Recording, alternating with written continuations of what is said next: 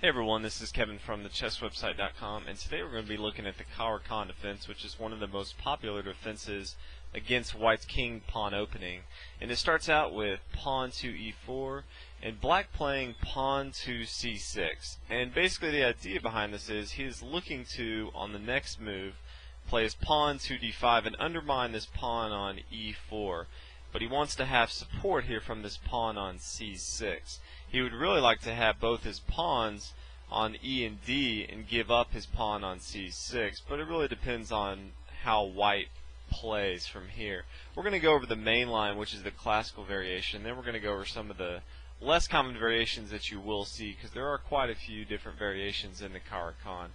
But the main line, we're just going to kind of talk about some of the key concepts in the main line. But it starts out with pawn to d4. Many times you'll just see White continue pushing up the board, trying to gain center control with his pawns. Very common theme in opening principles. And Black's going to push forward with his pawn to d5, attacking this pawn. And from here, White's going to continue with his knight on c3, attacking our pawn on d5, and at the same time putting a defender on his pawn on e4. Now obviously White could take on d5, and we'll go over that variation in not too long here. But the main line continues with knight to c3, and Black is going to take on e4, and then White is going to recapture on e4. From here, Black is going to develop his bishop. Eventually Black is going to bring his pawn to e6. In Caro Kann, a lot of times will turn into a French defense if it's not the main line. But in the main line, you're going to see a Caro Kann player have his pawn here on c6. You're going to have his pawn here on e6. He'd really like to have his bishop out, his light square bishop out, before he plays e6. Obviously, he doesn't want to block it in. Then he's going to bring his knight to d7 many times, giving support to his knight that's usually going to be on f6 here. Then he can always bring his queen to c7, very nice place here. He has a lot of center control, and his dark square bishop, once the e6 has been played, can roam around the board. He can castle kingside. Opening this is going to be very good for Black. This is actually one of the few openings that you'll see where the main line, Black can actually reach neutrality, and at the same time a lot of people think that Black has a better game, especially in the endgame where it comes down to pawn structure. Black's actually going to have a better pawn structure than White does, and we'll get into that here in a minute. Play here continues in the main line with Black moving his knight to g3. Obviously we were attacking it on e4 with our bishop here, and he's now attacking our bishop, so we are going to bring it back to g6. No reason to overextend it yet. We don't have any other pieces out to support that bishop, so we're just going to bring it back. It still has a long diagonal attacking this c2 square, but it's on a long diagonal right now, which is completely fine. And here the main line is White plays h4, which in the end game is actually going to hurt his pawn structure, but in the main line it does start to come down the board and attack us and get this bishop, which is actually a very good bishop for us on the light square, out of the way. So we're going to go ahead and move pawn to h6 in the main line, giving our bishop a way out. If he does continue up the board, obviously he has his knight here on g3 supporting if he does push forward. That way we can kick our bishop back to h7. Main line continues with the development of the knight, and then we're going to bring our knight to d7. We're eventually going to bring our knight to f6, and this is merely supporting that, and at the same time it's giving us a little more center control and a good development square. Now we can bring our queen into the action, and we can choose to castle queenside or kingside. We have a lot of different options in the Caro Kann. White's going to continue to push forward with h5, and we're going to go and kick our bishop back to h7. And now, since our bishop is very good on this diagonal here, White's going to exchange bishops, so we're going to go and exchange. There's really no other place for us to move. We're not going to try anything risky by moving a pawn. We're just going to go ahead and exchange there. We don't want to move our rook yet. We could obviously let the bishop come down and capture, and then we could capture with our rook, but then we can't castle kingside, and we want that to be an option even if we don't choose that route. So after the queen captures, we're going to move e6.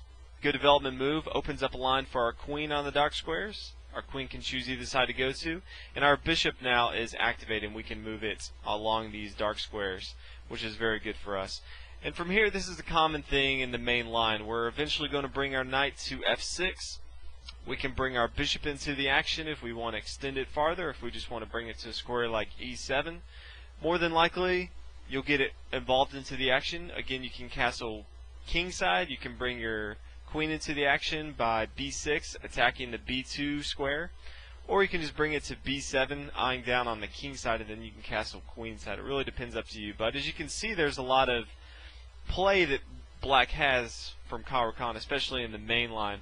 And if you look at our pawn structure, it's very good right now. We have 4 on one side, 3 on the other.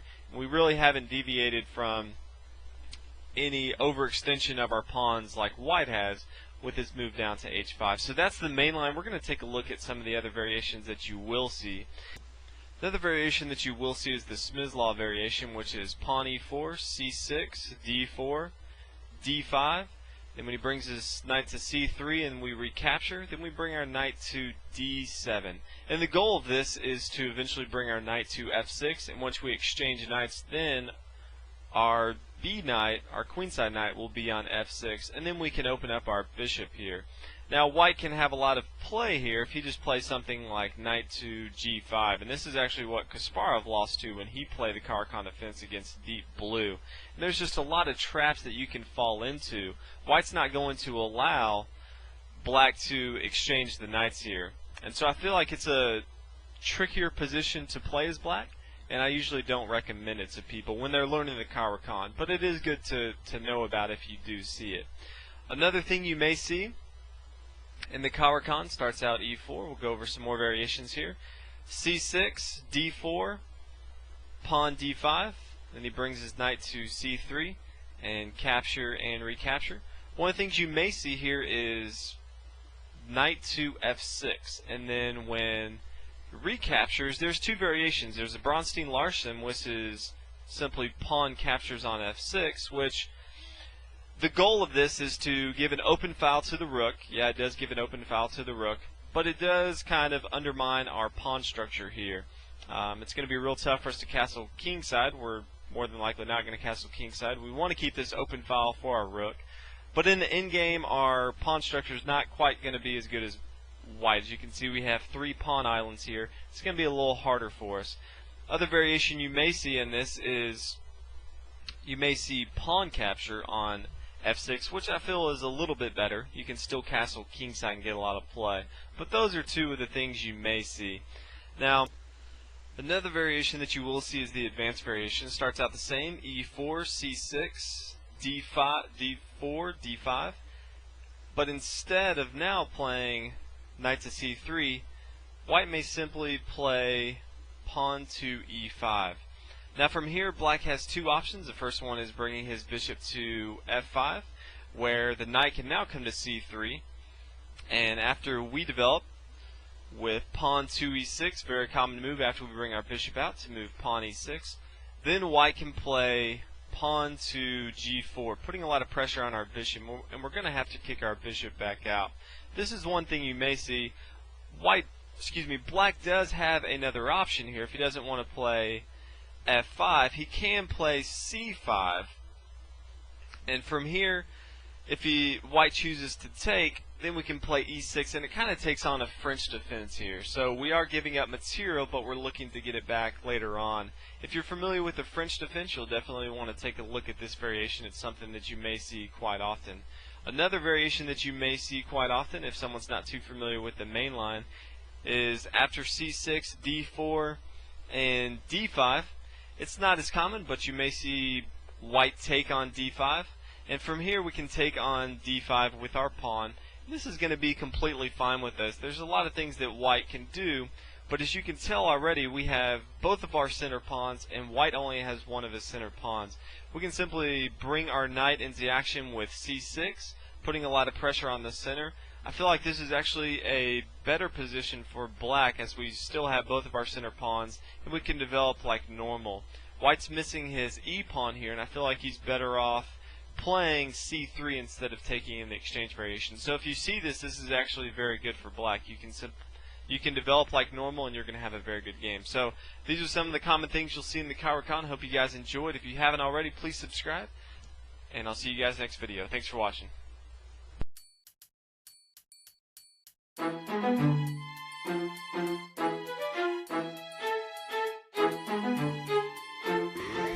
Okay, I'm the rotating GM, Grandmaster Ben Feingold. I used to be the only Grandmaster in residence, but now I'm not. Next week we'll have Yes or Sarawan back for about 6 weeks, give or take, and I'll be here until Sunday, Super Bowl Sunday. As soon as the Super Bowl starts, I'm out. Okay. Well, before we start the lecture, even though it's already started, that was an interesting sentence. Grandmaster died a few days ago, and God, none of you heard of him. Well, you heard of him at home, and Ken West barely heard of him. His name was Gyula Sachs. He was a Hungarian Grandmaster. He was a candidate for the World Championship, and he was a very strong player when I lived in Europe 25 years ago. He was one of the top 20 players in the world, possibly top 10 in the world. That's stretching it a little, but definitely top 20. So he was one of the top 5 or 6 players in Hungary for 30 years. And, well, he died last week. Yeah, it seems like every week when I lecture or don't lecture, a Grandmaster dies. So I guess I'll be the best player in the world soon. might take 2 or 3 years, but if I'm alive, I'm looking good. And for the intermediate lecture, I'm going to make things a little easier than usual, because normally when I ask questions, you know, there's these thought bubbles above your heads with, like, you know, a donkey and flies around it, and, you know, and there's just, you know, there's like tabula rasas everywhere. You know what I'm saying, right, Matt? Yeah. He's like, man, I took the words out of his mouth. Okay, so I want to show you some ladder games. It's interesting. I played 1 rated game on Friday. I played 1 Saturday. I played 1 Sunday. The chess club was closed on Monday, so I played 6. No. And then I played 0. And then on Tuesday, which was yesterday, I played 2 rated games in the ladder tournament. And I won them both, surprisingly. So I was black in the first game and in the second game. Okay, so I'm playing everybody's favorite Grandmaster beater, and that's Preston Smith. And Preston beat Grandmaster last month, which is on our website, stlouischessclub.org, in a simultaneous exhibition, a perfect game. And that was the Grandmaster residence, Josh Friedel, the only GM in residence who was a GM in residence less than this tenure. This is a 9-day tenure that I have now, and I think he was like 4 days. So well, after losing to Preston, no matter how bad the weather was and how many flights were canceled, he had to fly back to Milwaukee. Okay, so I'm black against Preston. Preston always plays e4, and I play different openings. I like to play the Caro Kann. I've been talking about the Caro Kann lately with several people, and Preston played theory for at least 3 moves, which is almost a record. Okay, almost. Okay, we'll have to look into that. We'll have to, our stats department, analyze that. Okay, he played the advanced variation. Now, Preston likes to play f4 when he's white, and I'm from Michigan, and there's a player there named Jennifer Skidmore, who's a Class A player, and she also always plays f4 with white in every opening. She doesn't play it on move 1, but she plays f4 eventually. So every move I'm waiting for f4. Like, okay, where's f4? It's already move 3, come on. Okay, now as you know, this is called the advanced variation of the Caro Kann. And what is the main move that black can play in this position? Anyone? Anyone? You. Bishop f5. Now, if you know me, I don't like to play the main move because my opponent is more likely to know the main move than know a sideline. Now, this you may not know. Which move for black is the most common that is not bishop f5? Ah, there's the horse of a different color. Yes, Dorothy. c5 is correct. He didn't get the Wizard of Oz reference, but even so. The horse of a different color. All right, Ken West, thank you. Okay, oh, now they get it, now that I explain it. Okay, good. So c5. Now, this looks like an advanced French, except my pawn is not on e6. Come on, work. Yes, it's green. Oh, now it's red. Cool. Okay, and then I like colors. So normally your pawn's on e6. Oh, that didn't work. And this is an advanced French, but I've played c6 and c5, so I'm down a tempo. But I haven't played e6 yet, so when I play bishop to f5, oh, let's do it in red. Okay, then my bishop will be outside of the pawn chain. Usually that bishop has some issues. Now the way to punish c6 and c5 is to take on c5. So grandmasters would take on c5 here, and white's a pawn ahead. Black eventually wins his pawn back, but white has sort of a good version of the advanced French, I think. Okay, but Preston probably didn't know the move c5. He played a move that I faced a lot, which is c3.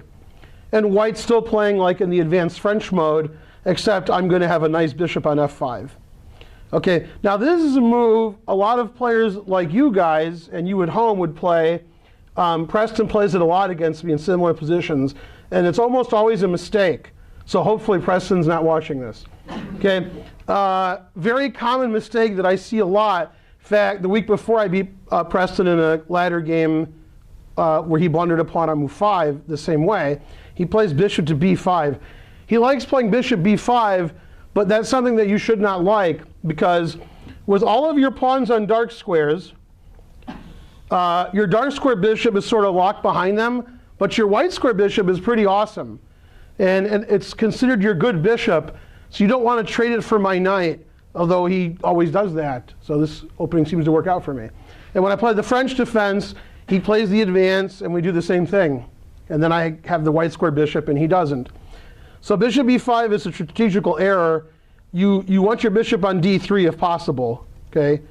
And then you can sacrifice on h7 and make your opponent likely. Not too likely, depends who you're playing. But bishop goes on e2 or d3 in this kind of position, not on b5 where it can be traded. Now, I had fond memories many years ago. I won this bishop. So I played bishop f5. And what ended up happening was, in this other game from years ago, although this actually didn't happen and I'm making it up, but okay, we're just inventing moves now. Now, in a position like this, I was playing a player rated 1500 plus tax. Now, he wasn't as good as the Missouri 1500 player because tax is less in Michigan. So you guys got like 9 or 10% or some fraction I can't understand, and in Michigan it's just 6. And when I was a kid, tax was 4% in Michigan. So the players were even weaker. Okay. Well, I played bishop takes b1. Now, who can raise their hand as I get my hot chocolate and tell me the right move for white? What's the right move here for white? Ken West, that's not raising your hand. That's not raising your hand.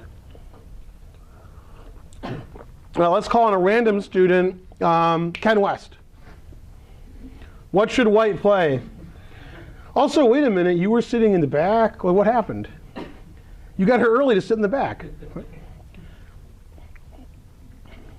Ken's like, I can't see, it's too far. Queen to a4. Queen a4, that's actually very interesting. Queen a4. Queen a4 is much better than what my opponent did, so I'm glad I wasn't playing you.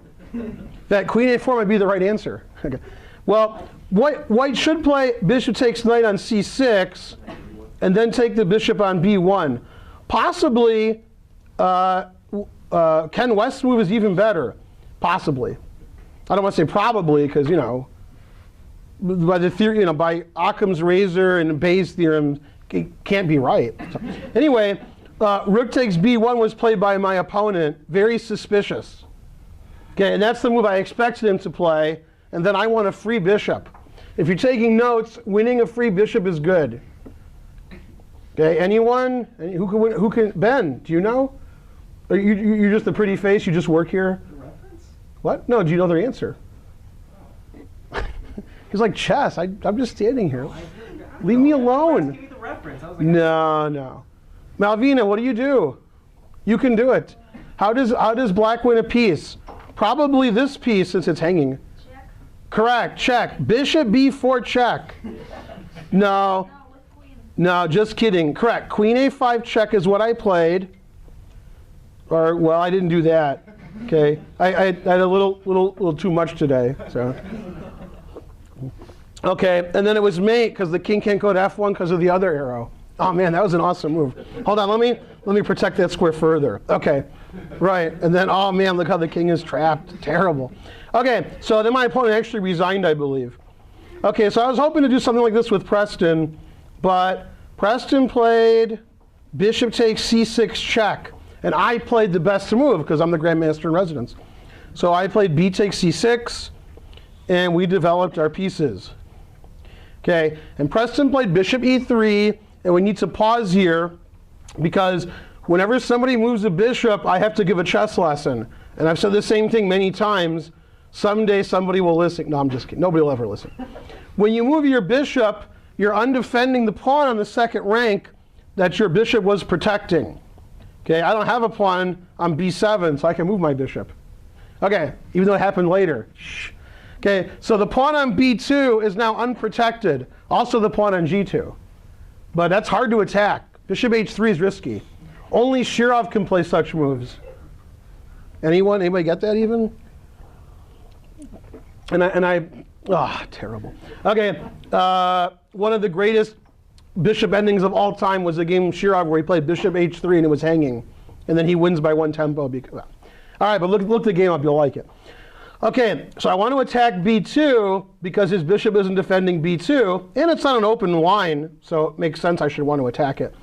On the other hand, my pawn on c5 is attacked, and it's in green, so that's gotta be careful.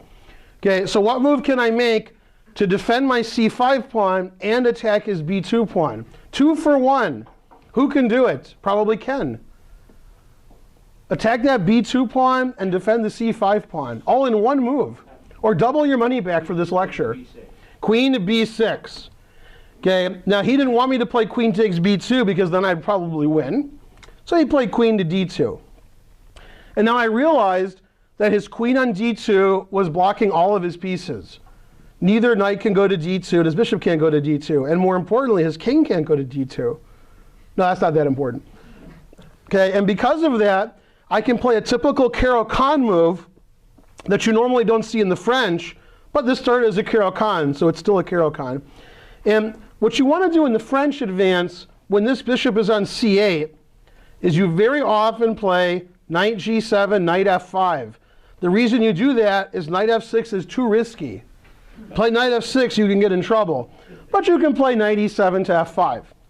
Okay, when you play bishop f5 in the Caro Kann, it's hard to play knight f5 because your bishop's there.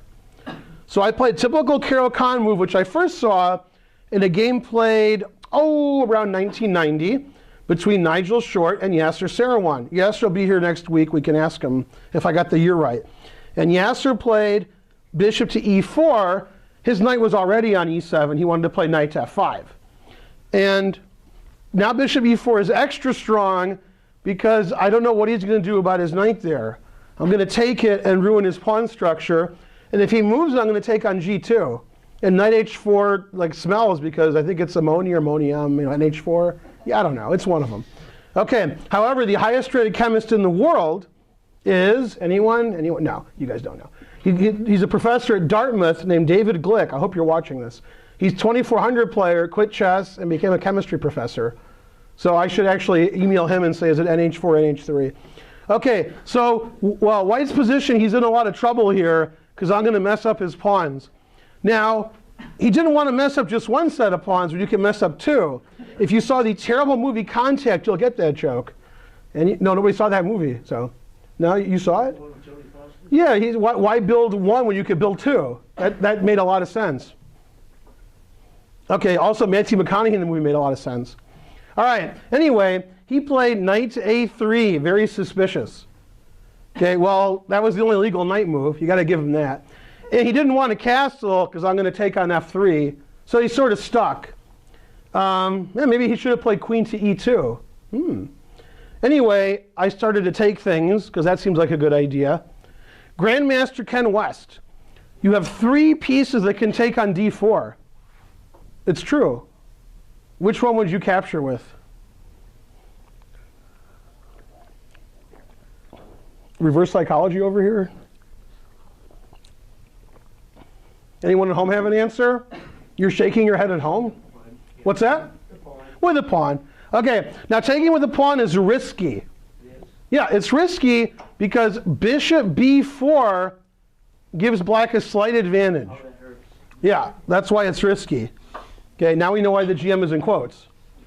Okay, so my opponent didn't like that, although I would have, It's, there's some percent he's going to play it. Okay, but he played bishop takes d4, attacking my queen, but I saw it. So I played c5. He played the only move. Remember, I wanted to play knight to f5, so we got to start with knight to e7. Okay, now one of the reasons you guys aren't very good at chess is you don't know how to chill, right? Even now, like Julian's twirling a pawn, he's shaking in his chair, right? He has to go to the bathroom, but he's like, I'll miss the lecture. So he's all confused, okay? And the higher rated players, like Ronan Harzvi, he's so chill he's not even here. Like he's like, he's relaxing at home, Okay, so you got to be calm and slowly improve your position. That's not Preston's MO. Most low-rated players don't calmly improve their position. They lash out violently, Mike Kummer style, okay? So what's the most violently lashing out move that White can play? And that's what he played.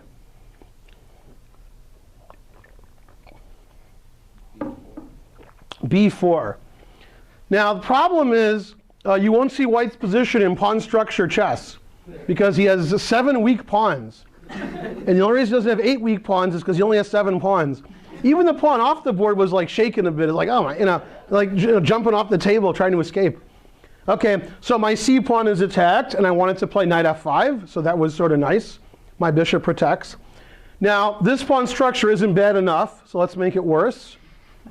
Okay, and that's about as bad a pawn structure as you can have, I think. I don't think there's a worse pawn structure possible. Although my next game may prove that wrong, which was played the same day. So hard to understand, actually. Now my pawn structure is pretty good. I got 5 pawns, 1 pawn island. White has 9 pawn islands. Hard to understand that. Possibly I'm wrong. Possibly. Okay, and he played knight to c2 since his knight's attacked, and I castled. Now I was expecting knight to d4, and then if I take his knight, he can straighten out all of his pawns. If I don't take his knight, he might take my knight and ruin my pawns. So I was thinking, what do I do against knight d4? But Preston moves pretty quickly, and we're playing game in 30, so we don't have a lot of time to think. And he played knight e3. And the knight on e3 does not defend the f3 pawn, which the knight on d4 does, so I attacked it. Who would like to suggest, we won't pick on Ken this time, I'll pick on whoever answers. Who would like to suggest a way for White to stop knight takes f3 check? Yes, sir. King e2 was played. I actually don't see another good way of doing it. If you move your queen, to defend the pawn, you're sort of leaving this pawn hanging, and then your rooks, and then it's all hanging. Your e5 pawn. So I don't really see a good way to, and this is why doubled pawns and isolated pawns are bad, because other pawns can't protect them. And if you look at my pawn chain here, everybody can be protected. And even the pawns that aren't protected by other pawns, they could be. I could play h6, and this protects this, or I could play g6, and 2 pawns protect it. So even if my pawns aren't protected by other pawns, it's possible they'll be protected. Here, White just loses all of his pawns. It's the worst pawn structure ever until the next game. So you lasted 1 game. Okay, now you have many great suggestions. Yes? After knight d4, could you play knight h4 anyway instead of playing queen takes d4? Well, I could, but I wouldn't call that a threat. I would call that taking a winning advantage and giving myself an advantage. Because if I play queen takes knight, it totally straightens out his pawn structure and I win a pawn, right? Yeah, and then it's an end game and I got to win a pawn up somehow. Probably I'd lose. No, I'd probably win. Okay, so Julian has a crazy idea, because he's not 2300 yet. He said after knight d4, I should still play this. White will make a nothing move so that the variation works.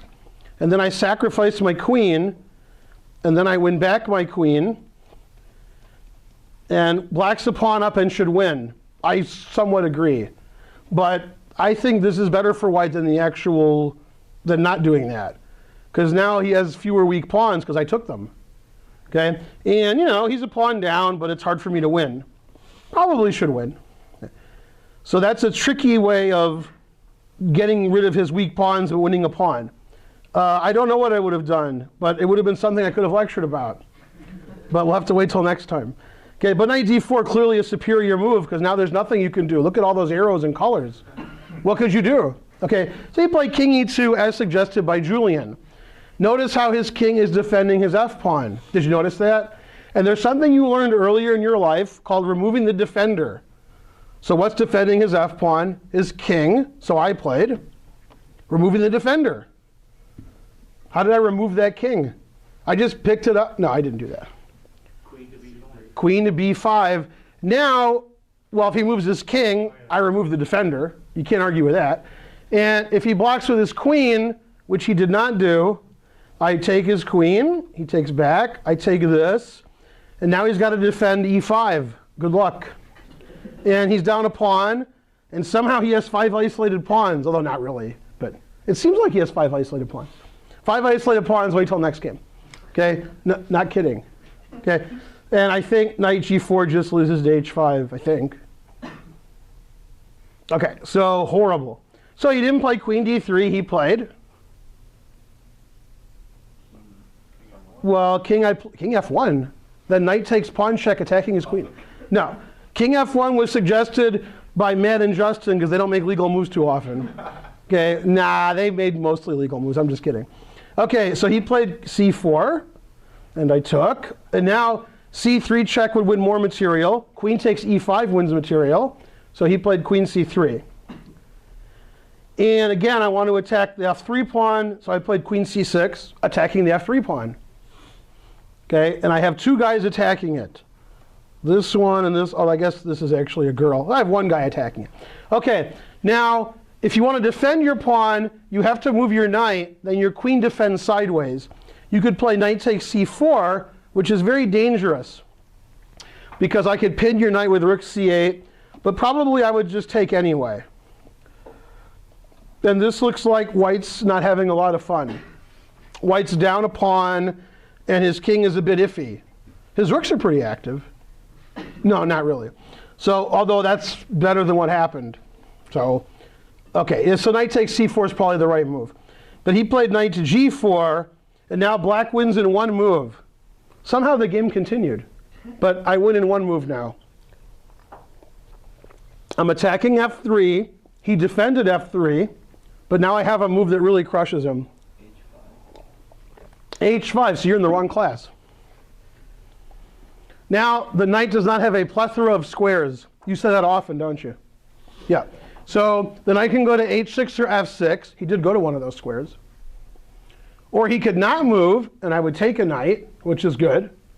Or he'd go back to e3, and then I would take on f3, and it would be horrible for him, not for me. It'd be great for me. So after h5, things aren't looking very good.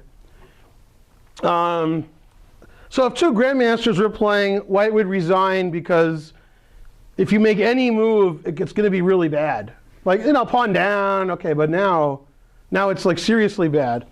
And, well, whenever my opponent moves their pieces near me and I can attack them, I see if they have retreat squares or he can save their, but he can't.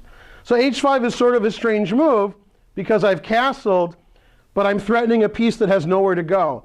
One of the mistakes you guys make a lot, especially Julian, is you attack pieces and they can move to like 10 different squares.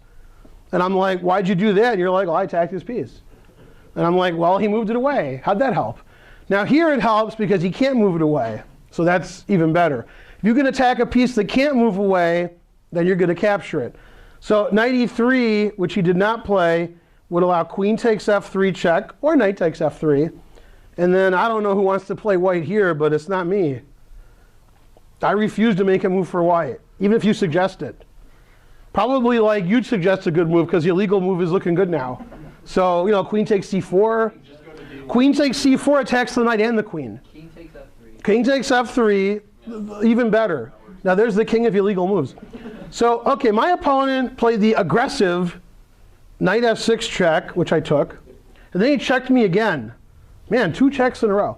Okay, and I went back, and he took this.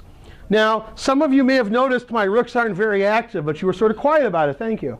Okay, so I played rook to d8, and now he made a threat, which isn't very nice, because I am up a piece. So, you know, you shouldn't make any threats. Queen c2. Somebody raise their hand and tell me what white is threatening. White just played queen c2. That's a hint. See white's last move, queen c2? Yeah. So what's white threatening? Yes. You know the answer, I can tell. Yeah, Rook takes g6 with a monster attack. Okay, although it's not working. Yeah, there we go. Okay, and then if his queen goes to g6, I could get in trouble. I don't want his queen to go to g6. Now, yesterday, somebody we won't name, they said checkmate, but it wasn't checkmate because their opponent could block the check. And this blocking thing seems to be an issue with a lot of you. You guys know how to move out of check, not how to block. If your opponent's threatening something, you can protect it. You could ignore it because you don't see it. Also, that would be tomorrow's class at 7. Or you could block. How do I block the queen from going to g6? Grandmaster. Yeah, block the queen from going to the g6 square. How do I do that? How does black do that?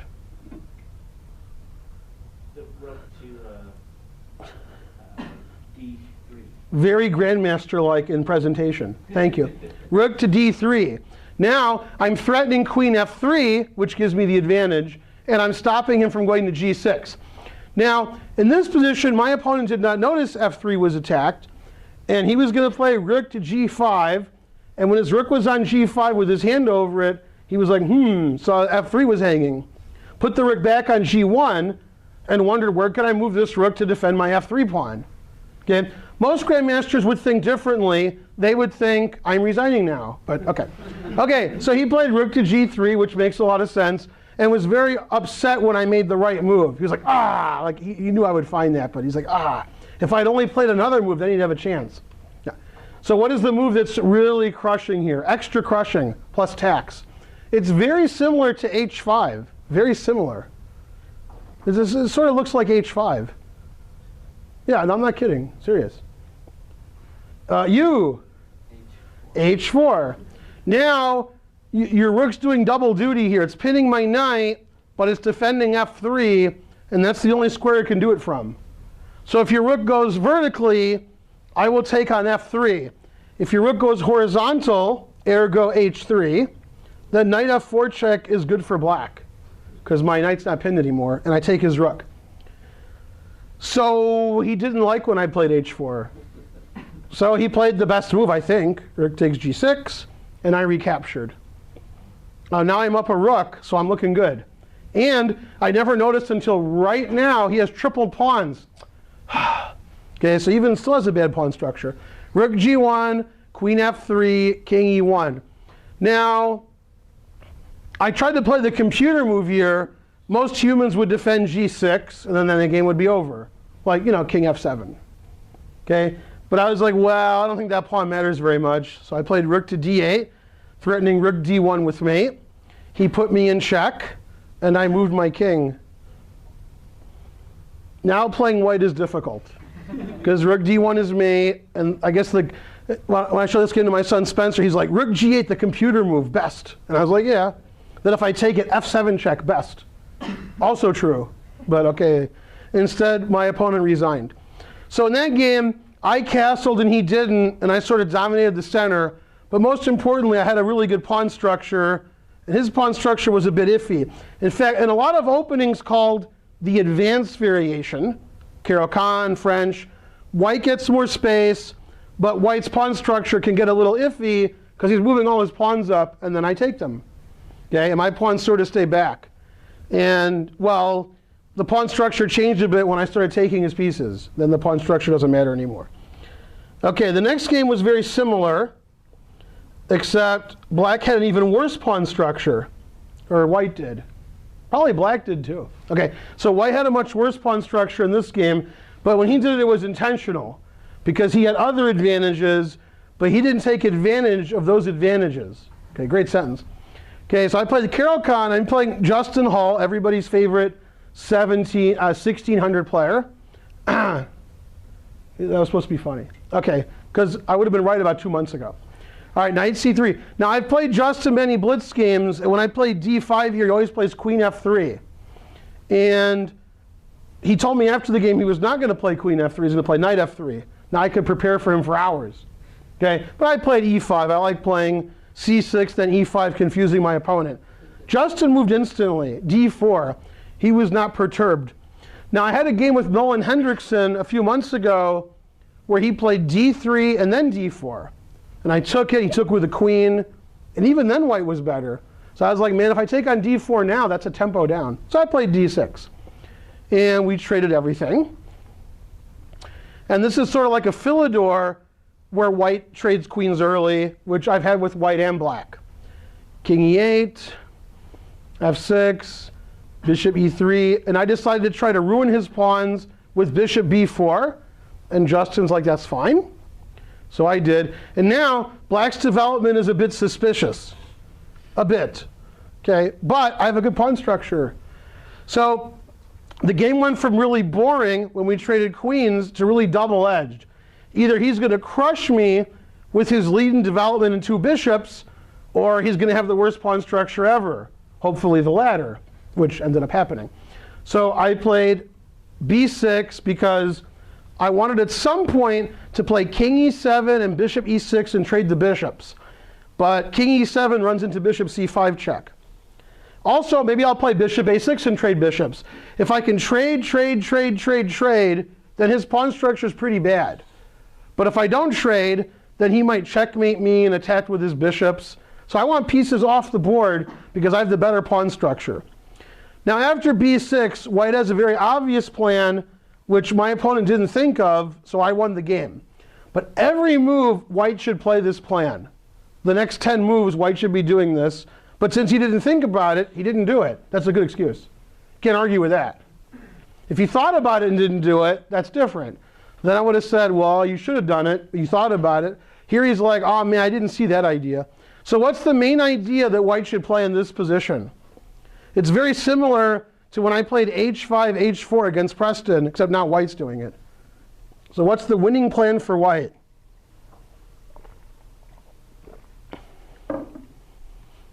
Anyone? Bueller? Anyone at home? No, you guys don't know either? What do you think? What do you think, Coffer? What do you got over here? Justin told me. Justin told you, but you remembered. That's impressive. It was a whole day ago. Yeah, you should play a4, a5. Okay? And then he's softening me up on the b6 square. He's opening the file for his rook. And he's getting rid of an isolated pawn. Even if white wasn't attacking, white should do that anyway. White has a terrible isolated pawn, and he's trading it off. So after a4, I don't know what I should do. I can't play a5 and stop him because my b6 pawn is hanging. Just takes it.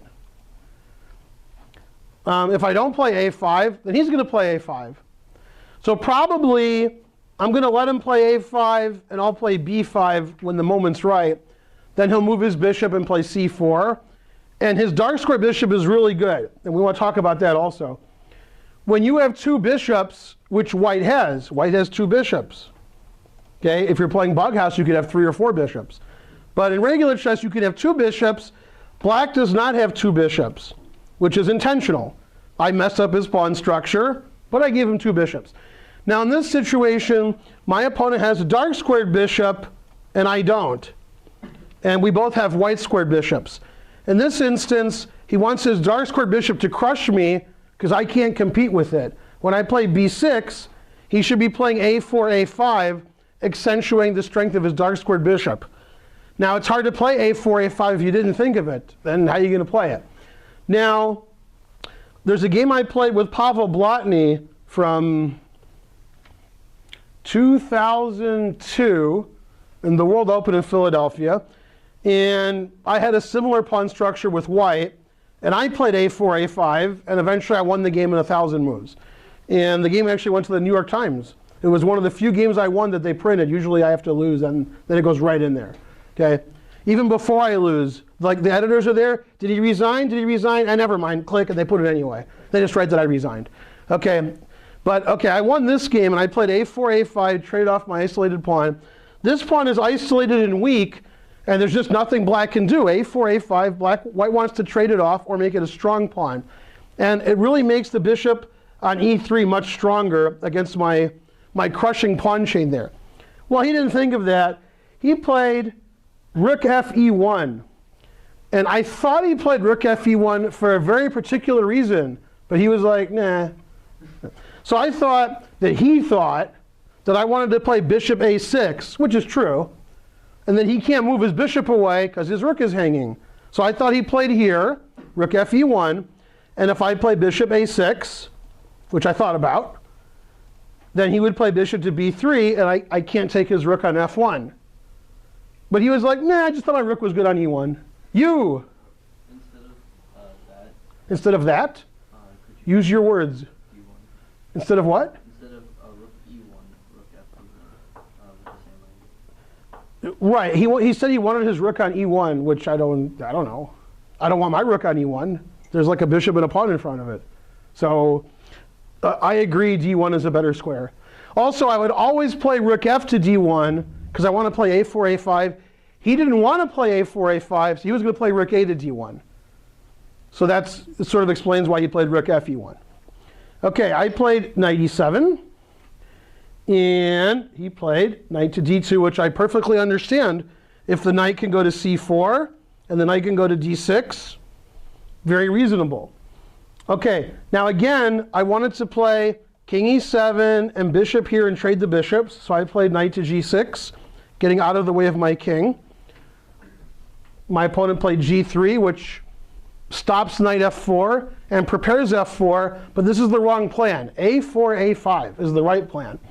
And you have to realize, if we both do nothing for the next 10 moves, and as you know, I'm the king of doing nothing, well, then his pawn structure is going to lose the game for him. But if he can checkmate my king in the center and use the fact that his pieces are out and mine aren't, then he could get an advantage that way. And I think a4, a5 is the only way to do this. But he played f4. And I was like, okay, let's get our rook out. And he played f5. Now here, I haven't looked at this game with the computer yet. I suspect the computer is not going to like my move. But I have an affinity for the move knight h8. I play knight h8 a lot. That's why I'm here lecturing, and other grandmasters are playing in grandmaster tournaments, because I like to play knight h8. But okay, so I played knight h8 because I'm going to go to f7 and then to d6. And I was like, okay, knight d6 is a good square. And then my other knight can go to different squares. I don't know. Maybe it actually made more sense to play knight f8, knight d7, knight a6, knight c5. Then the knights protect each other. Maybe that made more sense. I don't know. But I like knight h8, so I got a chance to play it. Okay, most of you probably don't like knight h8. He played rook a d1, and I was very happy because now I'm not worried about a4, a5 anymore. And if he doesn't play a4, a5, I think he's going to have weak queenside pawns for the next, well, until the game ends. Game didn't go 20 more moves, but if it did, they would have been weak. Bishop a6. Does white want to trade bishops? Anyone? No, white wants to keep all the pieces on the board and attack my stupid king in the center. Okay, but my king's not as stupid as you think. Okay, 2 years of community college. Okay, it had some rough time, but okay, it's trying. All right, so bishop e6 looks good. Okay, it's like Anna Kournikova, looks good, but he's not going to win. Okay, and then knight to d7. I finally got my pieces developed, and the piece that's not developed is on my favorite square. Okay, knight h8. Knight d7 was played. Knight f3. After the game, I said, why did you play knight f3? And he said, I thought my knight was good on f3. So that answered my question. Although I don't see why he would think that. Can't go to d4, can't go to e5, can't go to g5. Going to h4 seems odd. And if you remember a few moves ago, I'm not saying you do, but if you remember a few moves ago, his knight was on f3 and he went to d2. So I don't know. I thought the knight was going to d2, was going to go to c4 and really crush me. Now, I did actually think of a reason why he played knight f3, but he said, nah, that's not why I did it. I thought if I moved my knight away from d7, you know, like knight f8, that he would play knight takes e5, I would take, and then bishop g5 check. I thought that was his plan. And I was like, my king's on e7, my rook's on d8, I got to watch out for that. So I played knight f7. And now he shocked me. Okay, Peter Gabriel was asked to comment. And he played bishop takes f7, which I was not expecting. I thought he sort of liked his bishop on e6. Okay, but he was pawn grabbing. He wanted to win a pawn, and he won a pawn, so good for him.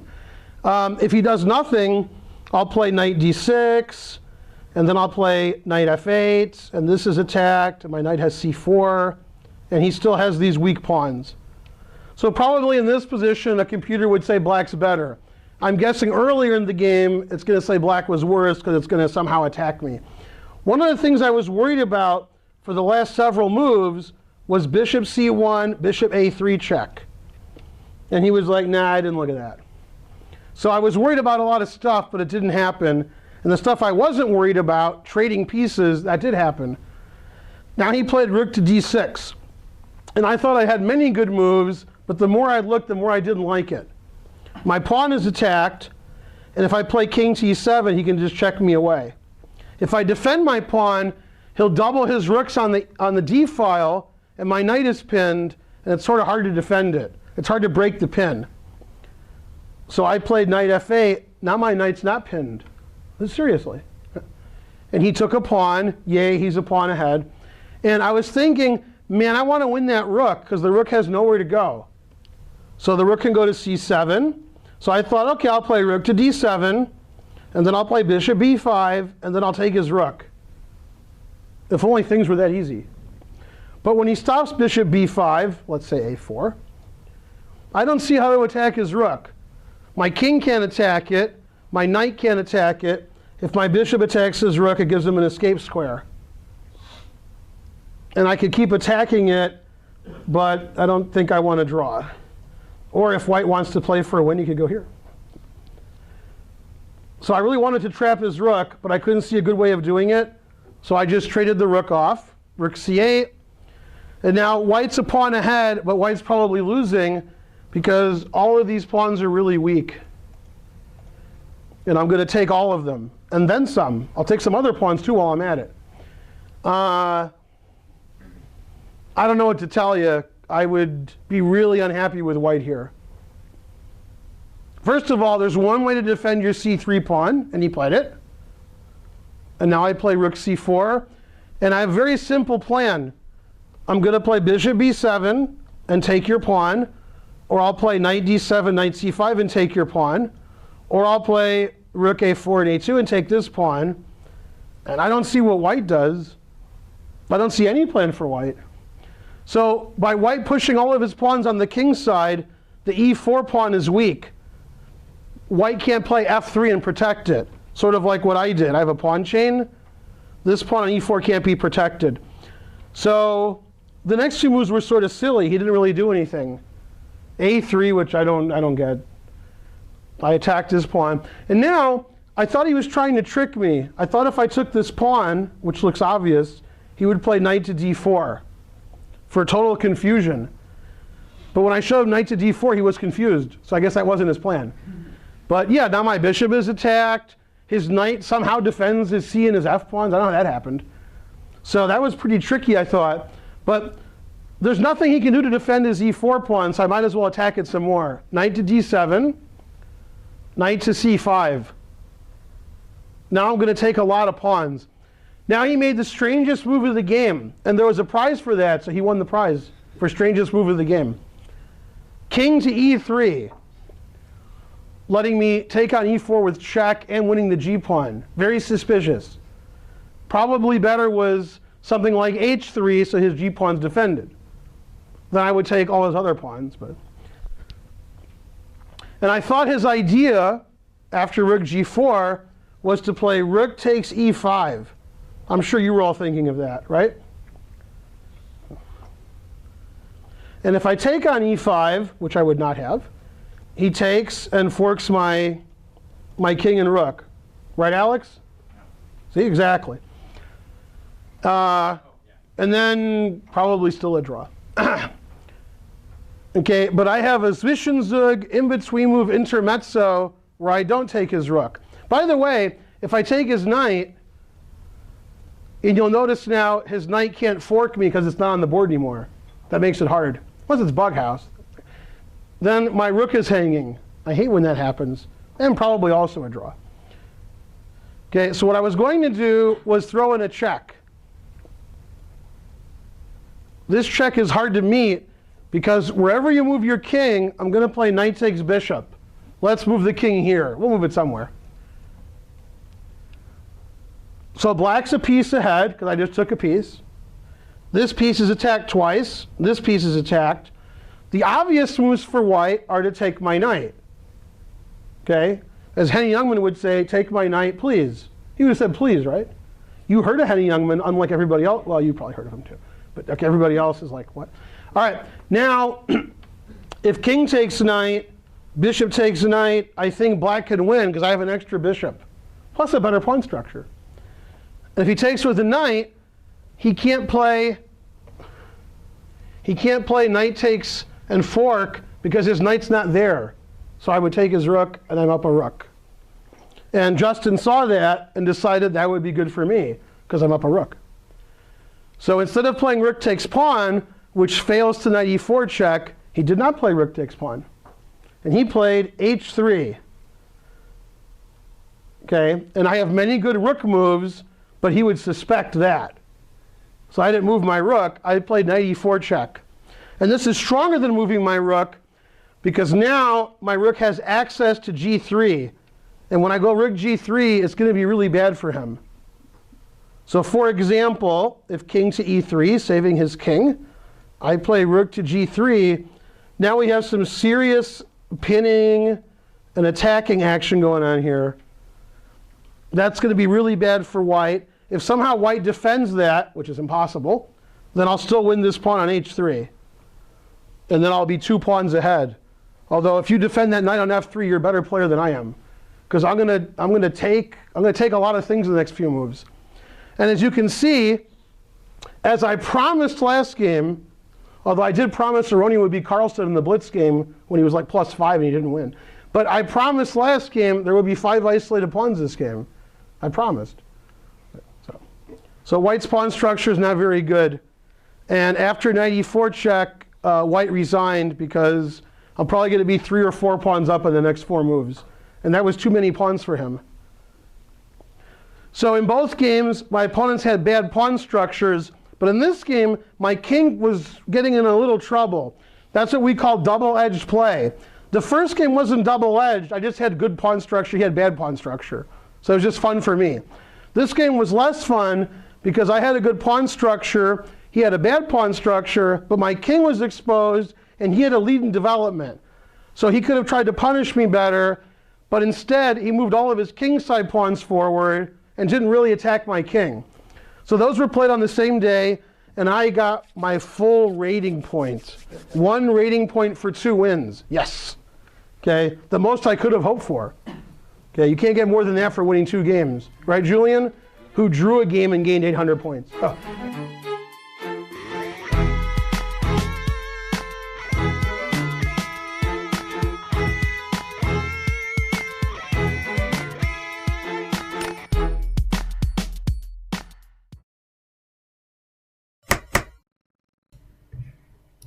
Hello everyone, Stepan here.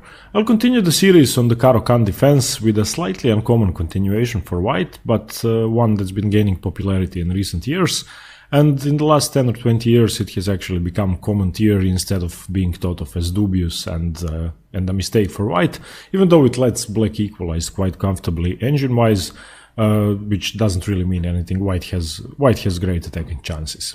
And that's the fantasy variation of the Caro Kann. And it starts after e4, c6, the Caro Kann by black, d4, d5, and white plays f3, solidifying his center, not capturing on d5, which would be the exchange variation, not playing knight to c3, which would be the main line, or e5, which would be the advanced variation, but simply reinforcing his e4 pawn once it was attacked with the d5 pawn. And I'm going to go over 4 main continuations for black, 4 ways for black to fight the fantasy variation of the Caro Kann, which is also called the Morozzi variation.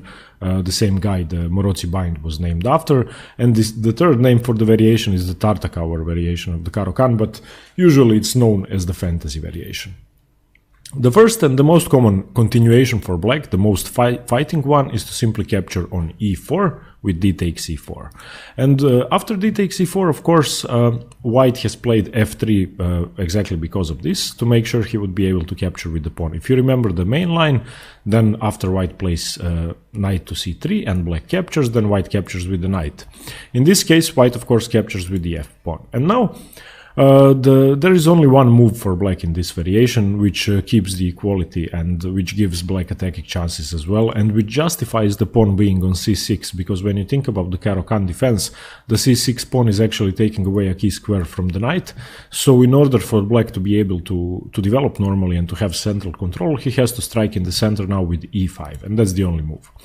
And of course, white should never take this pawn. There is once again only one move for white in this variation. If white ever takes with d takes e5, then simply queen takes queen, king takes queen, and black stands well, despite being a pawn down temporarily, which can easily be recovered, because if the pawn is on e5, then it can't be defended by either the f pawn or the d pawn, because they simply don't exist. So the main move for white in this continuation is to play knight to f3, solidifying d4, and asking black what's he trying to do next. And these moves after f takes e4 and after d takes e4 by black, the main continuation of the fantasy Caro Kann, are all forced, and they are all only moves for both sides. So after d takes e4, f takes e4, e5 and knight to f3 are forced, and from this position on, black has really only one move once again, and that's bishop to g4, pinning the knight, and thus indirectly attacking d4 for the second time, and now d4 is attacked. So black is threatening e takes d4 and queen takes d4 once the queen captures. So from this position on, white now continues with bishop to c4, immediately striking at black's main weakness, the f7 pawn. And now from this position, black isn't going to capture, because that doesn't lead to anything much, because if the queen recaptures, then the knight of course is no longer pinned. So he would be at most threatening bishop takes f3, and then white would have to recapture with the g pawn, but that would still be okay, reinforcing the center. So bishop to c4 is striking at black's weaknesses and developing as fast as possible, of course with tempo, trying to castle kingside and trying to smash through black's defenses, which are already weakened, and this move gives white the most advantage. From here, black will continue with knight to d7, defending e5, so after pawn takes d5, he can take with the knight and increase the pressure on f3 and indirectly on the queen. So white shouldn't ever be taking on e5 in this position. White simply castles, and you can see that even though the position is equal, strictly speaking, positionally and strategically, white has slightly better development. The king is already castled, as opposed to black's king, which is still stuck on e8 and still at least 2 moves from castling queenside. And you can see that white has a comfortable position. The problem is that in some variations of the fantasy, white is going to have to accept an isolated king's pawn, and white is going to have to accept weak central squares in exchange for playing f3. So now the game normally continues with knight g to f6, black is trying to develop, and c3, white solidifying the center. White could also play c3 after knight to d7, solidifying immediately, but that would usually transpose to the same variation. After knight g to f6, white would castle, and it would be the same line. So after knight g to f6, white plays c3, solidifying his center, bishop to d6, now defending the e5 pawn for the third time, and after bishop to g5, black castling. This is the starting position of the main line of the fantasy variation, or the Morozzi variation of the Caro Kann. And you can see what both sides have. Black has a weak e5 pawn, which has to be overprotected. It can be done with rook to e8 as well. And white has attacking prospects along the f file, but in exchange for that, he got slightly worse queenside development, and the knight really won't be as useful on the d2 square. It will be blocking the queen. And now, of course, if the bishop ever moves, the e4 pawn is falling, and it's weak for the rest of the game, whatever white does, because the d4 pawn can't defend it anymore, it can't return. So this is the main line. And after f3, d takes c4 is the most fighting way for black to fight for an equality, but you won't really get too much out of the position. And I think the f3 move on move 3 is a great way to fight the Caro Kann, despite white not having too huge attacking prospects if black plays properly. So f takes c4, e5, you have to strike in the center immediately, knight to f3, bishop to g4 pinning the knight, bishop to c4, and now from this position on, you could see have a lot of attacking threats from this position. For example, in some cases, if the bishop takes, then of course Then of course knight takes with check here, and the bishop is falling with the queen. So, but that doesn't always work. But you will always have to be on guard for moves such as that one. And of course, if black doesn't play knight to d7 in this position, then that will work. Let's say black plays a bad move such as knight to e7. Then of course from this position, bishop takes, king takes, knight check, and the bishop is lost. White is simply a pawn up with a completely winning position. So moves such as this one should never be missed. You have to, after bishop to c4, you have to play knight to d7, solidifying, so that if bishop f7, king f7, knight to e5, you can just capture with the knight, which is defending your bishop. So those are some traps that you have to look out for in the position, and just remember that your e5 pawn has to be defended by a knight if your knight is on f3, even though if your opponent's knight is on f3, even though the knight is pinned, this tactic with taking on f7 and taking the bishop on g4 sometimes works in this position. Now let's go back to f3 and go over three other black's continuations he could go for. The second most common move and the most solid one, and one could argue the most passive one, is pawn to e6.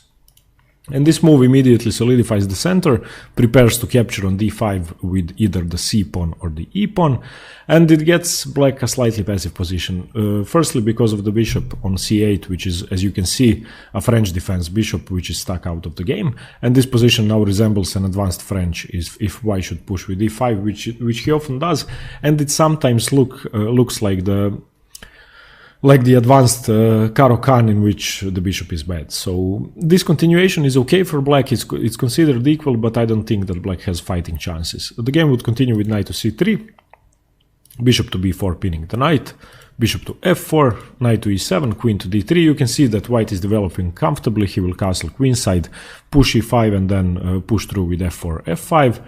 In most cases, and black, if he castles kingside, will have a hard time defending the position.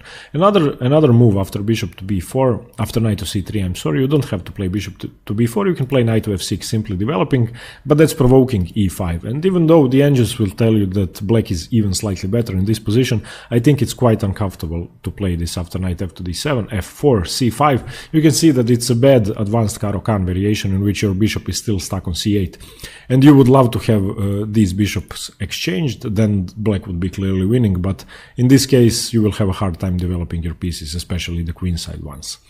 So the e6 continuation can be double-edged. You can, of course, from here on you can see that black doesn't have any problems apart from developing, and he has an okay position, but I think playing e6 on move 3 against the fantasy variation is too passive, and it could lead to trouble if you are not positionally strong. Of course, it has been played by strong grandmasters, but I think taking on e4 is much better than this. The third continuation after f3, which black could play, which is great for black, is g6. And this is slightly uncommon. It might actually surprise your opponents a bit. You're preparing to fianchetto your kingside bishop as fast as possible and have initiative and have an attack. And you are ignoring white's f3 move you aren't taking on e4, I'm sorry. And the game would continue with knight to c3, bishop to g7, bishop to e3 developing, solidifying the d4 pawn. And from this position on, you can play either queen to b6, attacking the b2 pawn, and white will have to let it go with queen to d2, queen takes b2, rook to b1, queen a3, because white gets to take the d5 pawn. With e takes d5, and now you can't really recapture this pawn because white can capture back, so you play knight to f6. And you can see that black is okay, black has resolved the issue of his bishop, and white's f3 pawn is really misplaced in this position, and white wishes he had the pawn on f2 and knight on f3 instead. You can see the structural problems in white's position because he can no longer castle queenside, and if he castles kingside, then this diagonal will be weak, and this diagonal will be weak especially. So from this position on, white takes another pawn, d takes c6, knight takes c6, and you can see that black is okay. Of course, you can capture with the b pawn as well. You don't have to provoke the move d5 in this position. If after d takes c6 you take with the b pawn, then your position is also okay, but you haven't developed the piece yet. So from g6, which is a great continuation for black, knight to c3, bishop to g7, bishop to e3, you can either go for the b pawn with queen to b6, which is inadvisable for white to defend, or you can play d takes c4 immediately, and after f takes c4, knight to f6, knight to f3, and castle, you can see that black's position is once again great. your position is once again okay, and you have a clear fighting chance. This is resembling a lot of exchange Caro Kann positions where you castle kingside and fianchetto your bishop, but you have an advantage because the pawns haven't been exchanged yet, so you have a lot more central control, both for white and for black, so there's a lot more fighting chances here.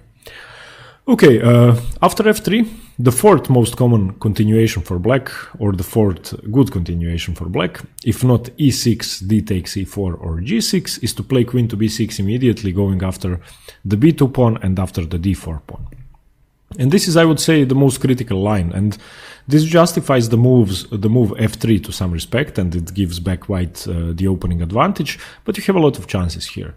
First of all, white will always respond with knight to c3 here to be able to reinforce the e4 pawn, and from this position you always take on e4, d takes e4. And now, whatever white does, you have a fighting chance in a slightly worse position, but white could easily go wrong. There is three ways white could recapture, of course. First of all, if he takes with the f-pawn, then you play e5. That's a common theme in this opening. You have to open up the center, whatever white does. And after d takes e5, you play bishop to e6. You have sacrificed the pawn, but you can see that black is much closer to solidifying his position, castling and developing normally, while white's king looks very unsafe on e1 with the queen being on b6 and the bishop ready to come to this diagonal and the other bishop ready to come into the game. So I would say that black is much better in this position. Even though the engines will say it's equal, you have a lot more attacking prospects. The second way for white to react to d takes c4 is, of course, knight takes c4, and in this case you can see that the d4 pawn has been weakened. c3 will be okay, but it will be a waste of tempo, and once again the f3 move is completely unjustified, and if white doesn't recapture e4 with the pawn, then f3 had been played in vain, and it was a useless move, just taking away squares from the knight. After knight takes e4 you play knight to f6, and now if white should recapture, then it's similar to some Korchnoi or Bronstein-Larsen variations of the Caro Kann, where you double your pawns. You can take either way, but white most commonly won't take. He will solidify his center with c3, and now once again you strike in the center with e5. And after knight takes f6, g takes f6, d takes c5, you play bishop to e6, you don't recapture. That would be a waste of tempo. If white wants to capture here, then that would be a mistake. And you can once again see that black's bishop pair is coming into play much faster than white's, and you can see that black's king, despite still being on e8, is much safer, and even the engines like black in this variation, despite being a pawn down and having doubled f-pawns. So you have great attacking chances from here on.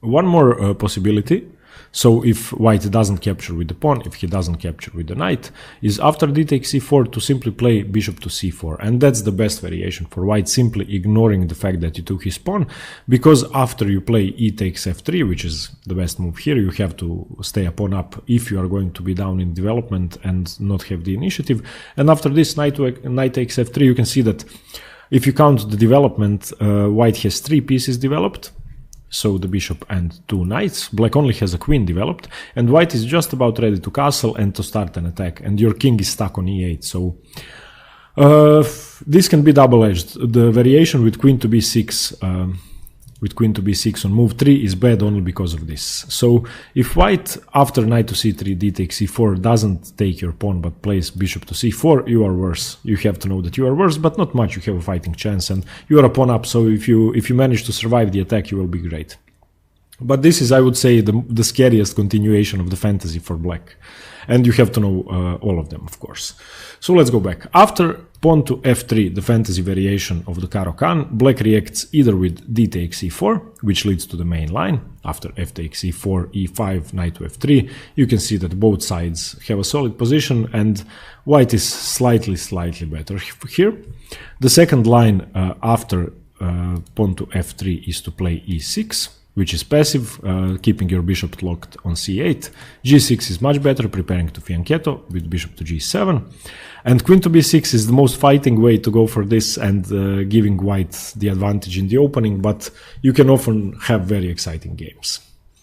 So that's it. Remember those 4 lines. If you see f3 against you in the Caro Kann, be prepared and learn all 4 of them, and you can find a lot of interesting stuff starting from move 9 or 10 in all 4 variations. I would advise you to study David Navarra's games.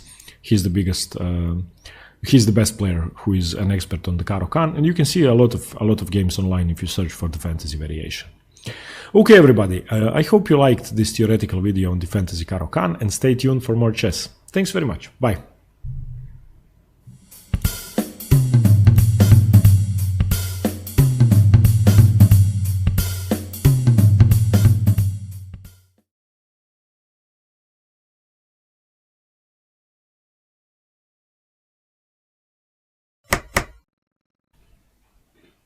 Hello everyone, Stepan here.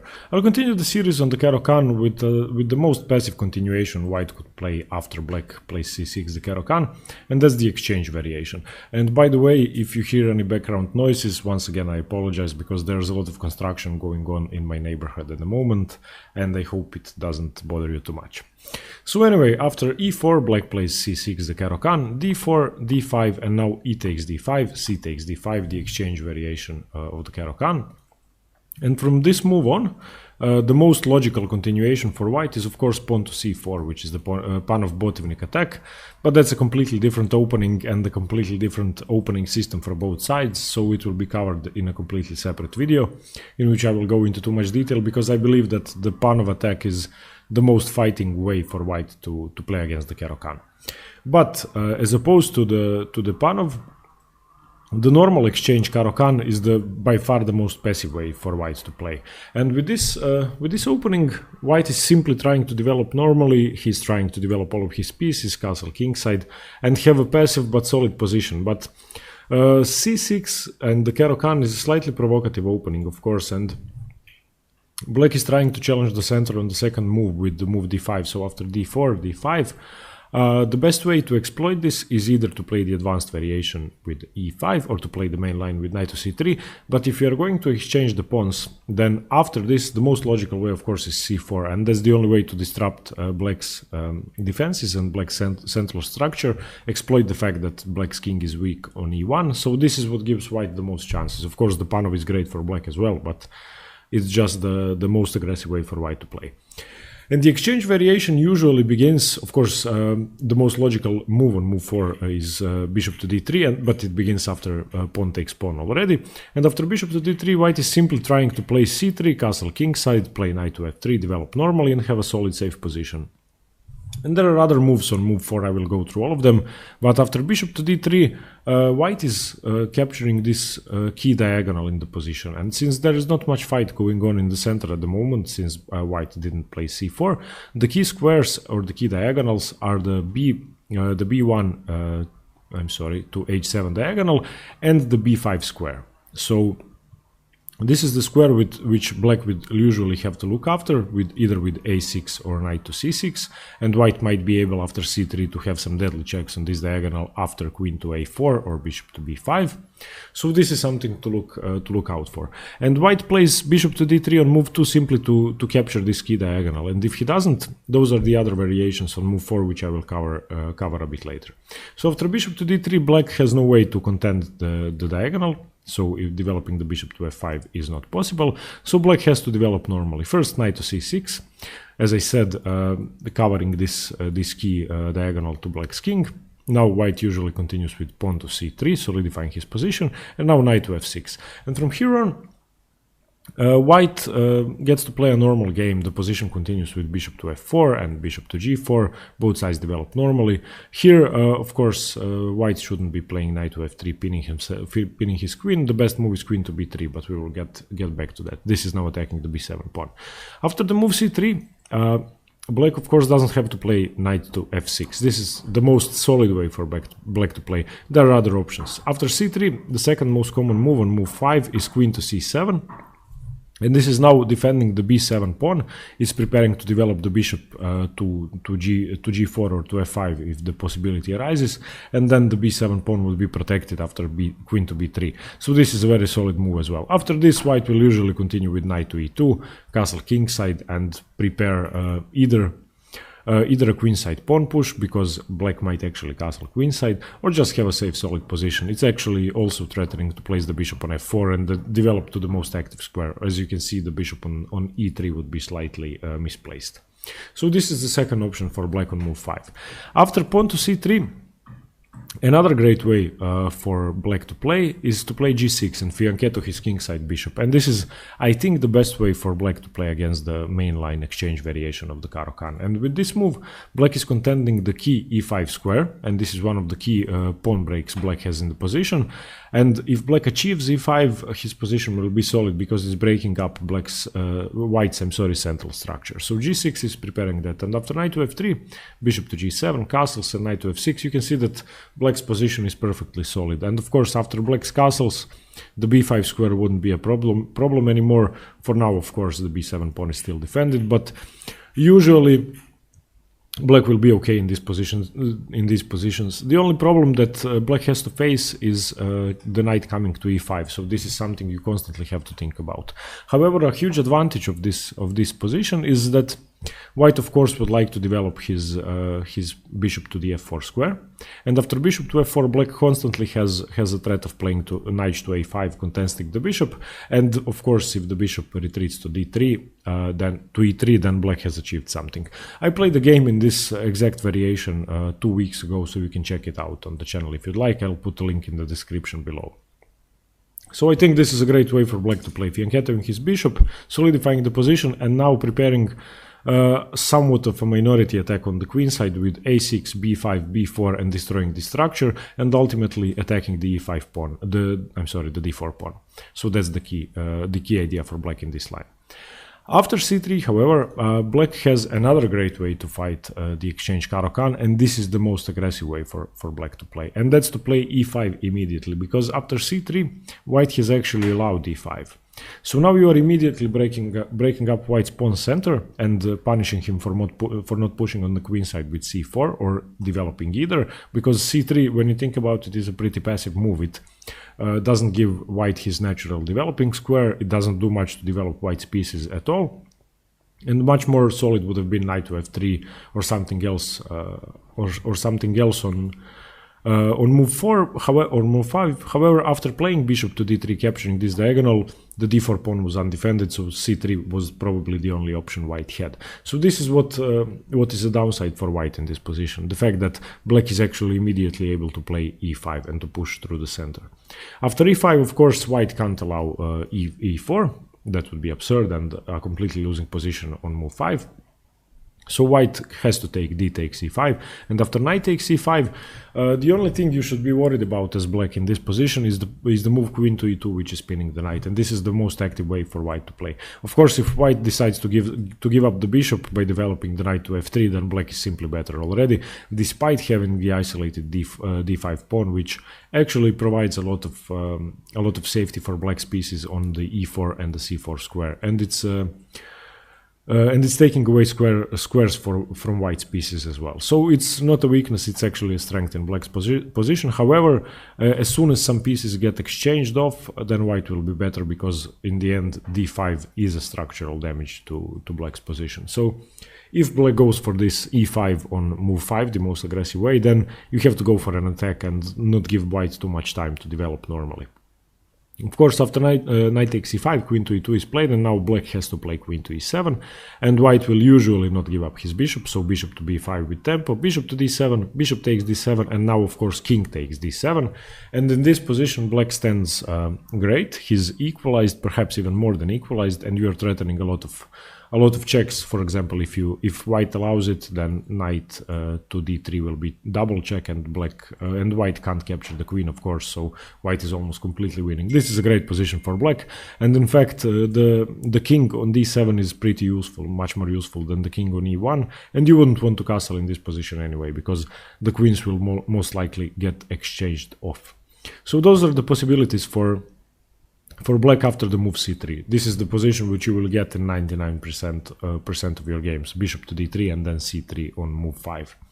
But as I said, the most solid way for black to play isn't to play g6 or strike with e5, it's to play knight to f6, which is a normal move. After this, of course, you can still play g6 or e5, but the position usually continues with bishop to f4, and now black has, of course, declined taking the diagonal from b8 to h2, and you have allowed the move bishop to f4, so now white does stand a slight advantage, but you can play bishop to g4, queen to b3, and now white is attacking the b7 pawn. And now what you do in this position is either queen to d7, defending the b7 pawn, and trying to develop normally with e6, bishop to d6, and exchanging this dangerous bishop on f4, in which case you have to defend your pawn first, but the lines get quite complicated.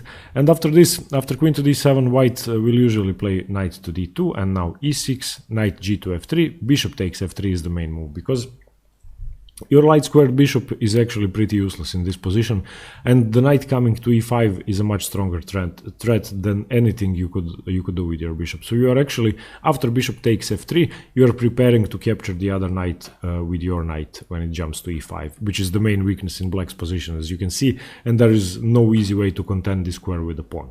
Of course, you could play knight to h5 in this position, or in some positions around these moves, and then play f6, but this is too weakening, because then the e6 pawn is too weak in the position.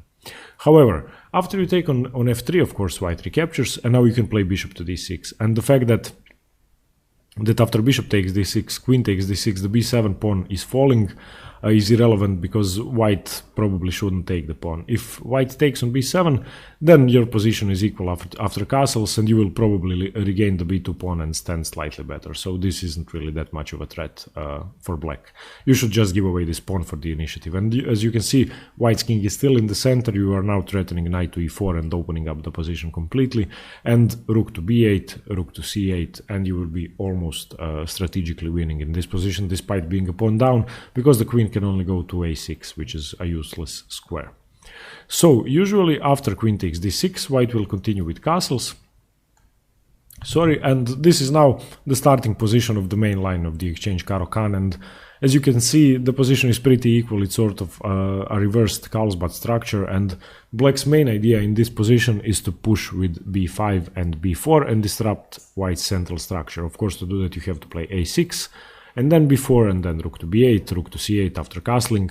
So this is your main plan. And white, as you can see, doesn't really have that many pawn breaks. If he ever strikes with c4 in this position, firstly, this will have lost the tempo, because he played c3 on move 4, I'm sorry. And then after that, it's weakening the d4 pawn significantly, so this is inadvisable for white.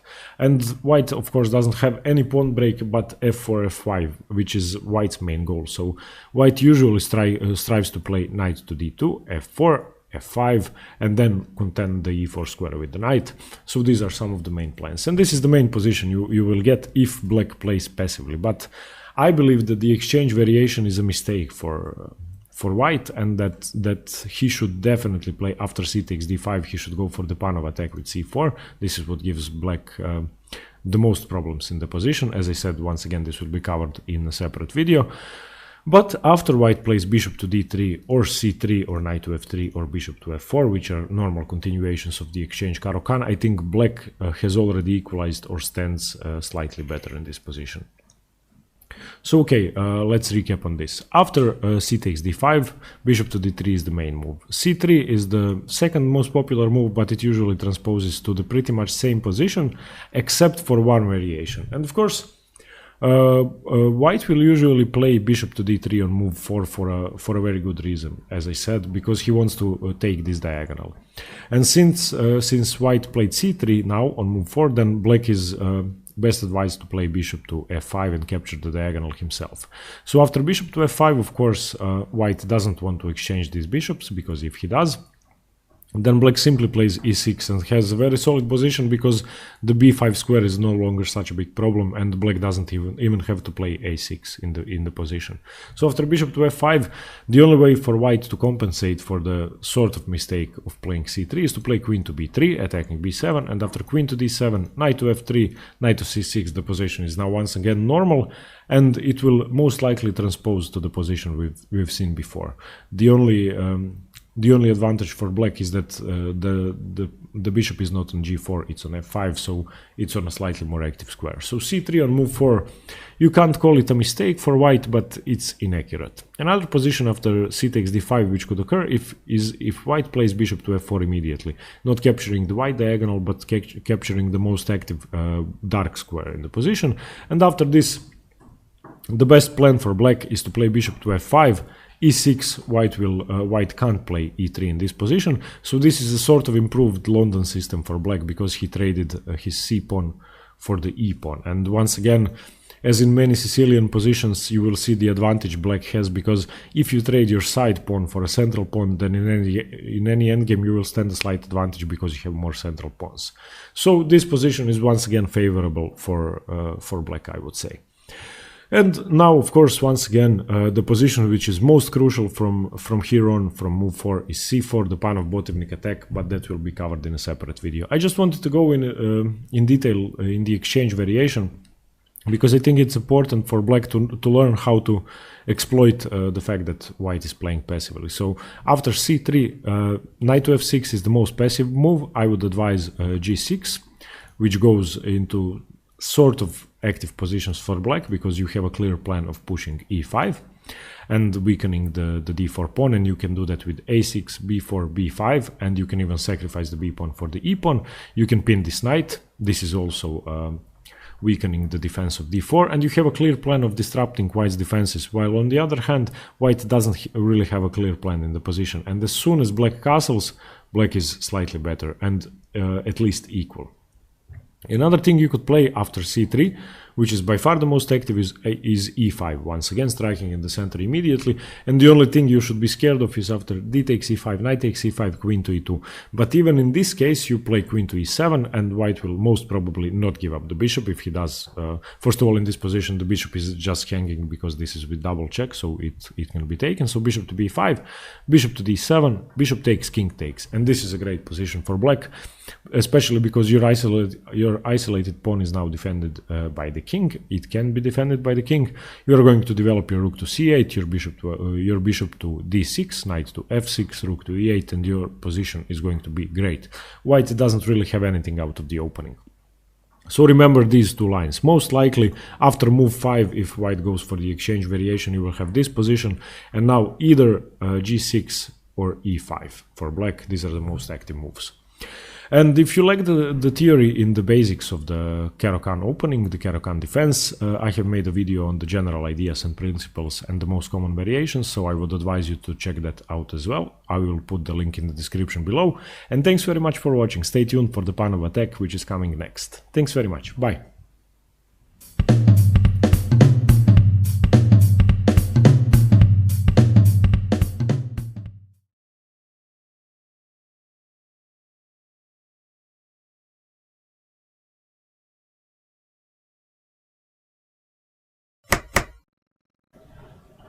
Hello everyone, today I'm going to cover the Panov-Botevnik attack in the Caro Kann defense, which is the most fighting way for white to play for an advantage against one c6 by black.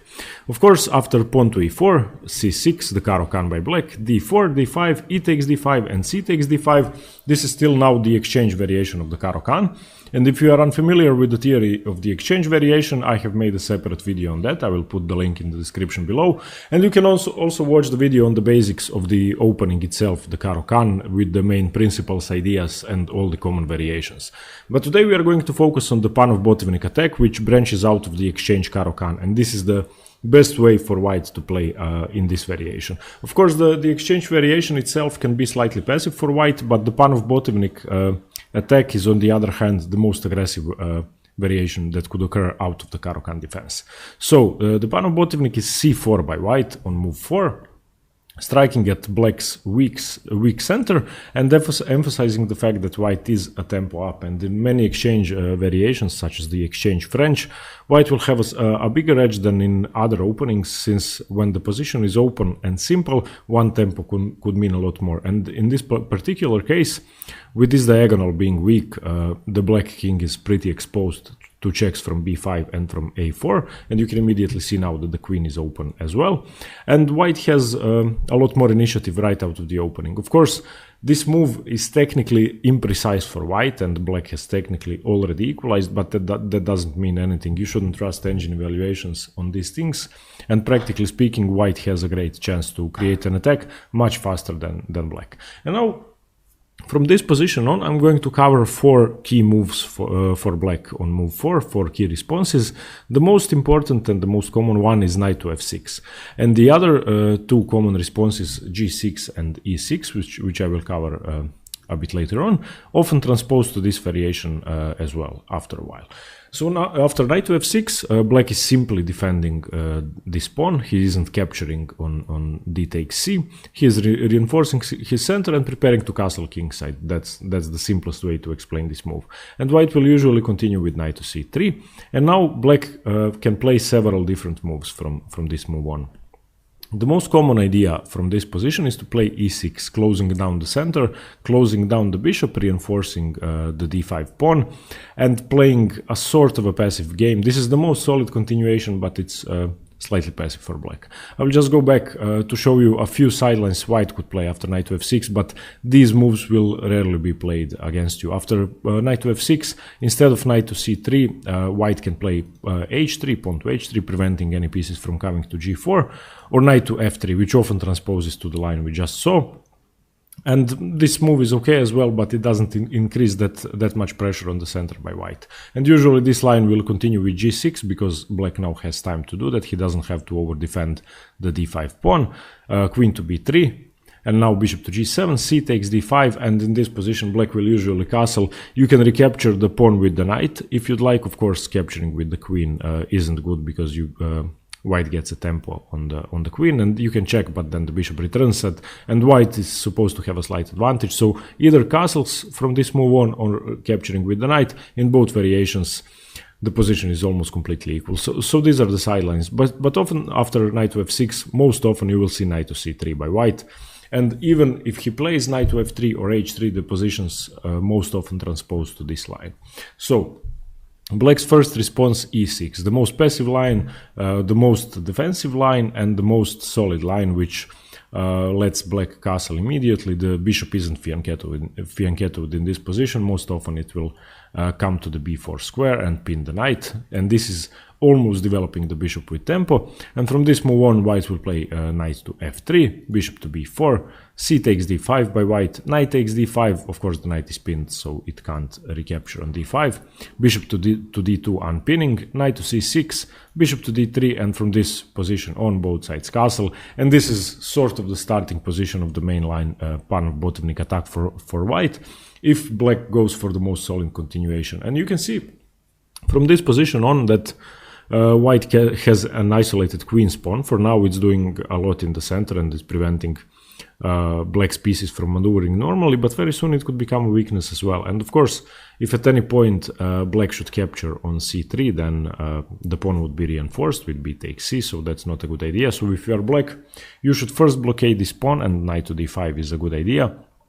If the knight is taken here, then usually it's best to take with the pawn and concede in the center and have an isolated pawn yourself. But in some positions, it's possible to play a move such as knight to e7 and then take with the other knight. That would be ideal, because as Nimzowitsch said, passed pawns should be blockaded and put under lock and key. So you shouldn't attack it immediately. First, you should fix it down and then start a slow attack. Just build up your attacking force on the pawn. So this is the plan for black. And white in exchange has very good bishops, a great bishop pair, much more active than black's bishop pair. Of course, you can see that the move e6 made this bishop very much inferior to the bishop on d3. So black doesn't really have that many attacking prospects, but positionally and strategically, black is slightly better.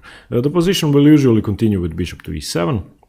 Since the knight is no longer pinned to the king, there isn't much point to leaving the bishop there. And of course, you are never going to take the knight on c3.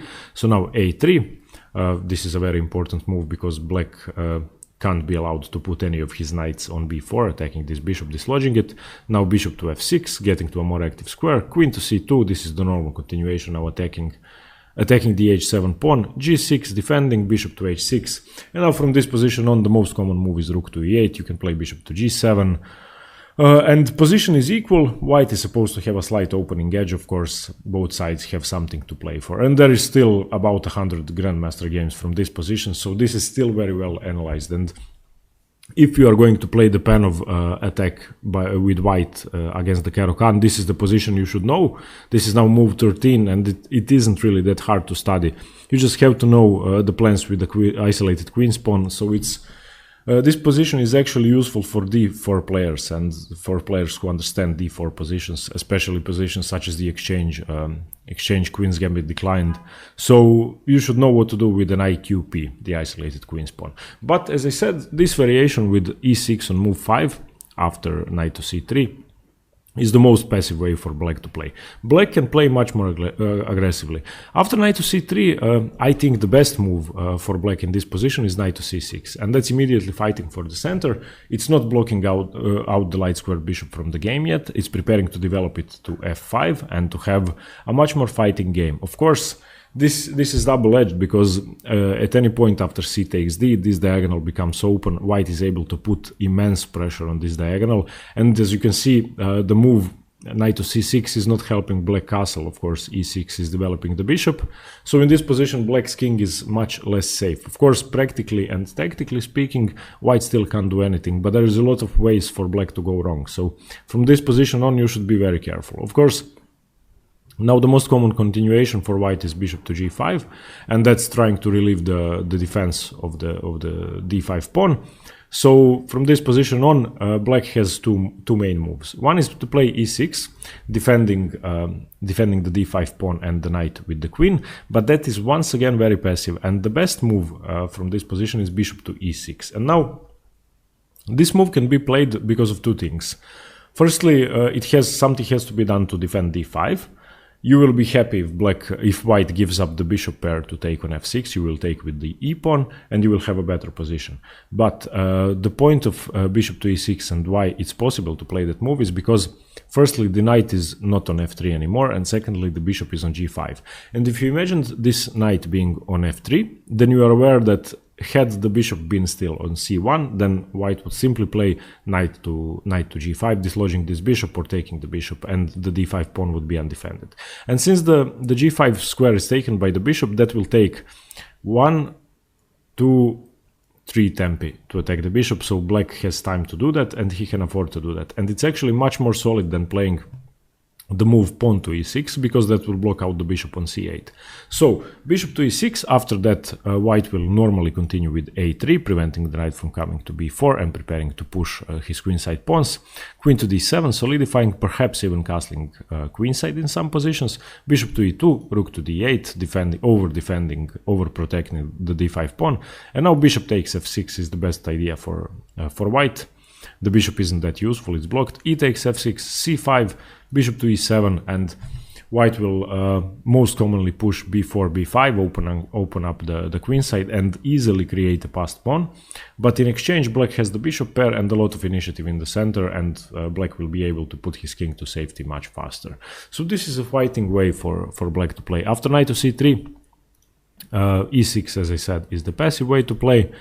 And knight to c6 is much more active, and especially after bishop to g5 or any other move that white plays, this is just the most active one, to play bishop to e6, defending the d5 pawn with the bishop, and in most cases preparing to play g6, bishop to g7, fianchettoing on the long diagonal, and thus exploiting white's prospects on the queen side. And any pawn push with b4 will be much more risky if the bishop is on g7, so that's a great idea as well. After the move knight to c3, the third possibility, if not playing knight to c6 or e6, is to play g6 and immediately trying to fianchetto your bishop. That's a great idea as well. And now, if white plays bishop to g5, which is the most common move, then bishop to g7 can't be played. You have to defend your pawn. So e6 is played once again, and this is double-edged as well, because after you fianchetto your bishop, you normally don't want to play e6 because you have too many dark squared weaknesses around your king. But in this position, it's justified because main ideas for white are on the queen side and on the squares b5 and a4, so this can't backfire on you that easily. So let's continue. After knight to c3, you can play either e6, the most solid line, knight to c6, which is the most fighting continuation, and g6, which is strategically okay, but you could weaken a lot of squares around your king if white plays bishop to g5, which he most likely will. Let's continue the game now. I will come back to this main variation with pawn to e6, because I would still recommend this if you are unfamiliar with the position with black, and against the Panov, this is the safest way to make sure that you don't lose the position. Now from this position on, white continues with knight to f3. Of course, this is just the most common move. Another idea for white is c5, and c5 is closing down the queen side, and any b4, b5 will be much more useful, because black doesn't have a safe way to contend the queen side, and in this case black has to seek counterplay in the center, most often with the move e5, so breaking up the central structures. But after pawn to c5, bishop to e7, knight to f3, black castles. This is sort of a normal position. Another idea after e6, if white doesn't play knight to f3, is c takes d5, and this is immediately relieving the central tension and accepting an isolated queen's pawn. And you can take with the knight or with the pawn. It's positionally it's better to take with the pawn, because you are controlling a lot of squares in the center. After e takes d5, you are controlling e4 and c4. But for beginner Caro Kann players, I would recommend taking with the knight, because that gives you a structural advantage, and you will stand slightly better. And of course, if white takes, take with the queen, and you will be okay positionally. But knight to f3 is the main move, and this is the most active way for white to play. And from this position on, black usually continues with bishop to b4, preparing to castle kingside. And now white takes, c takes d5, knight takes d5. Of course, here you don't take with the pawn, because you want to increase the pressure on the c3 knight. Bishop to d2, knight to c6, bishop to d3, both sides castle. We went through this already, I'm just going to show it to you once more. Bishop to e7, a3, preventing the knights from entering b4, bishop to f6. Black wants to transfer his bishop to the more active diagonal after it's done its job on the c3 knight.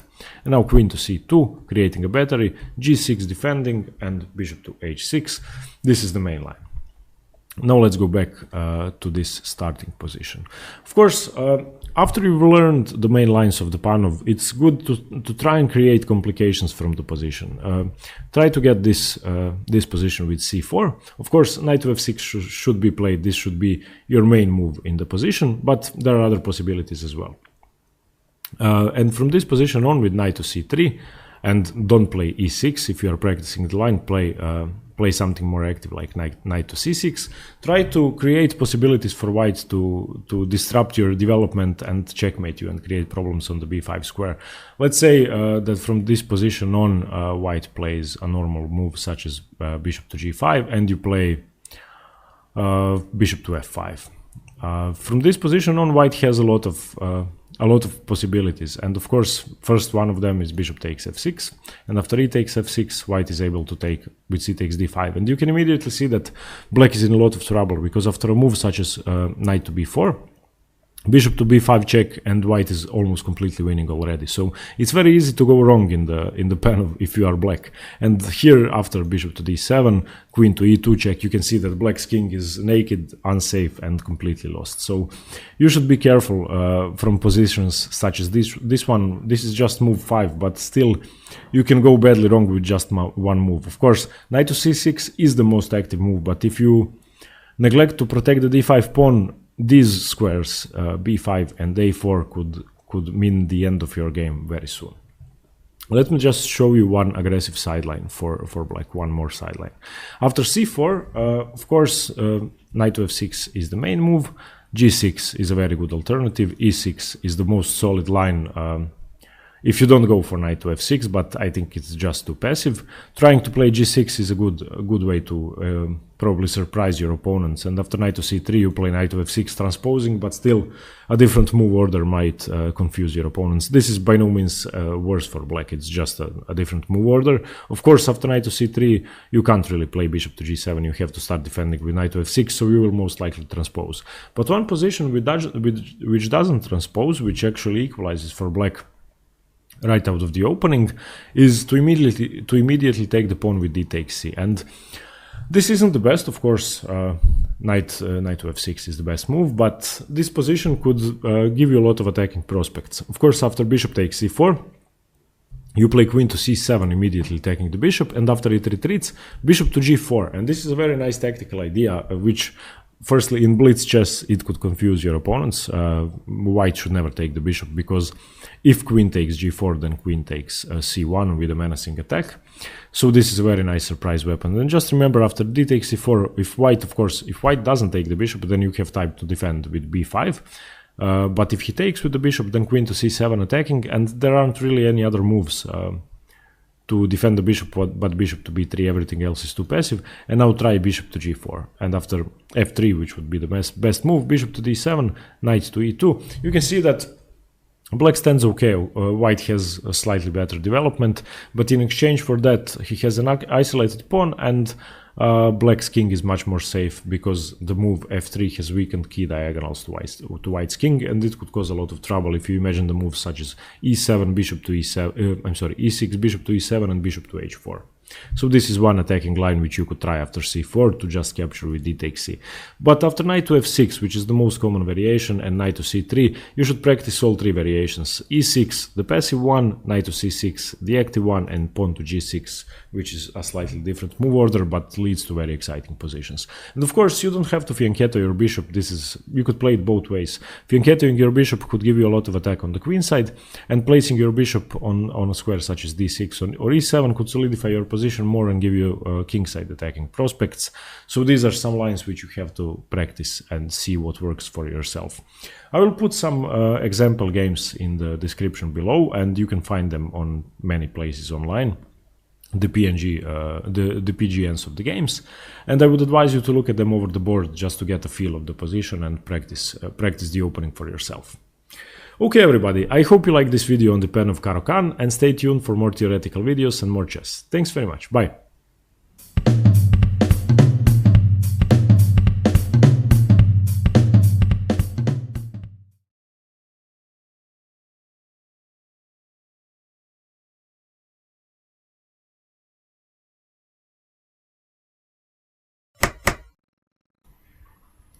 Hello everyone, Stepan here.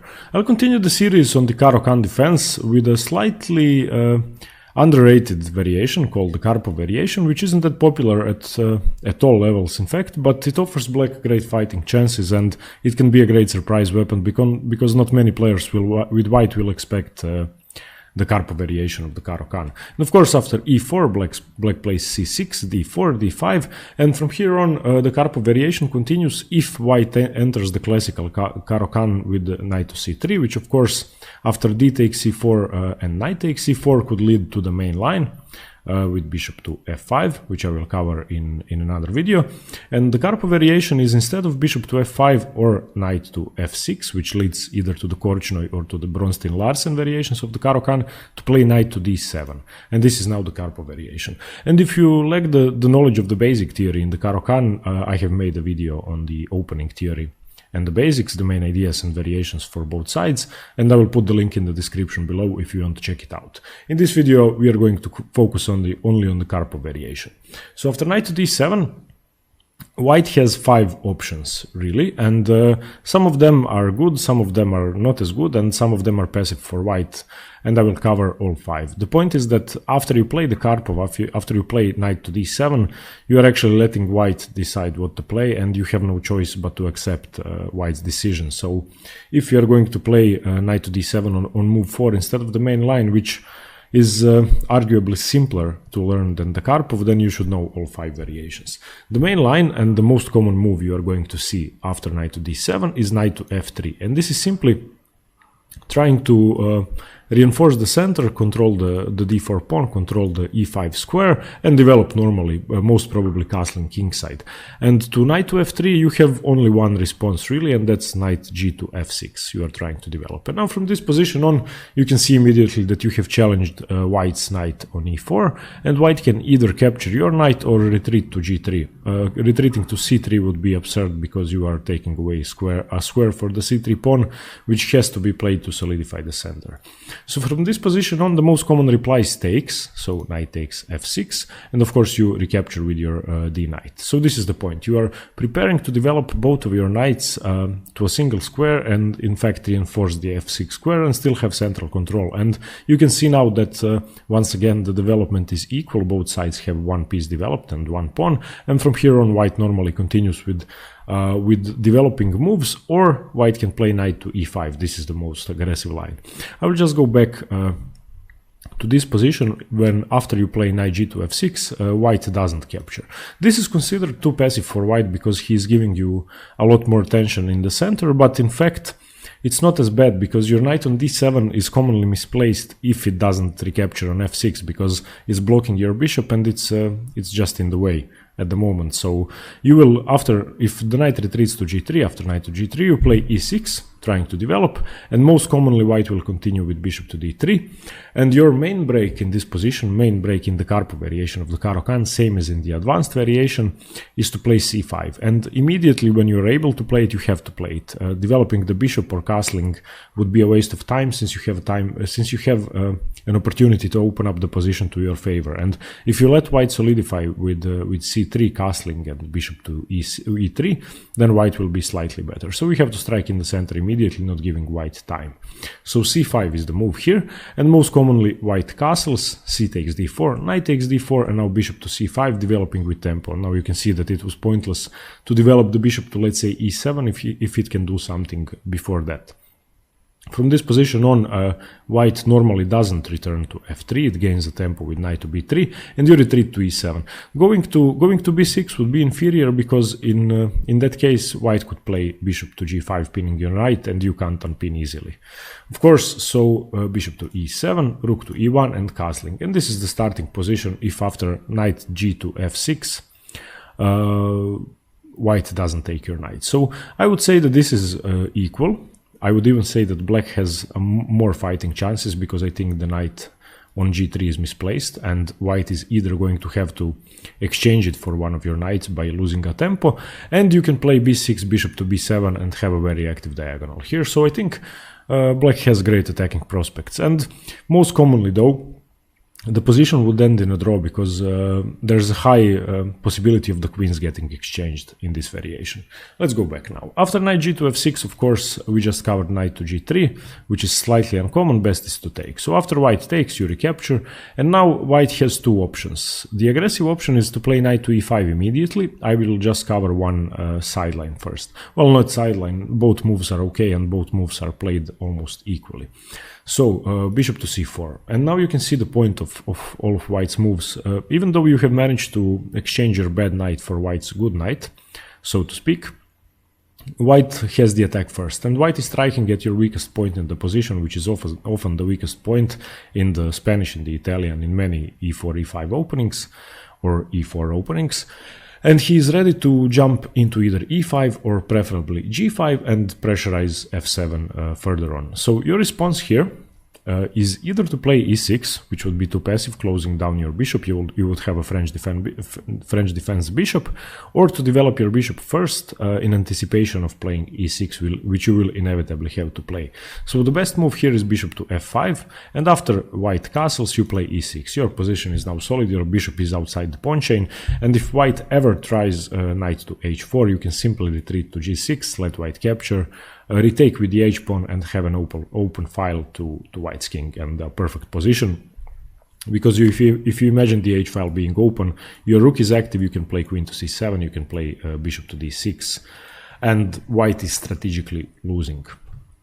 After e6, of course, white isn't going to go for that maneuver. Most commonly, white will play c3, solidifying bishop to e7, rook to e1 castles. This is the starting position after bishop to c4 on move 7 for white. So you have to remember this line.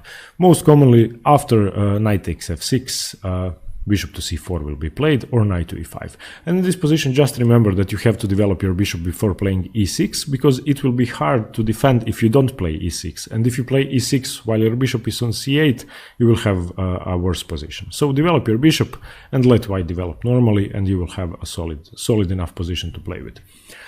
Okay, after a knight takes f6, the second move white could play is knight to e5. This is much more aggressive, and it's immediately striking at f7 with the knight as well. And as you can see, you can't play f6, evicting the knight, and even if you could, you wouldn't want to do it because this diagonal would be critically weak. Now one sideline you could go for from this position, which I don't recommend, is to retreat the knight to d7, challenging the knight. And there have actually been draws from this position with knight to d7, knight f3, knight to f6, knight to e5, etc. So knight to d7 isn't such a good idea because white will never really take, because that would mean that he wasted 1, 2, 3 tempi. So if you play knight to d7, white will just stay on e5. And if you capture on e5, pawn takes e5, queen takes queen, of course, would be inferior for white.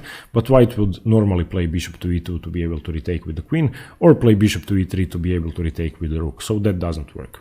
That's why after knight to e5, the best move by far for black in this position is bishop to e6. And now you're exploiting one fact, and that's when the knight is on f3, and you play bishop to e6, the knight can often jump into g5, evicting your bishop, and that would of course be a waste of tempo. But in this position, as the knight is already on e5, there's no possibility for white to do that. The only break he could have to evict your bishop is to play bishop to d3, f4, f5, but that would take 3 tempi, so you are okay here. And from this position, white normally continues with bishop to e2, and now when you play your bishop to e6, same as in the exchange Caro Kann, and in some Panov positions as well, in one of the main lines of the Panov Bottomnik attack, you fianchetto your kingside bishop. So you play g6, bishop to g7, and castles. Those are your next 3 moves. Whatever white does, pretty much. Only if he plays something crazy, then you have to consider something else, but basically you play g6, white will castle, bishop to g7, c4, it's okay, white is striking on the queen side, you just castle yourself, and now once again you have a perfectly playable position. The main point is that you have to prevent d5 from ever happening, and you are doing that with 4 pieces at the moment, so you are defending that. And from this position on, white will play bishop to e3, finishing development. White will most commonly play queen to c2, you will play queen to c7. In some positions, one or the other side will try to attack b7 or b2, but that's easily defendable. And this is now a solid enough position for black. You have managed to equalize, which is the point with the black pieces, and I forgot to mention that, but Karpov is not as fighting as some other lines. The main line is much more fighting for black. But if you are playing a higher rated opponent, Karpov is a great choice because there's not too many chances for you to blunder or to lose. I will go over some of the main traps, but most variations give you solid enough position without too much risk. So this is the main line, which starts after white plays knight to f3 on move 5. Now let's go over 4 sidelines. Instead of knight to f3, after knight to d7, the most common move is bishop to c4 immediately, striking at your f7 pawn. Okay, so from this move on, you simply develop with knight g to f6, and now white has several choices, but the most common move by far, and probably the only move you will see, is knight to g5, striking at f7, and you play e6, you have to defend. This is the position you have to remember. Now from this position on, the best and the most active move for white is to play queen to e2. And now after queen to e2, you can go badly wrong. I will show you this trap. I have lost one blitz game when I started playing the Karpov variation. I had no idea about the theory, and this is what you have to watch out for. If you try to develop normally with bishop to e7, let's say, then white has an immediately winning position and the winning tactic with knight takes f7. As you can see, both the bishop and the queen are on the e6 pawn, and this is losing now. Your best try would be queen to a5 check, and after bishop to d2 to play queen to b6, just giving up your rook.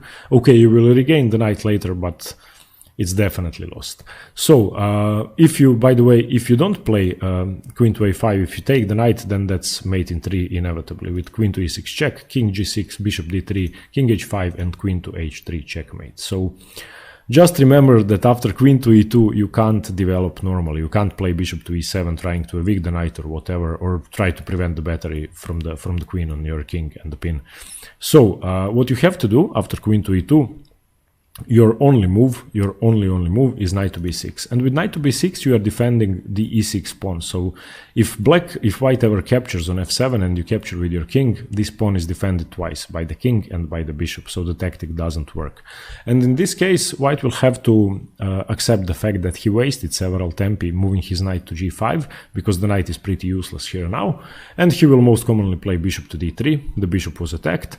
And now h6, evicting the knight, knight 5 to f3 and c5. And now you have actually gained the tempo and you have more than equalized. You have a very favorable position. Of course, it's nothing major. You don't have a significant advantage, but you stole the opening tempo from white and you're okay. After c5, white plays d takes c5, bishop takes c5, developing with tempo. Knight to e5, and now knight b to d7, trying to challenge the knight once again. Remember that the knight on b6 has served its purpose and it's useless on b6, so you have to reroute it back to the center as soon as possible. And this is a perfect opportunity. And now after knight g to f3, you play queen to c7, finishing up your development. You are ready to castle. You will play b6, bishop to b7, have a monster bishop on the diagonal. You will exchange these knights, somehow perhaps even castles. Knight takes e5, knight d7, and you are attacking it twice, so white will have to play bishop to f4, but that's going too much in depth. If you want to play the Karpov variation, you have to know this sideline with bishop to c4 on move 5, and the only thing you really have to look out for is after knight gf6, knight g5, e6, queen e2, never to play bishop e7 or something else that doesn't defend the e6 pawn, but you have to play knight to b6 defending. Otherwise, after bishop e7, knight takes f7 is a winning tactic, king f7, mate in 3. So remember that. The third option after knight to d7 for white is to play knight to g5 immediately. And this position, engine-wise, black has already equalized, and this doesn't make any sense. This you will mostly see in blitz games and against some less experienced opponents, or, it has been played in grandmaster games, but it's inferior for white because it's a waste of tempo. So now you just continue with knight g to f6, don't be worried about the f7 square, bishop to d3, it's the passive way to play. Now e6, solidifying, knight 1 to f3, bishop d6, and you can see that the position is okay for both sides. You have even gained the tempo on the queen, so this line doesn't give white anything. A better attempt after knight g to f6 would be to play bishop to c4 immediately, but you still play e6, and you have transposed to the line we saw previously with knight to g5. So now after queen to e2, once again, remember not to play bishop to e7, you play knight to b6, and this is the same line we saw before, so they can transpose. So knight to g5, I don't think it's a very good variation for white, but you will see that in your games. Just remember to play knight g to f6, and whatever white does with the bishop, either to d3 or to c4, you play e6, solidifying, and you open up your bishop. That's it. Let's go back to the main position. Another move that white could play from this position is a very, very tricky move, queen to e2. Okay, from this position on you have two moves. You only have two moves. You can either play knight d to f6 or you can play e6. And there's a very simple reason for that. White is threatening mate in 1. If after queen to e2 you try to develop normally with knight g to f6 as we saw in the previous variations, then knight to d6 is checkmate. The pawn is pinned and the king has nowhere to go. So if you see queen e2 on move 5, just play e6 or knight d to f6, both are good. e6 I think is better because you are developing a piece at the same time or preparing to develop a piece. So after knight to d7, if you see queen e2, don't be worried, you have a simple solution for that. And one last variation after knight to d7, the most passive way for white to face the Karpov Caro Kann is to play bishop to d3. And this, I think, is not a fighting way for white to play. Bishop to c4 is better. Now you simply play knight g to f6, knight to g5, e6. We have transposed to the same position we saw before, and black is okay. And you have to remember that if white attempts to jump into the center with knight to e5 at any point, then your common plan is to play the light squared bishop to e6, to play g6, bishop to g7. This is your setup. And if white doesn't do that, if white strikes at f7 with the bishop, then you play e6 and developing your bishop first. So that's what you have to remember. So 5 lines against the Karpov. You have to know all of them, but not all of them are that good for white, especially the queen to e2 line, which just has one simple trap. However, if you are playing this against the Caro Kann with white, maybe it will work. I'm sure it worked in at least one tournament game in the past. Okay, everybody, I hope you got something from this video about the carp of Caro Kann and that you got to learn a new variation that you haven't seen before. If you are lacking theory in the Caro Kann, once again, I would advise you to watch the video on the basics. I will put the link in the description below. I will also link the other variations of the Caro Kann I have covered. Thanks very much. Stay tuned for more chess. The US Championship is on at the moment, the Gashimov Memorial, and I'm making a series about Bobby Fischer.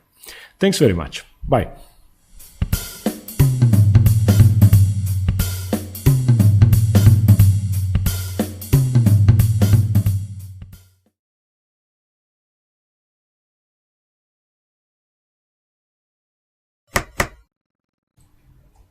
Hello everyone, Stepan here.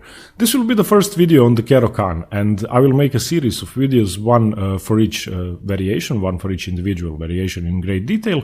And in this first one, I will cover the basics of the opening principles, ideas for both sides, common traps, and I will give you the main line and the most common sideline variations for both sides. So this video should give you the idea of how the Caro Kann should be played with both colors. And once again, I will go into much more detail on each separate variation in a separate video for each one. The Caro Kann starts after the moves e4 for white. I went a bit too far here. So e4 and black replies with c6. This is now the Caro Kann, whatever happens afterwards. White, of course, has three moves from this position. By far the most common one is d4. I will cover the other two a bit later on. And first let me show you the main line of the Caro Kann, which is still the most commonly played variation. So in this position, black really only has one move in all variations. After d4, black responds with d5. And d5 is challenging the center, and that's the point of the c6 move. c6 was played to support the d5 push, to challenge the center afterwards and not immediately, such as in the e4, e5 classical openings, where after e4, black simply responds with e5. So black, instead of playing e5 or c5, which also challenges the d4 square, prepares to play d5 with the move c6. So this is fighting for the center one move later. And after d5, white has a couple of replies, and this is where the main line mostly branches out from the main line. And after d5, the most common reply is still knight to c3. This is the main theoretical variation. And from here on, black really has only one move once again. He has to capture on e4. So after d takes e4, white captures. Now black once again can branch out. I will cover those variations later. But the main move is bishop to f5, challenging the knight. The knight goes to g3, and after bishop to g6, saving the bishop. This is now the starting position of the main line of the Caro Kann. So from here on, the main idea for white is to exploit the positioning of the light-squared bishop on g6, which is slightly misplaced, and it has already wasted a couple of tempi. So white immediately strikes with h4 on the king side, and this move now threatens to trap the bishop with h5. So black will have to react. Black plays h6. h5 would be inferior because it would weaken too many squares and it would give a clear target to the knight and the queen, which are staring at h5. So h6 is making room for the bishop. After h6, white will continue with knight to f3, and after knight to d7 developing, h5, bishop will retreat to h7, and now from this position on, there are a few moves white could play, but still by far the most common move with over 20,000 games is bishop to d3. And this is now trying to trade the bishop, which moved several times, that being the black's light-squared bishop, for his light-squared bishop, which only moved once. So after this trade, for which black doesn't really have any alternative, bishop takes d3, queen takes d3, white is arguing that he has better development, more control in the center. But in exchange for that, black got white to weaken his king side, because the h4, h5 push, however attacking it might have been, it's weakening black's king side, and white can never really castle king side anymore. So from this position, black now has to develop, and the main idea is e6, opening up the dark squared bishop, bishop to f4, white is developing on the most common, most active diagonal, most active square for the bishop. And now this is one idea black has in the main line.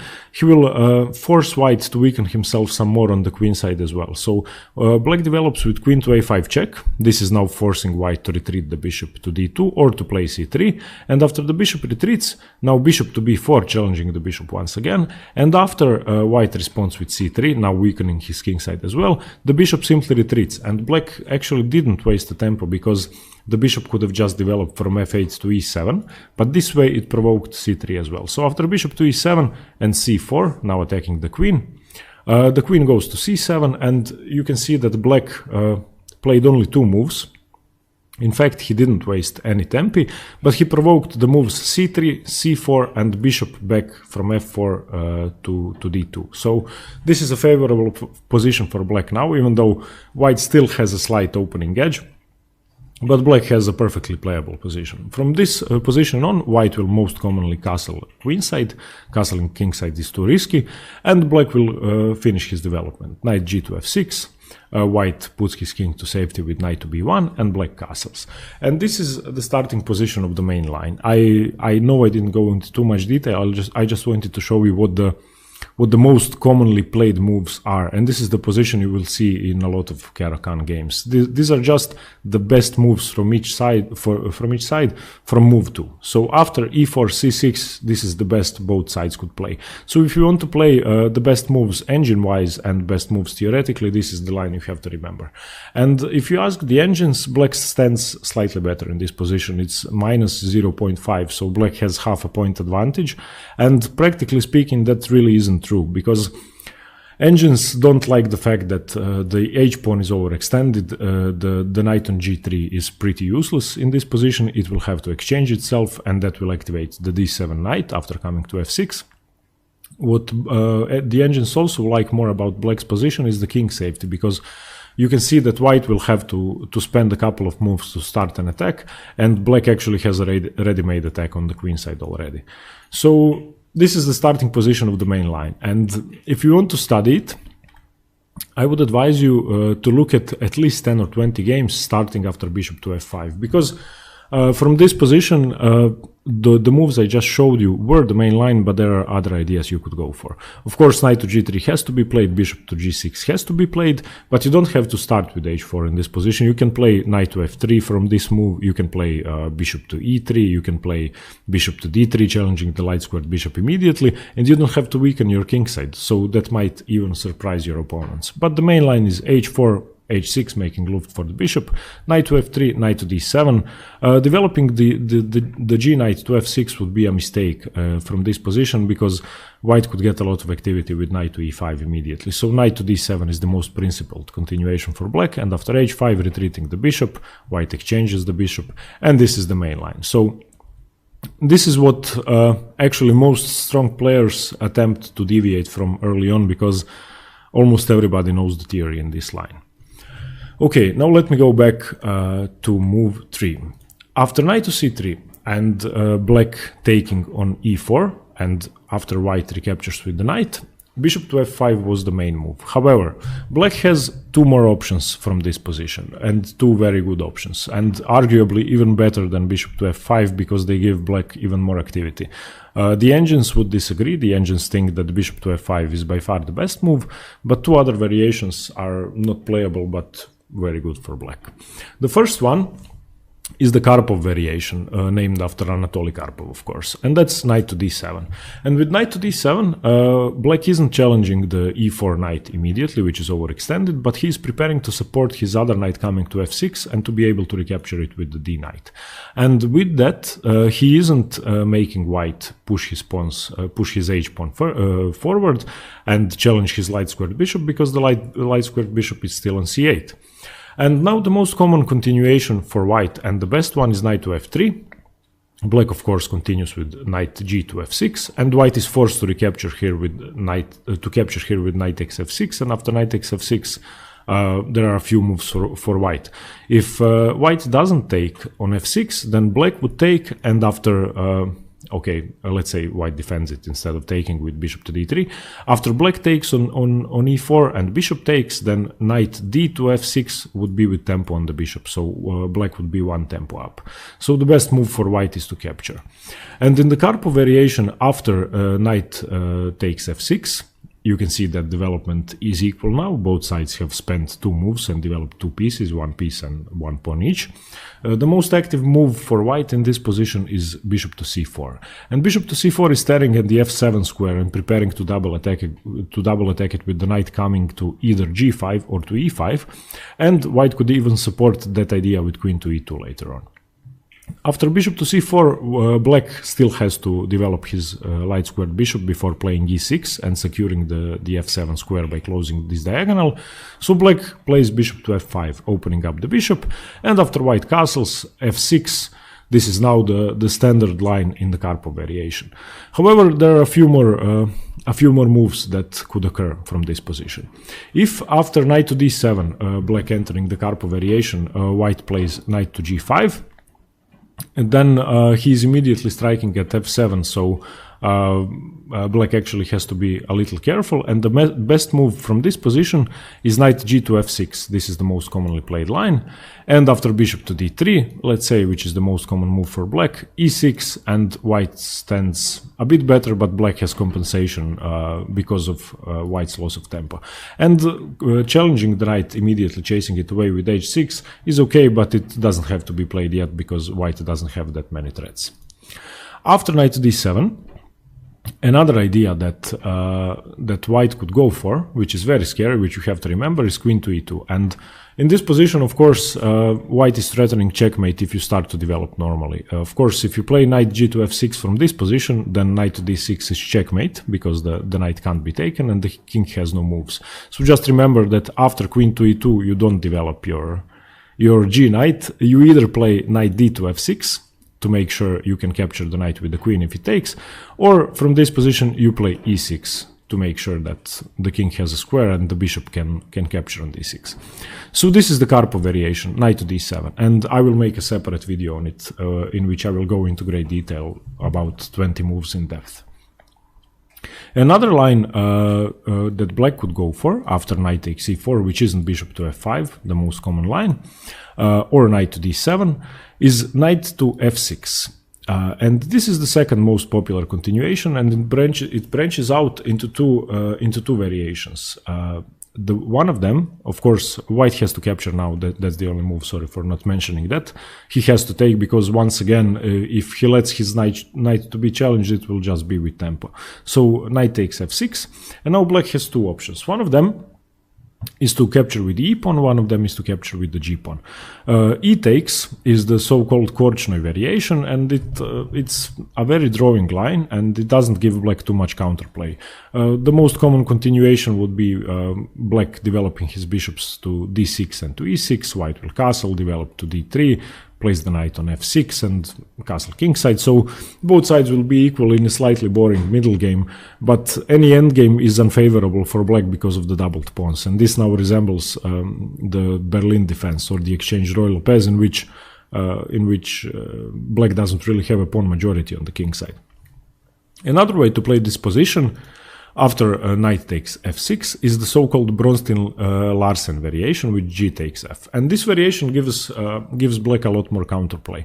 It's supposed to be much worse. White is already positionally and strategically better, but black has a lot of initiative for the fact that he doubled his pawns and ruined his kingside structure. And the most common continuation is c3, bishop to f5, knight to f3, and so on and so on. Both sides develop, but you can see immediately that black has a lot of activity with his bishop pair. He will castle queenside, place the rook on g8, strike at the g file, so white can't really castle kingside, and the bishop is doing a lot of trouble on the queen side as well, so white will have a hard time castling and putting his king to safety, but in any endgame black will be slightly worse because he ruined his kingside pawn structure.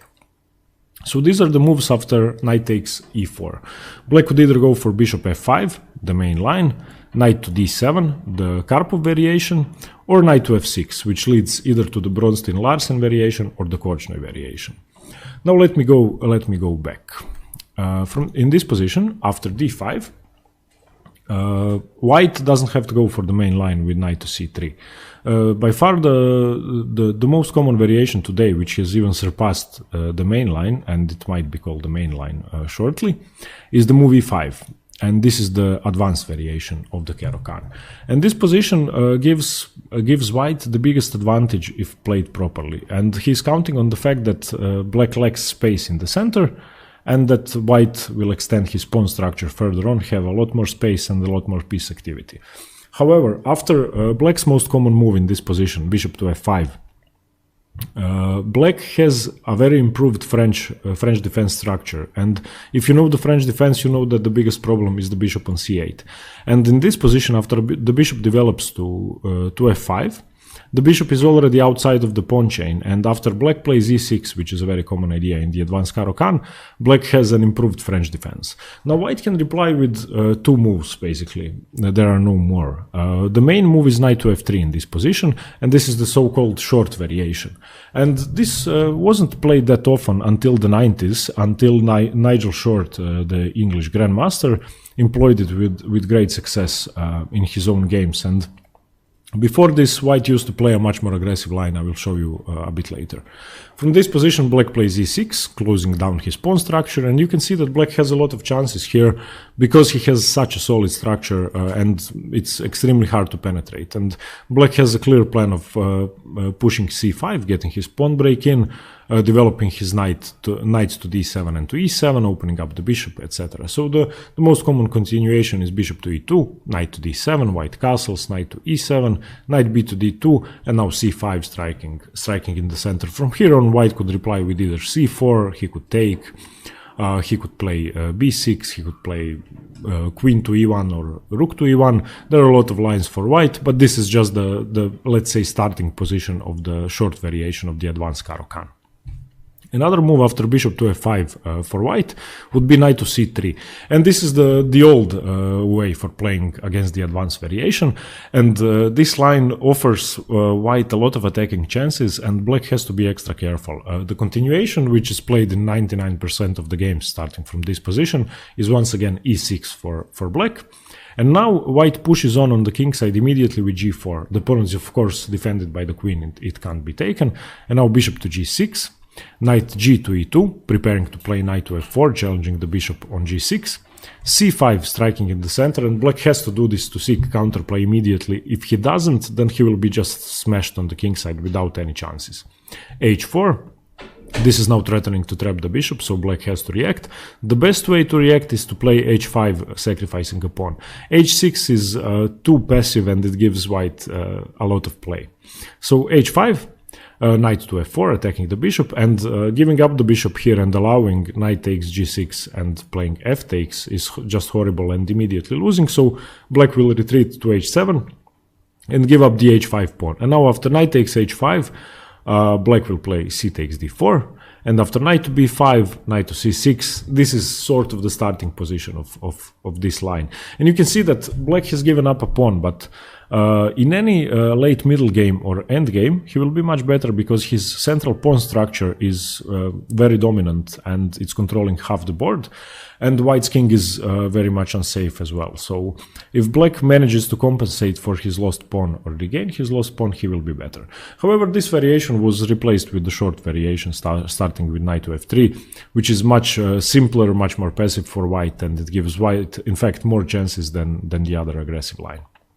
So this is the advanced variation of the Caro Kann, and what you have to know with black is that your main idea in this position is to play c5 and activate your pieces. You have to, of course, do that. If white at any point threatens to take your knight, you don't have to take your bishop, I'm sorry. You can either go for a plan of h7, h6, bishop h7, retreating, or you can simply recapture with your knight, place it on f5, and it will be very active. And in some positions, after the knight is on f5, white will play g4, and you can play knight to h4, challenging the f3 knight.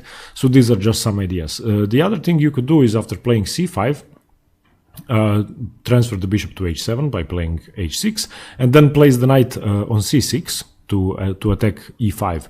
And this is one of the most aggressive ways for black to play. And once you've played c5, you can sacrifice the pawn. You don't have to have the knight on d7 in order to recapture it. You can gain it back later. After c5, knight to c6, rook to c8 activating on the long file, black has a lot of activity. So the advanced variation is one of the most interesting ways for white to fight against the Caro Kann, but it's also one of the most aggressive ways for black to play the Caro Kann, and it gives both sides great chances. Once again, I will go into a lot of detail in a separate video. This is just the basic ideas. Okay, after d5 by black, knight to c3, as we said, is the main line, e5 is the advanced variation. There are a few more lines that white could play. The third most popular line is after d5 for white to play f3. This is the so-called fantasy variation of the Caro Kann. It's also known as the Tartakower variation, but fantasy is its main name, I think. And with this move, white is simply reinforcing the e4 pawn and asking black to take it. And if black captures with d takes c, white will simply recapture with f takes. So this is supporting the center, not using the pieces to support the center, but the pawns. The most common way for black to play is to take the pawn, so d takes e4, f takes e4, and the only active move black has here is e5, striking in the center, disrupting white's idea immediately, and white will continue with knight to f3, bishop to g4, pinning the knight, bishop to c4, knight to d7, c3, and this is the starting position of the fantasy variation, mainline fantasy variation. And the engines think white is slightly better, but I like the position for black because I think white's pawns are overextended. This diagonal is very weak towards white king, and if he doesn't castle soon, he could get in a lot of trouble. And the center is actually very weak. Despite having two central pawns, it's easy for black to disrupt that and to capture one of these and to weaken the center and to actually get hanging pawns for white in the center, which will easily be attacked or stopped. Another way for black to play, but a more passive way, is to react to f3 with d6, just solidifying his structure. However, one major downside of this position is that white is never going to take ed, which means that you have a French defense bishop stuck on c8, and this bishop is now very hard to develop, and you will have to play b6 and bishop to a6 to develop it, which is weakening, because if white strikes with c4, then your queen side is already weakened. But I will go into much more detail in a separate video about the fantasy. Let's go back to the main position. After d5, so knight to c3, e5 or f3 are the main moves. Another idea that white has, instead of entering the main lines or the advanced variation or the fantasy variation, the third most popular continuation is to exchange the central pawns, and that's the so-called exchange variation of the Caro Kann. And with this move, e takes d, white is simplifying the position and just saying that he has an opening advantage with the tempo up and that he will have a favorable position. So from this position on, white has a few ideas. Fischer used to employ one opening idea from this position, which was slightly passive, but it gives white a lot of chances. And that's playing bishop to d3, simply developing his pieces, castling kingside, placing the knight on f3, placing the knight on d2 and playing c3, solidifying. So this is one way to play, but it doesn't give white that much counterplay. And in most exchange Caro Kann positions, black will usually fianchetto his dark squared bishop, place the knight on f6, and develop that way. And black will have a problem with this diagonal, with the checks from the b5 square on the king, and in some positions that could be really scary. But I'm just going to show you one most common variation for white to play against the Caro Kann with the exchange, and the most active way. And this position, which I'm about to show you, has become the one of the most aggressive ways for white to fight the Caro Kann, and it's become one of the favored variations by strong players. And that's the Panov attack, or the Panov-Botevnik attack, and it starts with c4. And with the move c4, white is accepting an isolated queen's pawn, but in exchange for that, he is disrupting black's entire idea of challenging the center, and black has nothing in the center anymore, and white is getting a lot of piece activity for that. So from this position on, black could of course play a couple of moves. The most common one is to develop the knight to f6, supporting d5. Black could also immediately take the pawn, but that's not as good. And there are a lot of variations to cover in the Panov, and once again a separate video will be made going into a lot of detail. So yeah, that's the exchange Caro Kann. And there are a few other variations apart from the Panov, but you will see the Panov in 90% of your games. One more thing I would like to show you is this move. After d5 and white playing knight to c3, the only alternative to taking the pawn for black is to play g6, and this move is supposed to be much better for white, but black actually has some chances, and this might be a great surprise weapon for black, because I'm sure that most white players aren't used to seeing this in the Caro Kann. And g6 is a great surprise weapon, which could lead to interesting positions, but you have to know what to do after white pushes with e5. So it could be problematic, and you could have a lot less space than white does. This is the so-called Gurgenidze variation, named after a Georgian chess master. So yeah, okay, these are the most common lines. I wouldn't want to go into too much detail from here on. These were the most common variations. I will cover each one in a separate video. Just try to, if you want to play the Caro Kann, use these basics to decide on a variation which you like. And it's important to study each one in great detail. And the main line might be a good starting point, just to get an idea of how the Caro Kann is played. And you will notice in most lines that white has more space, which black is conceding at the start of the game. And white has more piece activity, but if black manages to survive the first 10 or 15 moves without getting into trouble and without being too passive, then black has a lot of fighting chances, and in most Caro Kann variations, black actually has an edge engine-wise as well, if he manages to survive the first 10 or 15 moves. Yeah, once again, this is the main line, so try to study each variation, at least the basics of it, and stay tuned for videos on each separate one in detail. Thanks very much for watching, and I hope you got to learn something about the Caro Kann if you play it, and especially if you've never played it, and I hope you got an idea for an opening you could have as an alternative to e4 if you are playing e5 or the Sicilian or something else so far. Thanks very much. Bye.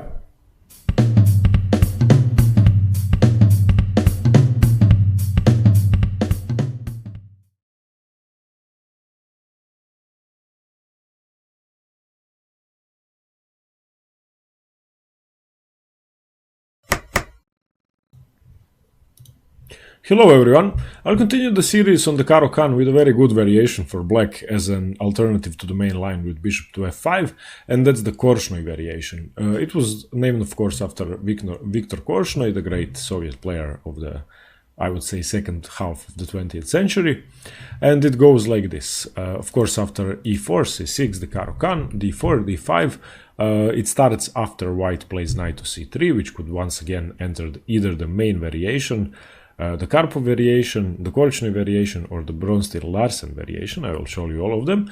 After d takes c4, knight takes c4, the main variation would be bishop to f5, after which white plays knight to g3, you play bishop to g6. The Karpov variation would be knight to d7, after which white plays knight to f3, you play knight g to f6. The Bronsted-Larsen variation would be knight to f6, knight takes f6, g takes f6.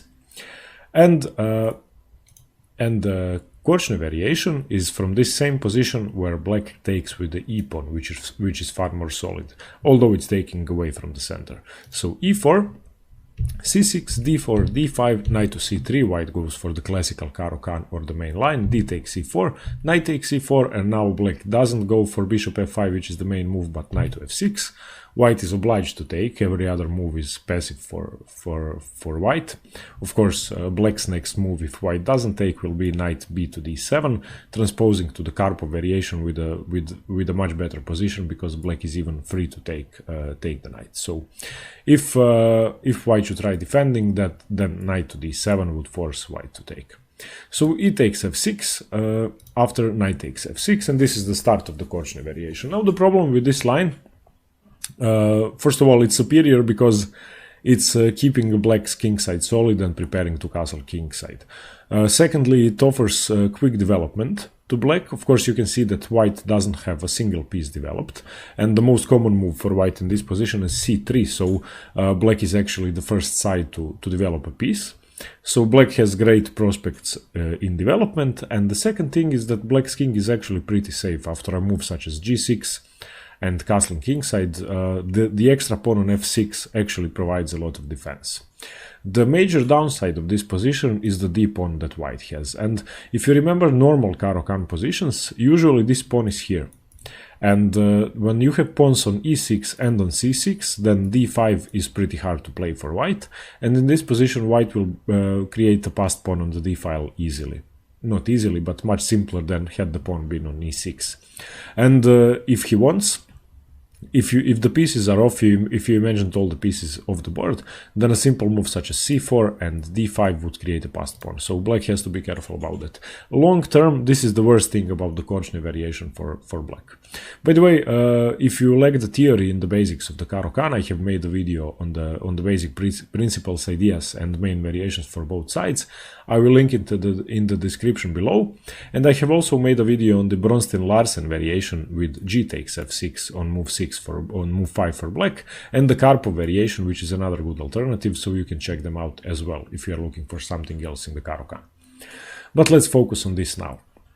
So c3 is the main move. There are pretty much only two other moves that white could choose on move 6, and that's either bishop to c4, which is an okay move. It gives a lot of attacking chances to white, even though after a move such as bishop to e6, white is almost obliged to exchange the bishop, straighten out black's pawn structure, and he doesn't have anything. So this is an okay move, but if black reacts correctly, black can easily equalize. Another move is knight to f3, but that will happen anyway, and usually the line with c3 will transpose. So let's focus on c3. This is first of all solidifying the d5 pawn and allowing moves such as bishop to d3 to make sure that the d4 pawn is defended, and it's also solidifying the entire central structure and highlighting the fact that white has better pawn structure. Now the main move for black in this position is to develop as quick as possible and to castle. You do that by playing bishop to d6. This is your first move, the last move to castling, and you will be able to play rook to e8 check, most likely forcing white to block the check. Now white will react with bishop to d3. Once again, there are two more options, but bishop to d3 is by far the most played and the best move. You could try bishop to c4 or bishop to e3. But bishop to d3 is supposed to be the best move, and I think it practically gives a lot of chances to white to develop as soon as possible. And another thing is that it's immediately striking at the h7 pawn. So black usually castles on move 7, so having a bishop on e3 immediately attacks the main weakness in the position. So after bishop to d3, black castles, and white immediately plays queen to c2. And now you can see that already black has some pressure on his position, but it's really nothing major, and this is a threat, but it's easily resolved. First of all, black should play rook to e8, and this gains a tap on the king. After knight to e2, you have two options. This is where the Korchnoi variation of the Caro Kann branches out, actually. Most of the moves so far, which is very rare for any variation of the Caro Kann, will be played in almost every single game. And this is now move 9, where black gets to deviate for the first time. Every other deviation before this move would be bad for either side that tries it. So these are by far the best moves both sides could play. And if you remember your side, you have to know how to punish if the other side makes a mistake, but it's really not that clear, but just remember that this is what you have to play. So from this position on, it's clear that your h7 pawn is falling, so you have two options, h6 or g6. Now, there is a clear downside to playing g6, which is the main move. And if you remember any positions with the kingside fianchetto, then first of all, you know that usually the bishop is on g7, providing support. And secondly, you know that the opposite side usually has a plan of pushing the pawns on which the king is fianchettoed, on which the bishop is fianchettoed and the king is castled, because now h4, h5 are significantly more powerful because they have a target they can attack immediately, and there's no way for black to prevent that. So g6 provokes the move h4, which has to be played by white to prove an advantage. And now your king is already castled, your king is already weakened, you have a ruined pawn structure, black has no attack at the moment, white has a clear plan of attack, but the position is still equal, and it doesn't mean that black is worse. Black is actually completely equal now. Now the way to react to this is to play bishop to e6, starting to develop, and you will see how to react to these threats. Now h5 by white is the normal continuation, you play f5. You can see that the pawn is defended twice, the bishop is supporting that, and you have a clear plan of queen to f6, knight to d7, and supporting your king side. And white isn't that quick to material on his attacking advantage. Now of course h takes g6, f takes, and white plays bishop to h6, which is the most aggressive continuation, but it has no targets here, and getting the queen to any dark squares is pretty hard, because you have the dark squared bishop, you have the knight which is coming to d7, and you have the queen which is coming to f6.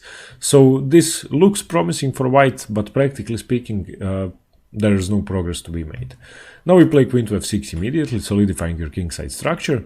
White will generally castle queenside, of course, because the rook is very active on the h file. And after knight to d7, well, let's say knight to f4, you have to save your bishop. I mean, you don't have to, but it's a smart idea because it's a great attacking weapon on this diagonal. Bishop to f7, and this is, let's say, the starting position of the Korchnoi variation. The great thing about this, if you decide to play this with the black pieces, is that you don't have to learn any sidelines. This is what you will get in almost every game. So remember this as an easy variation to learn if you are playing Caro Kann for the first time, and if you see that your opponent is a knight to c3 player, that he doesn't play the advance, the exchange, or the Panov or something else, this line is a great weapon to memorize the theory in, because if you play this, at move 20 you will be at least equal, and there's no way for white to get you out of your preparation without being worse. Now with experience come your killer senses, which tell you when the deviation from the theory has been a bad mistake by white, and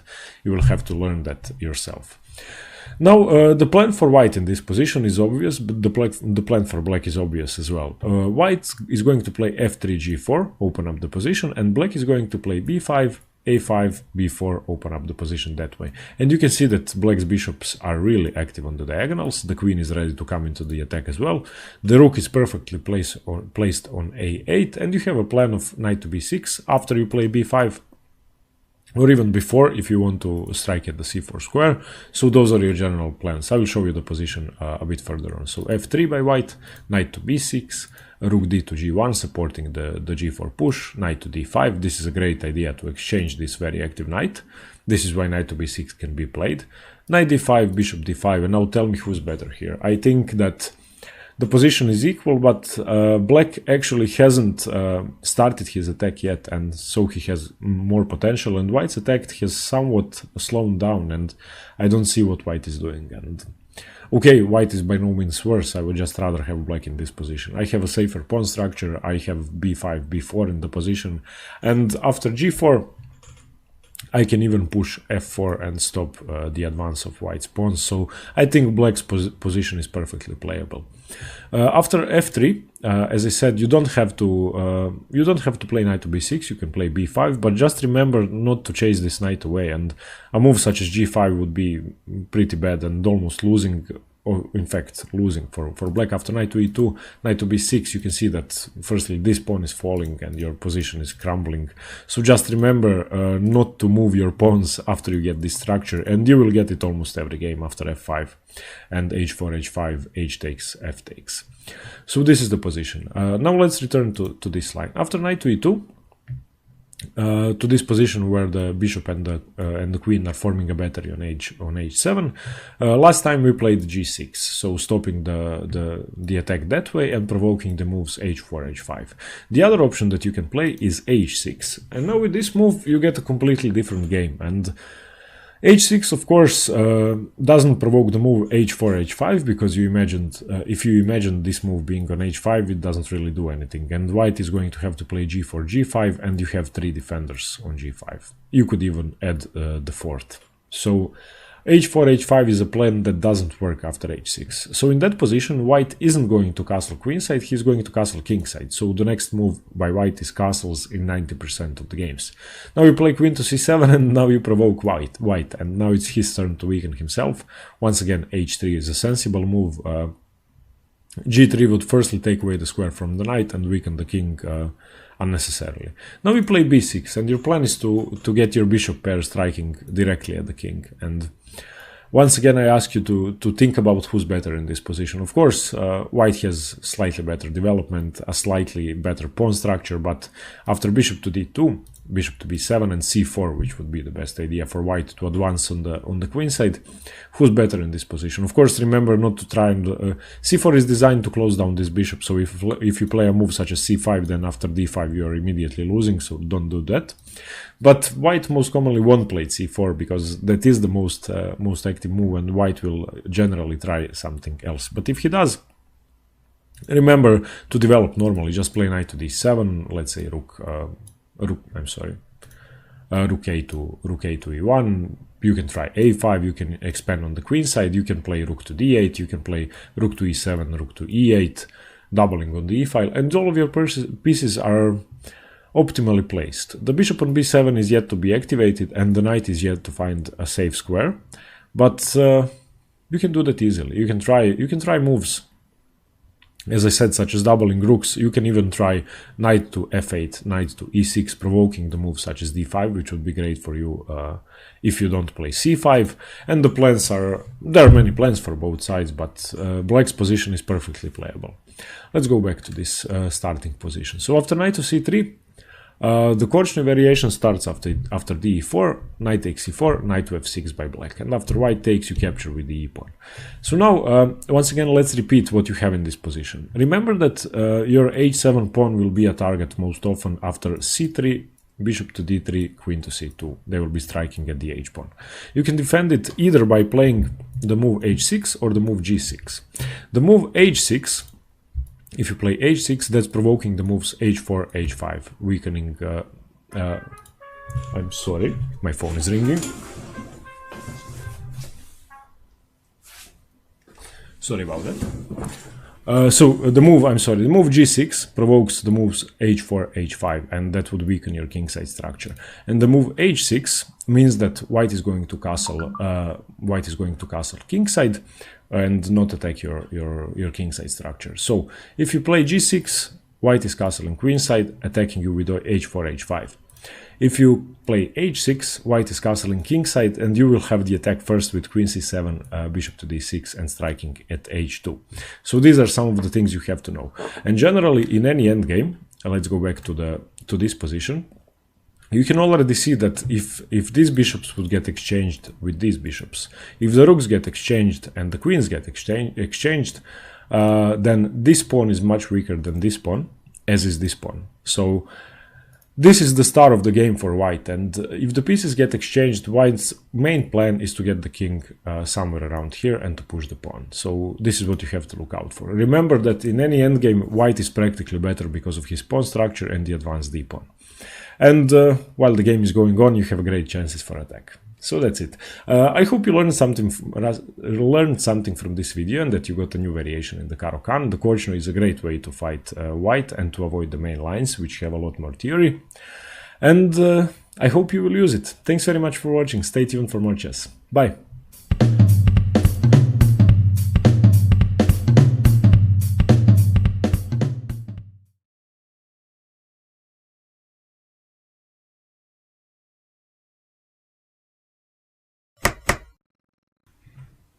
Hello everyone, Stjepan here.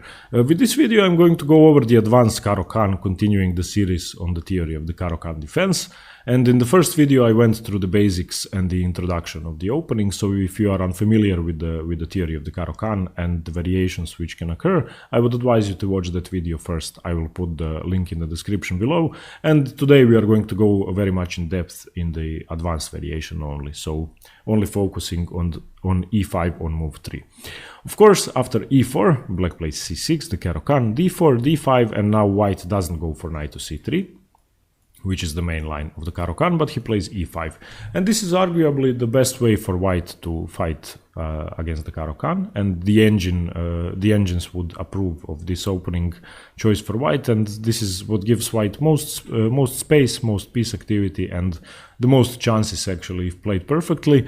But it's a very double-edged opening, and white has a lot of activity, but black has a perfectly solid structure which isn't easily attacked. So from this position on, first I would like to go over one sideline in the variation, and that's c5.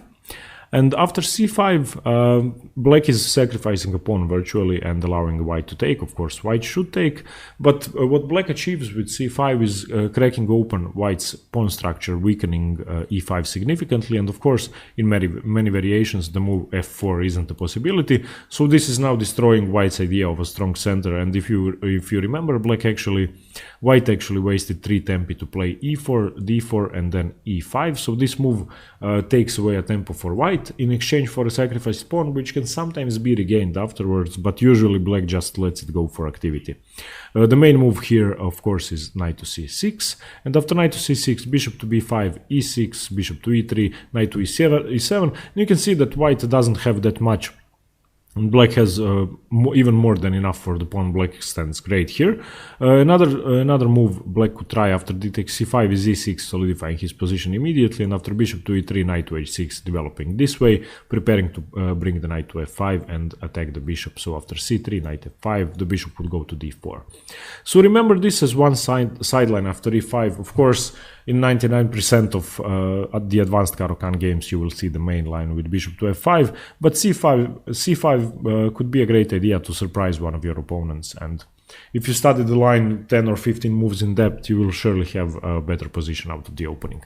But let's get back to the main move. Bishop to f5, of course, is best for black. What black is doing with this move, he's getting rid of his worst problem in the position. And if you are familiar with the French defense or with the Slav positions, then you have surely had problems with your c8 bishop or with the light squared bishop. And with this move, black isn't planning to do something active with the bishop. He is rather preparing to get rid of the bishop or to resolve the problems which arise if the bishop is locked on c8. So this is simply preparing to develop the bishop before closing down his pawn structure with e6.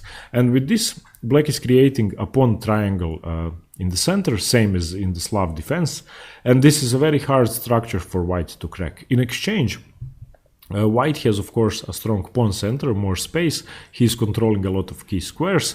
And both sides have chances, but white has more space, more piece activity, and black is much more solid, and his king is usually much safer in a lot of variations. Now, from this move on, this is where the position really branches out. The first 3 moves are what happens in 99% of the games. If it doesn't, then somebody made a mistake, probably.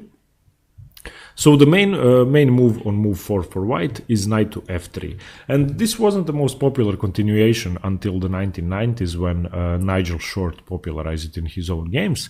That's why it's called the short variation. Before this, the advanced variation used to be played in a much more aggressive way for white, and white used to attack much sooner. But now this became the most popular way to play, and it's positional maneuvering. White is planning to castle kingside to develop all of his pieces and have a slight advantage in the center. So the game would continue with e6, of course solidifying his pawn structure, closing down the pawn triangle, bishop to e2, preparing to castle kingside, not going for any attack yet, knight to d7 by black. And here on move 5, black doesn't have to play knight to d7. This is just the most active move, because black usually strives to attack the center with c5, break up white's pawn structure, and this doesn't close down the bishop. Of course, another possibility after bishop to e2 is to play c5 immediately, which might be more aggressive than knight to d7. And after bishop to e3, c takes d4, knight takes d4, knight takes c7 now. Of course, since the knight is attacking the bishop, you don't move the bishop away, you defend it with knight to e7. This is the best possibility, and as we said, if you're black, you actually want to get rid of this bishop because it's staring at nothing for most of the game, and allowing white to take would be favorable for black. If knight f5, knight f5, black would have a solid position. So here, white usually continues with knight to d2, knight b to c6, and now this position is actually okay for black. White has a slight opening edge, but it's great for black. So after bishop to e2, you don't have to play knight to c7, you can play c5.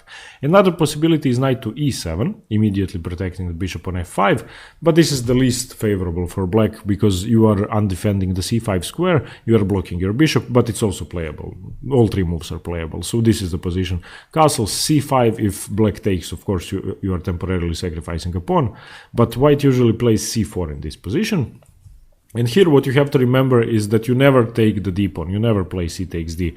This is too weakening for black because you are allowing white to strike at your central structure, you either play knight b to c6, solidifying, or you take d takes c4. And after bishop takes c4, the great thing for black is that white is never threatening to play d5, which would improve his position.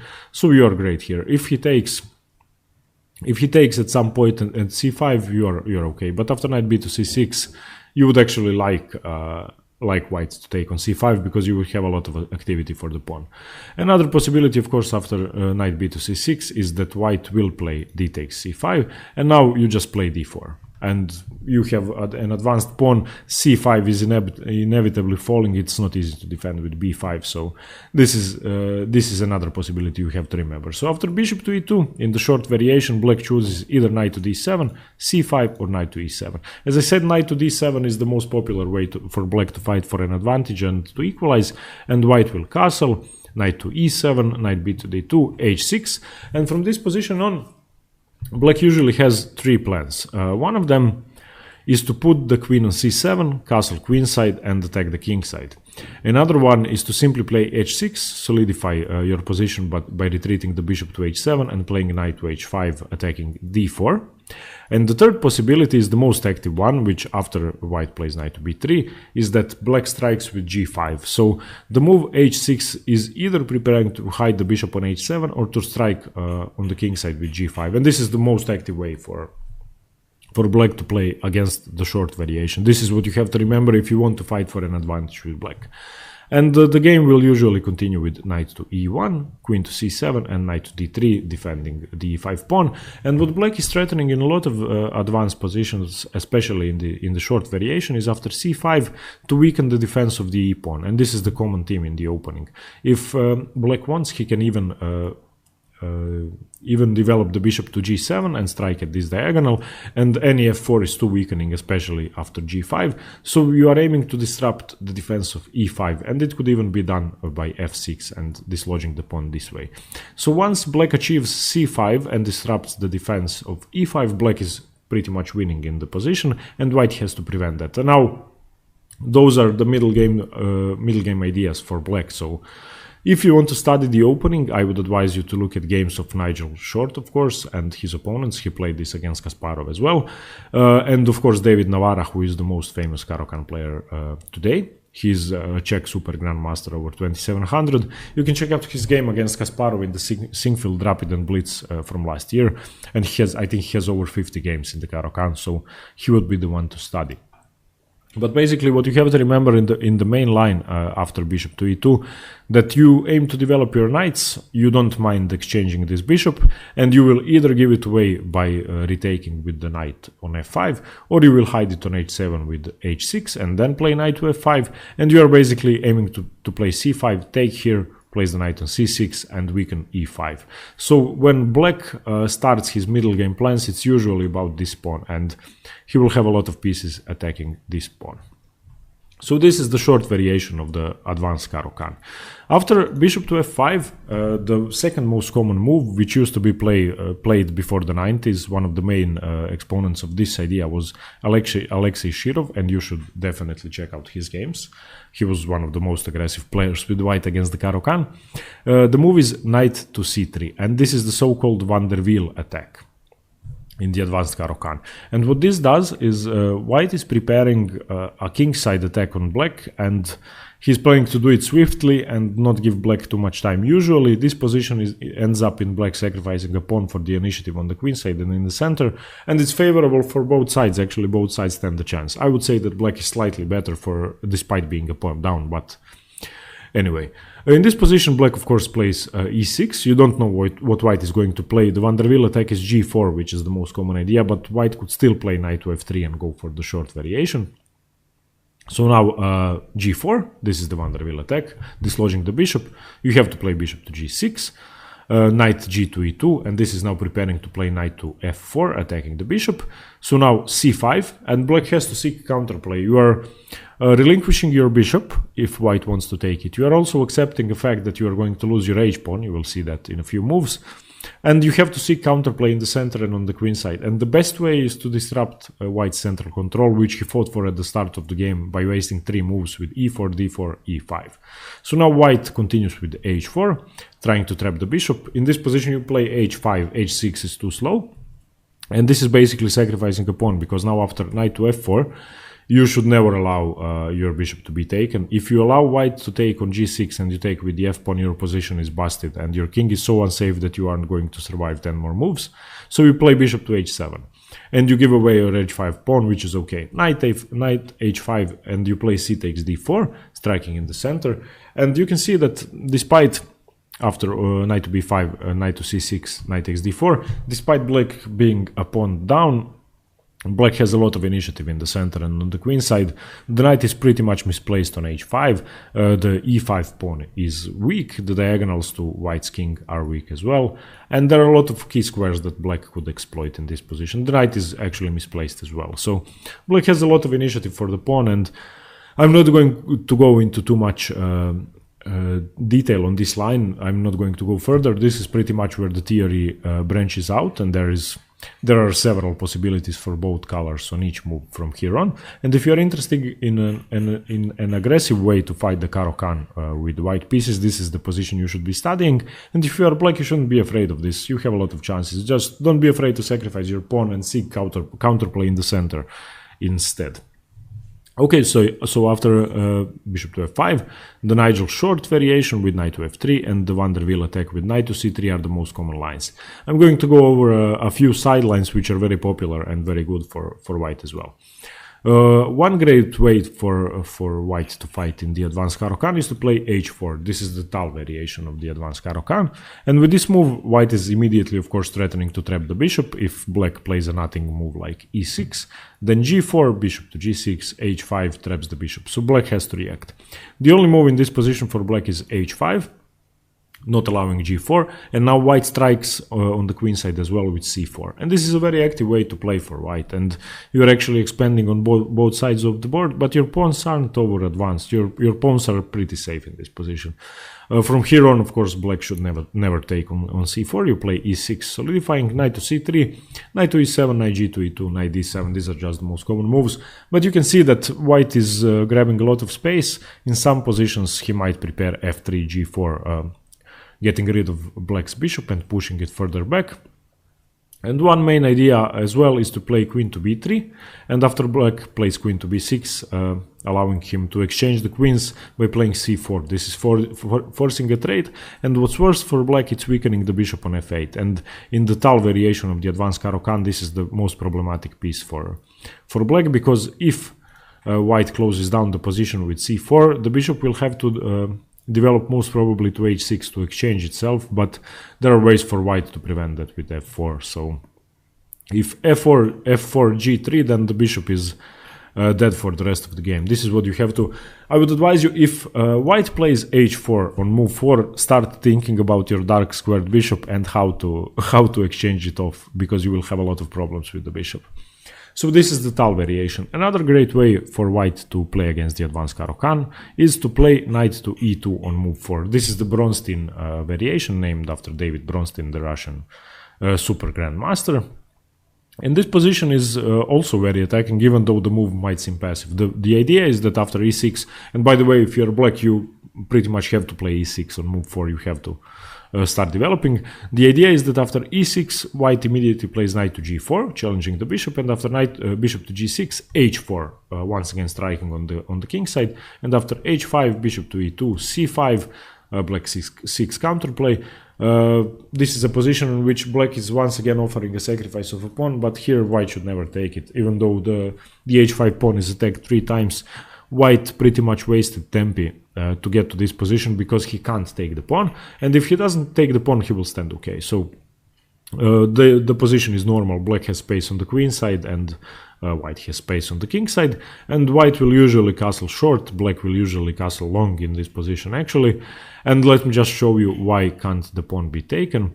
If bishop takes h5, then bishop takes h5, knight takes h5, c takes d4. You can see that the d pawn can't be taken because the knight is loose, of course. And now bishop to g5, you don't play f6, that's too much of a weakening move, you play queen to b6. And now you can see that a lot of stuff in white's position is dropping. b2 is loose, d4 is loose, the knight is loose, and after knight to d2, knight to d7, there's no way for white to defend his position, and black is actually winning both strategically and materially, because a lot of stuff will be dropping. So these are 4 good moves for white. Firstly, the short variation, the most positional and solid way for white to fight the Caro Kann in the advanced variation. Knight to c3, the aggressive way to play. h4, the Tal variation, the most aggressive variation, and the Bronstein variation with knight to e2. This is, I would say, the worst of all 4 common variations against the advanced Caro Kann. I'm going to show you 2 more sidelines, which aren't that common. First one is what I see often in blitz games, and even 2000 rated players and above play this move. And this move was actually mentioned by Nimzovich. It's in the first book in his the first game in his book My System, where he says that after bishop to d3, bishop takes, queen takes, and d6, black is much better and strategically winning already. And that's partly true. Of course, black isn't winning, black is just equalized on move 3, which is very uncommon. So you managed to get rid of your worst piece, solidify your position, and the only tempo up white has is a queen, which is misplaced on d3. So bishop to d3 should never really be played by white, and despite that, people play it often. And I have seen black actually retreat the bishop in some positions. So if white plays bishop to d3, take the bishop and then play e6 after queen takes. And if you are white, never play bishop to d3.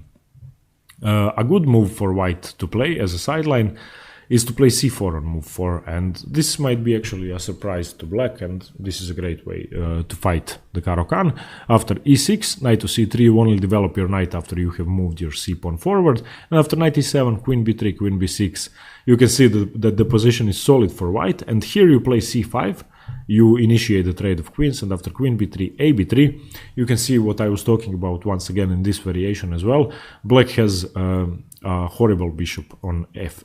He will have to develop it either to g7 or to h6 on this diagonal. And what's even worse, white is preparing sort of a minority attack with b4, b5, and weakening and opening up black's pawn structure on the queen side, and this means that the c6 pawn is forever going to be weak. And I would say this position is very favorable for white, despite the engines think this is equal and that black is completely equal. But I think practically speaking, black has a lot of stuff to think about. So if you are looking for a surprise weapon against the Caro Kann and you play the advanced variation, I would advise c4 on move 4. This is a very aggressive line that not many people know in the Caro Kann. Okay, this is it. I'm not going to go into too much more detail. Just remember that bishop to f5 is the main move. A sideline for black would be c5, the Botvinnik Karl's defense. And after bishop to f5, white has 4 or 5 good options. Knight to f3, the short variation, the positional approach. Knight to c3, the van der Wiel attack, the most aggressive way to play. h4, the Tal variation, double-edged, where white advances a lot of his pawns. Bronstein variation, a good way for white to play, but I think this is the worst of all five variations for white. I think black has a lot more chances to equalize here. And c4. c4 is, I think, one of the best ways because not many players with black will know how to react to this variation and what to do with their bishop. Okay, everybody, I hope you liked this video on the advanced Caro Kann. Once again, if you don't know the basic theory of the opening, I would advise you to check out the video I made on the introduction to the Caro Kann. I will put the link in the description below. And thanks very much for watching. Stay tuned for more theoretical videos and more chess. Thanks very much. Bye.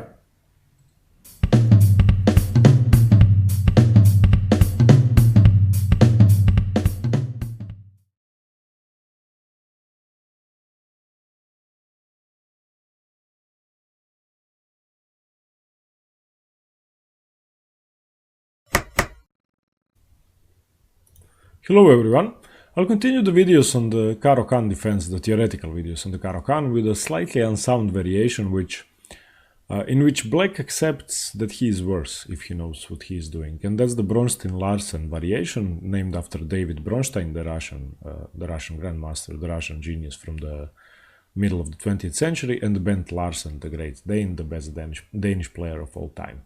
And of course it starts after e4, the Caro Kann by black, c6, d4, d5, knight to c3, d takes c4, knight takes c4, and in this position, of course, the main line, or the classical Caro Kann, would be bishop to f5, and after knight to g3, bishop to g6.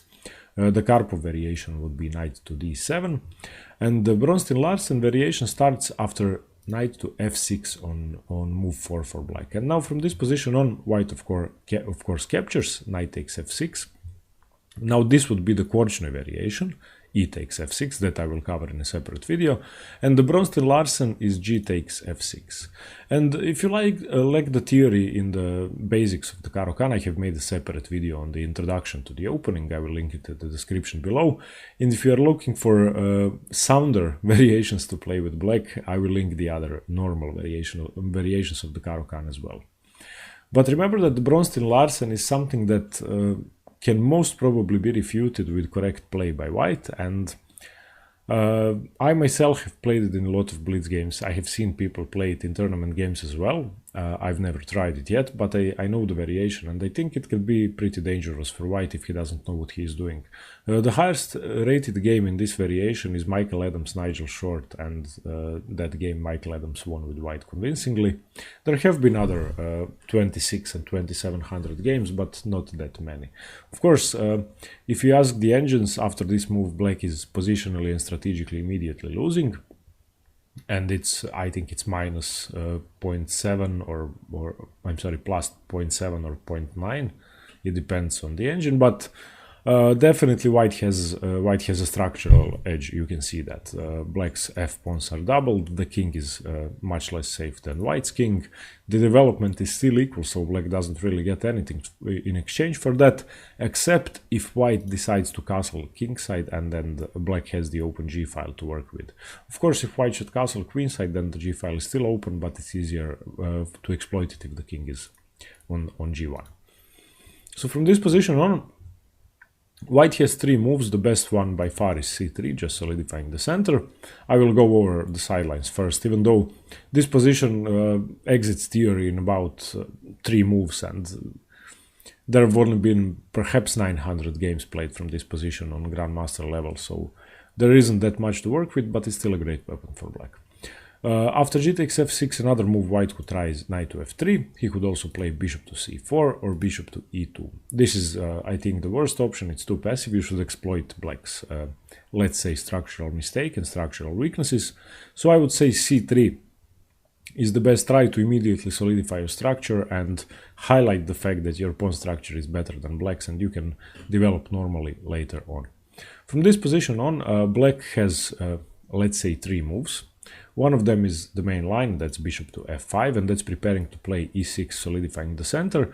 And this is the most solid way for black to play, and that's actually preparing to play bishop to g6, f5, expand this way, e6, knight to d7, queen to c7, castle long, and develop the bishop to d6. So that's the normal way for black to play. I would like to highlight one variation which I think is great for black, and that's to play h5. And this can confuse your opponents early on in the game, and if they don't react properly, you could easily equalize or even gain an advantage. The best move for white here is knight to f3, and you continue with h4. Now white has to play h3. And now you have expanded enough to make sure you are able to play moves such as rook to h5. You can play bishop to f5 still, and bishop to g6 to defend that first, because the queen is indirectly staring at the rook, and you get a lot of play. You will castle queenside, knight to d7, you can play e5 challenging the center, you can even play c5, and of course now it's no longer that comfortable for white to castle kingside, and you've done that on move 7, so I think this variation gives a lot of play. White's most common move here is black's most common continuation, is queen to d5, and now you are threatening some checks on e4, you are threatening bishop to f5, you can play bishop to h6, exchanging these bishops, and you get some initiative, but Never ask the engines about this variation. I can turn on the engine so you can see the evaluation on the right side. So this bar signifies the advantage. This is equal, and if the white bar is longer, then white is better. So white is definitely better in this position. This is +1, but that doesn't really mean that much. And of course, with perfect engine play, white can exploit his advantages, but until some pieces get traded off, this pawn structure doesn't mean absolutely anything, and there's no way for white to highlight his advantage. So h5 after c3 is a nice aggressive way to play, especially for blitz games, but I'm sure this is a great continuation for tournament games as well, and I'm actually waiting to try it out. So I will test it out and hopefully post it on the channel so you can see how it went. After c3, another great way for black to play is to play e5 immediately, and this is, I would say, the most aggressive way to play, and if not bishop f5 or h5, this is your third option. So now you are immediately striking at white's center. Of course, if he takes, then you will get to exchange the queens with tempo and relinquish white from castling rights. You will also be able to undouble your pawns with f takes e afterwards, so taking is more than equal for black, and the best move is bishop to e3. Now you develop normally knight to d7, solidifying the e5 pawn, knight to f3, and now you can push e4. And after knight to d7, I'm sure many players with white would be tempted to play knight to f3. If they try bishop to d3, I'm sorry, in this position, then you can simply play e takes d4. And after bishop takes d4, you play knight to e5, and now I think black stands better, even though the engines will once again tell you that white is slightly better. I like this position for black, and I see no way for white to continue the game comfortably, and I'm going to play bishop to h6, rook to g8, I'm going to attack the weakness on g2, I'm going to develop my bishop to g4, and I think black has a comfortable position, not to mention c5, forcing white to give up his bishop pair, and I think this position is great. So this would happen after bishop to d3, and if white prevents e4 in advance. However, most players will continue with knight to f3, and now after e4, knight to d2, f5, black has a lot of space in the center, and it's not clear where the white king should go. Well, on the other hand, the black king is definitely going on the queen side. You have a clear plan of knight to b6, bishop to e6, bishop to d6, queen to c7, castling long, and just trying to destroy white with a move such as f4 and then e3. So I think black has great chances in this variation. Well, of course, white can immediately try to challenge your e4 pawn with f3, but after queen to e7, fe4, bishop to c4, let's say this would be the most aggressive, knight to b6, queen to h5 would be the best move, just giving up the bishop, but you don't have to take it. You can even play c5, opening up the center, and this is one of those variations in which you can't really waste time and you can't slow down to play a move such as, I don't know, bishop to d7. You have to play aggressively and energetically to justify your weakness with g takes f, but with correct play this variation can be great. Okay, let's return to the main line. After c3, bishop to f5 is the main line, as I said, preparing to play e6, bishop to g6, f5, bishop to g7 or bishop to h6, knight to d7, queen to c7 and castling long. This is basically your setup. However, after knight to f3, this is the main move for white, e6, g3, knight to d7 is the main move. And once again, if you look at the engine evaluation, you might be discouraged from playing this variation, but it's okay for black. It's unsound engine-wise, but if you lived 30 years ago, you wouldn't have known that, so just ignore the engines in the opening. Now, of course, after knight to d7, let me just mention one variation which might be nice after g3. Of course, with g3, white is stopping your counterplay on the g file, preparing to fianchetto and to castle kingside. A great way to confuse white is to play queen to b6, and of course this is slowing down the development of the c1 dark squared bishop, and white's main plan with bishop to g2 can be stopped with queen to a6. Now, of course, the bishop can return to f1. After that, you play queen to b6. And you have managed to confuse white at least and get him out of his preparation, because this is as far as theory goes in the Bronsted-Larsen, and not many players with white will know any moves further than this. White now might try queen to e2 to make sure he can answer queen to a6 if bishop to g2 with taking. But after bishop to e7 you try to develop, bishop to g2 you still play queen to a6, and you try to develop your knight with tempo. And if white takes, you can be satisfied, you got what you wanted. If he doesn't, if he plays c4, which is the main move, then bishop to b4 check, bishop to d2, exchanging the bishops, knight takes d2, and now you can still try queen to b6. You are attacking the d4 pawn and the b2 pawn. However, don't be tempted to win any material, because after bishop e4, which is the best line for white, bishop e4, knight e4, you can't really take the pawn. If you take on d4, this is just immediately losing after rook to d1, and you can see that you are losing a lot of stuff. At least knight f6 check and you are just busted. The best move would be queen to e5, but after castles you really don't have anything in the position. Knight to d7, let's say f4, and you can see that black is in a lot of trouble. So after knight takes e4, queen to b4 check is the best move, and king to f1, f5, chasing the knight away. And now once again the engines will tell you that this position is almost busted for black, but I think it's at least a draw, and I don't see how white's knight is better on h5 than my knight on b8. I don't know why his rooks are better than mine, because we both have one rook stuck on the first and 8th rank. The b2 pawn is a weakness, c4 is a weakness. You could argue that d4 is a weakness as well if he doesn't push it. I'm going to play knight to d7, knight to f6, either exchange my knight or get a monster knight on the d5 square or the e4 square, play rook to d8, rook to g8, h5, h4, and I like black's plans in this position. So this is what you get from the queen to b6 line on move 8 instead of playing knight to d7. But knight to d7 is the best move, and of course with that you are reinforcing c5 and d5, which are your common breaks in this position. You have to weaken this square. Of course, anyway, to weaken this would crumble white's central structure, so this is what you should aim for. And after bishop to g2, let's say queen to b6. Once again, this is where the theory stops. I mean, there hasn't been a single game played from this position. These are just common ideas in the opening, and the opening stops, I would say, around bishop to g2. And now there are 14 games.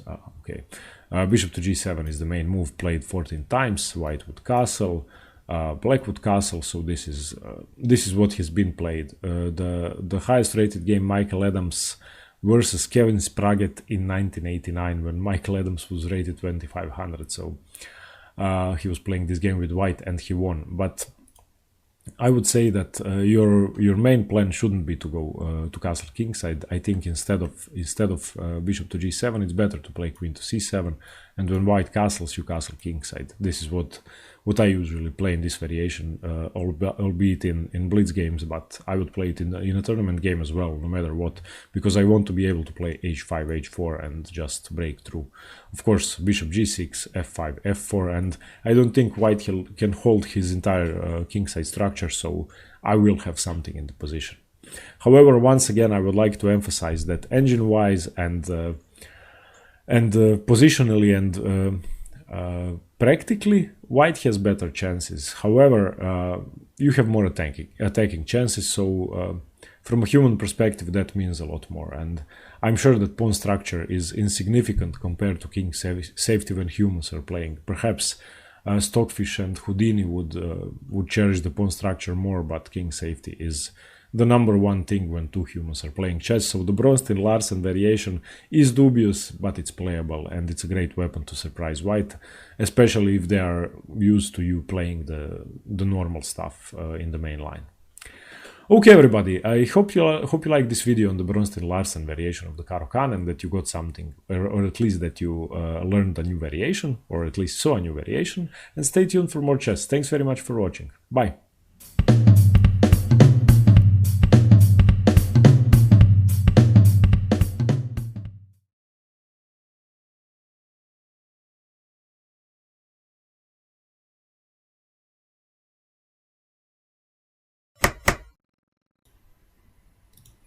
Hello everyone, I'll continue the series on the Caro Kann with the main line, and it took so long because I consider the main line to be the hardest for black and having the most theory and being the most complicated, so I wanted to go over the sidelines first, and with white having to choose something else than knight to c3 on move 3, so we covered all of that. We covered the pawn of bottoming, the exchange variation, the fantasy variation, the advanced variation, and everything else, and all the sidelines after knight to c3 and knight to f6 by black, and that being the Karpov variation, the Bronstein-Larsen, and the Korchnoi, and I will link them all in the description below if you want to check them out, and you can also watch the video on the basics of the Caro Kann, which might be useful if you are unfamiliar with the theory. And in this video we are going to go over the main line Caro Kann, which we are going to see in most of your games as black. Of course, e4, white opens up with the king pawn, black plays c6, the Caro Kann. We have d4, d5, and knight to c3. This is the classical variation of the Caro Kann by white. Now d takes c4 is the only move, knight takes c4, and the main line is bishop to f5. Of course, if black plays knight to d7 in this position, this is the Karpov variation. After knight to f6 and white capturing, black could either capture with the g-pawn, that would be the Bronstein-Larsen, or with the e-pawn, that would be the Korchnoi variation. But in the main line, black continues with bishop to f5. After bishop to f5, white really only has one move. There is another possibility, which is a very tricky move, which if you are unprepared for, you might end up slightly worse. But if you know the move, then black stands great.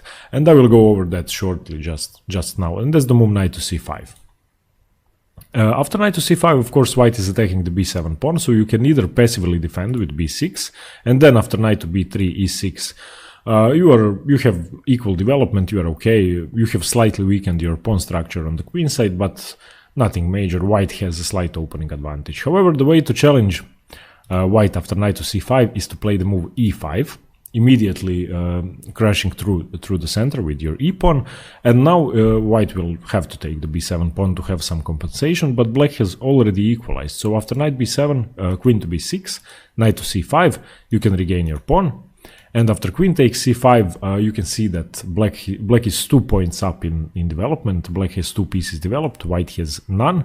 The only deficit for black is the isolated c-pawn and the fact that the knight has no natural square, but the d7 square where it would have gone anyway in normal variations. So this is the way to punish knight to c5. So remember, after bishop to f5, if white goes knight to c5, just play e5, open up the center, and you will stand okay. However, after bishop to f5, the move you will see 99% of the time is knight to g3. And this move is, of course, forcing the bishop away. The bishop goes to g6. And now this is where the main line Caro Kann, or the classical Caro Kann, branches out. White has several options. There is only one option which gives him complete control over the position, I would say, and most counterplay and most attacking chances. That's the move h4. And h4 is simply challenging the bishop on g6 and forcing black to do something. Now black has 2 moves he could play. One of them is h5, which should never be played. I will show you why, making room for the bishop, and the other one is h6, which is mainline theory and what's always played. After h5, the problem is that the h5 pawn is eventually going to be weak. White will continue with knight to f3, after knight d7, bishop to d3, exchanging the bishops, e6. You can already see that the h5 pawn is weak, and after bishop f4, queen a5 check, c3, knight g to f6, white castling, bishop to e7, and knight to g5, you can see the problem. The h5 pawn is weak, and the g5 square is weak, and the white knight has a perfect outpost here. At any point, if you decide to castle queenside, white is winning an exchange. So you would have to compromise with a move such as rook to f8, and then castling, but then you're just losing the position. And this is now already strategically, positionally, and very soon materially winning for white. So never play h5, even though it might seem obvious in this position. And that's answering the question that many people have: why play h6 and not h5? After h6, you are making room for your bishop, and white can strike at the bishop with h5 immediately, but the normal move is to play knight to f3 first, and after knight to d7, then h5 is played. Now, why does after knight to f3 black play knight to d7? This is the only move you can play. I will show you why. If you try knight to f6, which seems normal, it's developing a piece, there's a slight snag to this move, and that's the fact that white can play knight to e5, challenging your bishop with the knight first and not with the pawn. And after bishop h7, bishop to c4 is attacking the weak f7 square, so we have to play e6. And after queen to e2, white is now... he isn't that much better, but he has a lot of attacking chances. And if you try a normal move such as bishop to e7, trying to castle, then there's a sacrifice that white could play. I hope you can see it. That's knight takes f7. And after knight takes f7, king f7, queen takes e6, white is completely winning. So we would have to play a move such as knight to d5, blocking the bishop's stair at f7, or queen to e7, blocking out your bishop. So this is why knight to f6 cannot be played. It can, but white has a better position. The same goes for e6 on move 7 for black. Once again, knight to e5, bishop h7, and we are almost transposing to the same position. It's the same story. Your f7 pawn is weak, and you will have to defend it. So after knight to f3, remember that you have to play knight to d7 first, and the sole purpose of this move is to defend the e5 square. Now, of course, if white jumps into e5, knight e5, d5, queen takes queen, white has lost castling rights and you stand better. So knight to d7 has to be played. From this point on, white continues with h5, bishop h7, and now the main idea for white is to exchange his light squared bishop for your light squared bishop, which has already wasted 3 tempi. So we went bishop f5, bishop to g6, bishop to h7. And white now plays bishop to d3, and you're forced to take. You can't allow bishop takes h7, rook takes h7, so you play bishop d3, queen d3. And now white has lost 1 tempo with his bishop, you have lost 4. And if you look at the development, white has 3 pieces developed, you only have 1. So in theory, white is supposed to be better, but black has a lot of chances and the position is equal. Once again, this is the main line. From this position on, you continue with e6. And now you have created your common Caro Kann structure with pawns on e6 and c6, preventing the move d5. You are opening up your bishop, you got rid of your bad French defense bishop from c8, and you are ready to develop.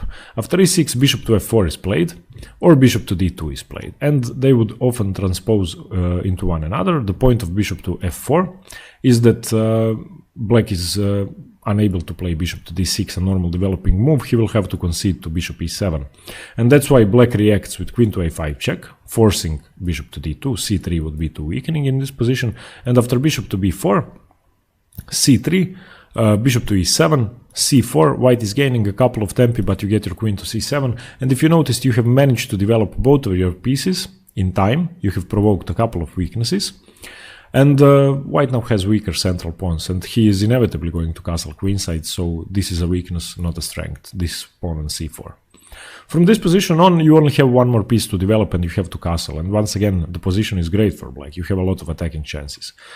Here white castles queenside, you play knight g to f6, king to b1, this is a safety move, a prophylactic move which white has to play in this position, and you castle. And this position, believe it or not, is minus 0.6 for black. And the engines love black in this position. And practically speaking, black has a lot of chances too. So I believe that the main line of the Caro Kann is unsound for white, actually, if black plays perfectly. And the only thing you have to remember is that you have to stop knight to e5 early on. You need to provoke the move bishop back to d2 and c3, c4 with bishop to b5.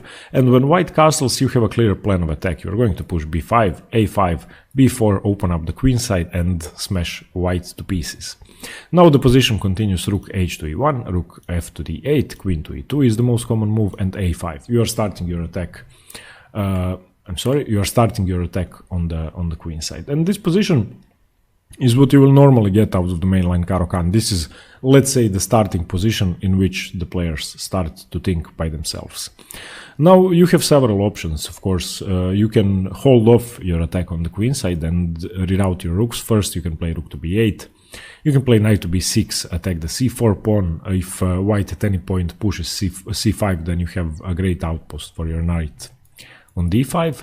And there are a lot of plans of attack. White, on the other hand, is most commonly going to exchange the knights with knight to e4 after you take, queen e4, knight back to f6, the other knight queen retreating, and he will start pushing g4, g5, opening up the king side. So don't think that white is without attacking chances. This position is great for both players.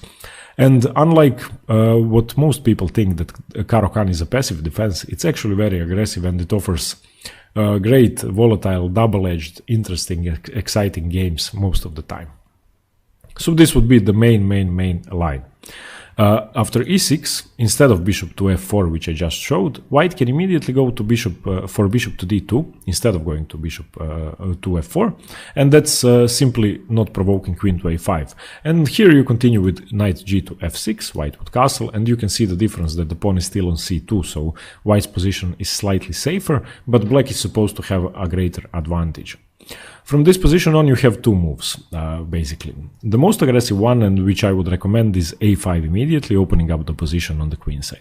Now knight to e4 is played. As I said, you exchange knight takes e4, queen e4, knight to f6, queen to e2. You have gained the tempo, but it's nothing major. In this variation, white actually stands slightly better according to the engines. Now we play bishop to e7 developing. g4, white is striking on the king side, and you can take the pawn, but that's not advisable. I think it's much better to push with b4. And if you take knight takes g4, then white would play rook d to g1, knight to f6, rook takes g7, and he has a lot of play. The position is equal, but I don't think this is so good. So after g4, I would recommend the move a4, gaining more space, and white is now forced to play a3, and you push on with b5, b4, open up the position. So I think the engines would tell you that white is slightly better here, but I like black in this position. So on move 11, after e6 by black, white can play bishop f4 or bishop to d2. This is the last common deviation. Usually all the games go the same way. Now let's return back. After d5, knight to c3, d takes c4, knight takes c4, bishop f5, knight g3, bishop g6, h4, h6, knight to f3, knight to d7. This is your main line. But in this position, instead of h4 on move 6, white can deviate. Let's go over the deviations. The first and the major variation which you have to know, which I've lost 2 tournament games in, unfortunately, I didn't know how to react, was the floor variation of the Caro Kann, and that's knight to h3. And that's challenging your bishop in a slightly different way. h4, of course, is threatening h5, and this move is threatening knight to f4, getting the bishop paired that way. In any case, whatever you were thinking of, you have to play e6 in this position. You have to let go of the bishop, and you have to start developing. Just let white waste a couple of tempi to grab the bishop. And after knight to f4, you will play bishop to d6, challenging the knight, attacking the knight once. Of course, for now it's defended, but you are developing normally. And if white takes, you will open up the h-file. The most common move for white here is c3, solidifying the bishop. He can also play h4, which is forcing you to do something about your bishop. The best reaction is queen to c7, attacking the knight twice. So it's basically forcing the knight to take. Of course, if h5, you just play bishop takes c2, gaining a tempo on the queen, and after queen takes, you grab the knight, you're a pawn up. Thanks very much. So white will always take on g6, and after h takes g6, you see that you have a lot of play. First of all, you are threatening to grab the g3 knight and grab a pawn with tempo on the king.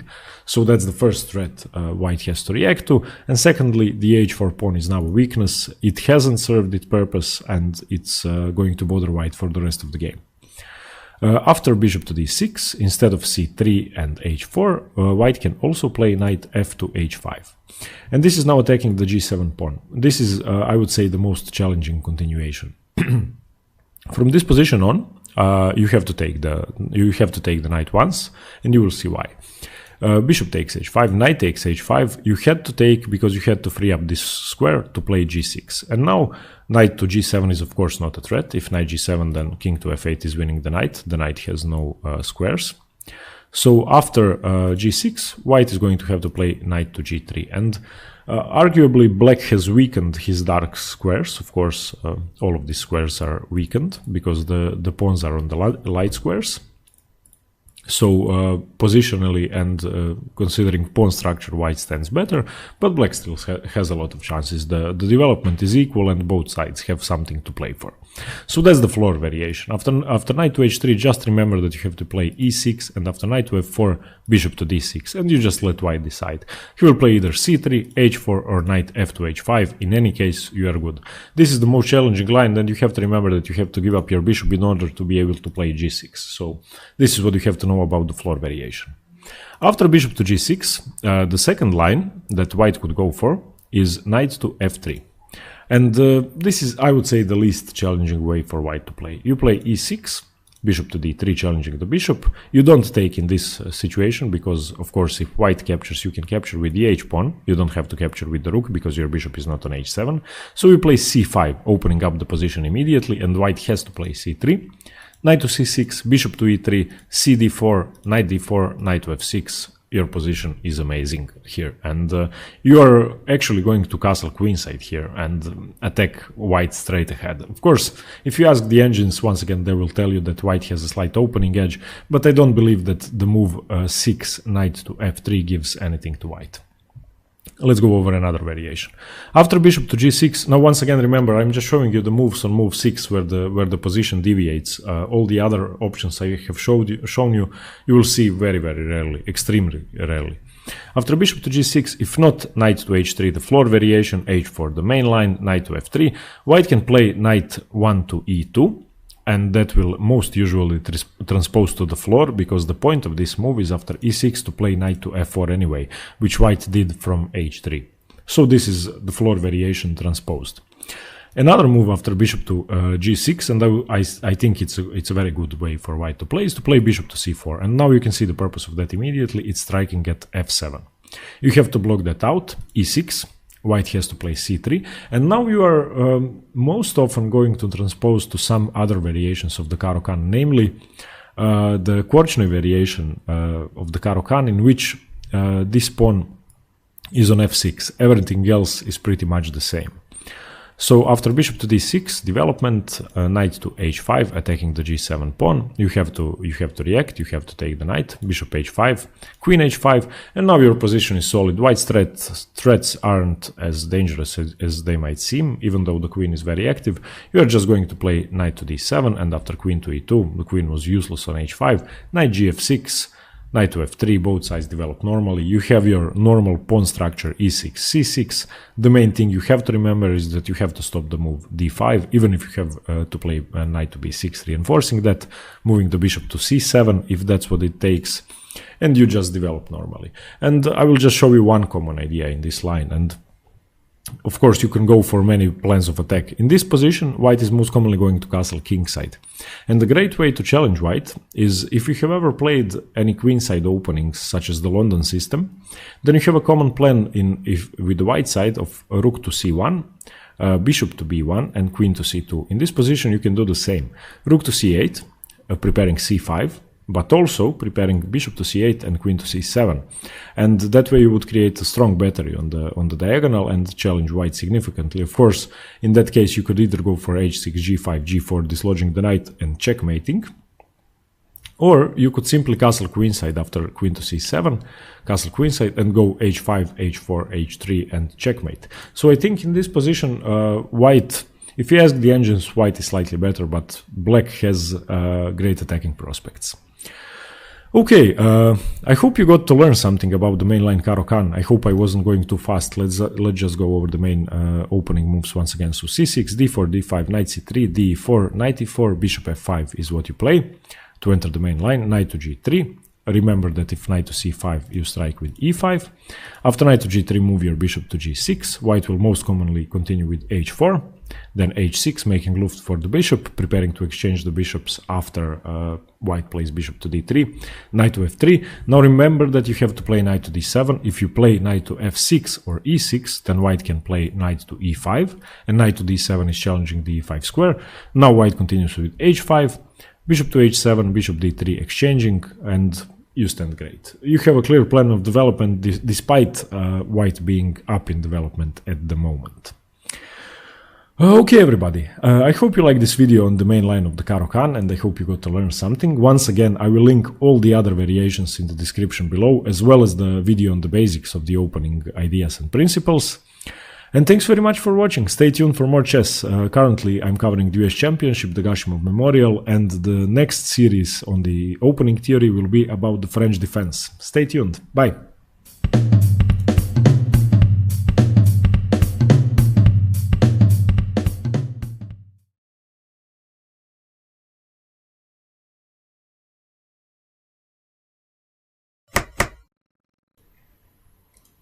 Hello everyone, Stepan here. In this video I'm going to go over the two knights variation of the Caro Kann, which is one of the most underestimated variations for white, but still a very dangerous line for black to face. And of course, as in all variations of the Caro Kann, black has to prepare to face a lot of opening theory, and you have to know numerous lines in order to be able to play well. And I would say that on a scale from 1 to 10, if the main line is 3, in being complicated, then the two knights variation is 4 or 5, so way more complicated than the main line, slightly less complicated than the Panov, but still, if white decides to go for this, you have to be prepared. So in this video I hope I can prepare you for that.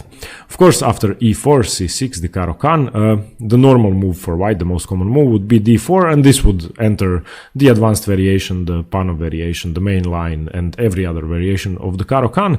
But in the two knights, of course, white develops both of his knights, starting with knight to c3, and after d5, knight to f3. And this is your starting position. And first, I'm going to go over the main line of the two knights variation, which is black playing bishop to g4, pinning the knight, and after that we are going to go some of the sidelines. And there are 3 moves black could play in fact, and I would say the main line with bishop to g4 is the most solid, but there is one sideline which could prove deadly for white if he makes a mistake, which looks rather obvious. So I would say if your opponent is well prepared in the Caro Kann and he plays the two knights often, then don't try to surprise him with the sideline I'm going to show you. But if you're playing an intermediate player who isn't that well versed in theory, then it's worth a try. But let's go over the main line first.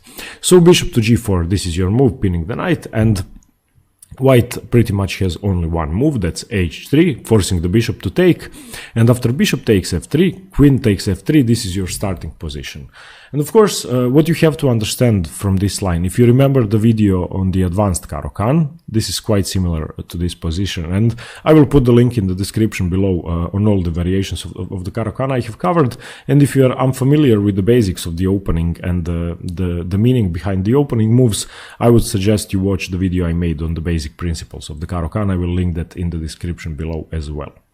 So the point of this is, black, by taking on f3, got rid of his bad bishop, so to speak, and you could also call it the French defense bishop, even though it's the Caro Kann, because when you play c6, you are closing down your bishop's scope, and you can see that if you have a light squared bishop and your pawns are, let's say, on c6 and on e6, then the bishop is useless. And in the French defense, when black plays e6 on move 1, then the bishop on c8 starts to be the biggest problem in the position. In the advanced Caro Kann, with the main move bishop to f5 before playing e6, closing down the position, black is doing the same thing. He's getting rid of his weakest piece theoretically in the position, and by getting rid of it, he's preparing to have a solid center. In this line, of course, black did the same thing. He got rid of his bad piece in exchange for one tempo. Of course, he wasted the tempo taking. You can see that white has better development, 2 pieces developed, black has none. But when black plays his next move, he will have a perfectly playable and in fact equal position out of the opening. The only move for black here is e6. And with this you have created a triangle of pawns in the center, which is really hard to break up. And if white ever captures on d5, you can then of course capture with either pawn. Slightly better is to take with the c-pawn, of course taking towards the center, but you can see that white will have a hard time breaking through black's position. And from this position on, white has 4 moves he could play. Well, there isn't really the main line. In the two knights variation, all 4 moves have been played. There is only one move that is slightly worse for white than the other 3. The most commonly played move is d3 in this position, a solid approach by white preparing to open up his pieces, to develop normally castle kingside, in some positions even play g3 bishop to g2, and have a slightly better position out of the opening, being a tempo up, having better development, but with no real attacking prospects. The main line would continue with knight to d7 by black, solidifying his position, preparing to develop. Of course, there's no pressure to develop fast, and you have time to maneuver. And after bishop to d2, let's say g6 by black, you have to develop normally, and then white castling kingside, bishop to g7, g4. White has a slight edge. He has more space on the king side and more space in the center as well. But once again, it's really hard to break through. The second most common idea that white could play after knight to d7, and the more fighting idea is queen to g3, and that does two things. First of all, it's reducing the scope of your dark squared bishop and preventing it from developing on the most natural square, that being the d6 square. And secondly, you are unable to develop the bishop, first of all, because your g-pawn is dropping. So black will normally continue with g6, trying to fianchetto his bishop, castle kingside, develop the knight to e7, and in some positions even strike with f5. And once again, black has a perfectly playable position because white is unable to penetrate the pawn structure in the center. This is the main advantage of the two knights for the player playing with the black pieces. However, white, of course, can capitalize on his development, on his lead in development, if black isn't careful. But just remember to follow the normal plans of fianchettoing your bishop. You can see immediately that it will be a monster on this diagonal because white doesn't really have a way to contend it that easily, and just follow the opening principles. In some positions you can strike with b5, b4, create sort of a minority attack on the queen side, and even sometimes advance with d4, c5 and break up white's structure in the center. So this would be the main line after white plays d3 on move 6. So d3 is the main move, and I would say that that's slightly passive. For white, there are better moves. So after e6, the most advisable continuation for white and the most aggressive one, and of course if you are playing with the white pieces, you should play aggressively for an advantage, that would be d4. Immediately striking in the center, conceding to the fact that black could capture the pawn, and black does in fact. I will just let me return to one point in the d3 line I forgot to mention. After d3 and black playing knight to d7, which is the most common move, that actually doesn't have to be played. If you were wondering, can black play knight to f6? He can in fact, and this move is not such a big threat, because after e5 and knight f to d7, this position is better for black because he can always strike with c5, and you can see that black has an advantage here. White's center is collapsing simply because it can't be reinforced with c3 as it can be in the advanced Caro Kann before the knight gets developed to c3. So this position is favorable for black, and black should be happy if white decides after knight to f6 to gain a tempo with e5. So this is an okay position. Another option that black could go for instead of knight to d7 or knight to f6 is bishop to b4 immediately, and this line is also okay. So after d3, black has a few fighting chances. I would say that knight to d7 is the most solid one. Knight to f6 isn't that good because after the move d3 you want your knight to be on e7 to prepare f5 and to hold on to your d5 pawn. So knight to f6 is an okay provocation, but if white doesn't play e5, then your knight is commonly misplaced and you have no room to develop. And of course you want your other knight on d7 anyway, so this is another downside. Of course you could always play knight to a6 and prepare c5, but I think knight to d7 is the most solid way to continue for black if white plays d3. Let's return to d4 now. After d4, of course, black takes on e4. And after queen to e4, of course, taking with the knight drops the d4 pawn, which isn't lost for white, but white shouldn't give up pawns that easily. So after queen takes e4, if you assess this position now, you can see that black has one major asset in the position, and that's the fact that he's holding white down, preventing him from playing the move d5, which is a very common idea. And of course, you can see that the center can even be reinforced. One major advantage that you have to capitalize on is the tempo you are able to gain on the queen. So knight to f6, and after queen to d3, knight b to d7. And you can see in this position that black is perfectly solid. He will castle either kingside or queenside. Of course, castling kingside is safer, but castling queenside is okay as well, depending on white does. And after g3, white is fianchettoing, bishop to e7, bishop to g2. You can also, by the way, after g3, develop your bishop to the d6 square, which is more active, but white can always challenge it with bishop to f4, and that does work despite it ruining white's pawn structure, because then white will have major pressure on your g7 pawn, which will now be undefended, and you will be forced to castle queenside, and in some positions white can immediately then strike with a4, a5 and break up your whole structure, your whole board, and your king will be unsafe. So developing to e7 is simpler and safer. So bishop to e7, bishop to g2, castles, and if you start assessing this position now, you can see that white doesn't really have an opening edge. If you try to think of a plan for both sides, black has a clear plan, as always in the Caro Kann, that's to push c5, and that's one thing you have to work on. It's possible to do it now, but you probably don't want to exchange queens if you are going for a win, and of course you don't want to blunder your b7 pawn before it's defended. So do something about that, and then c5 is your plan.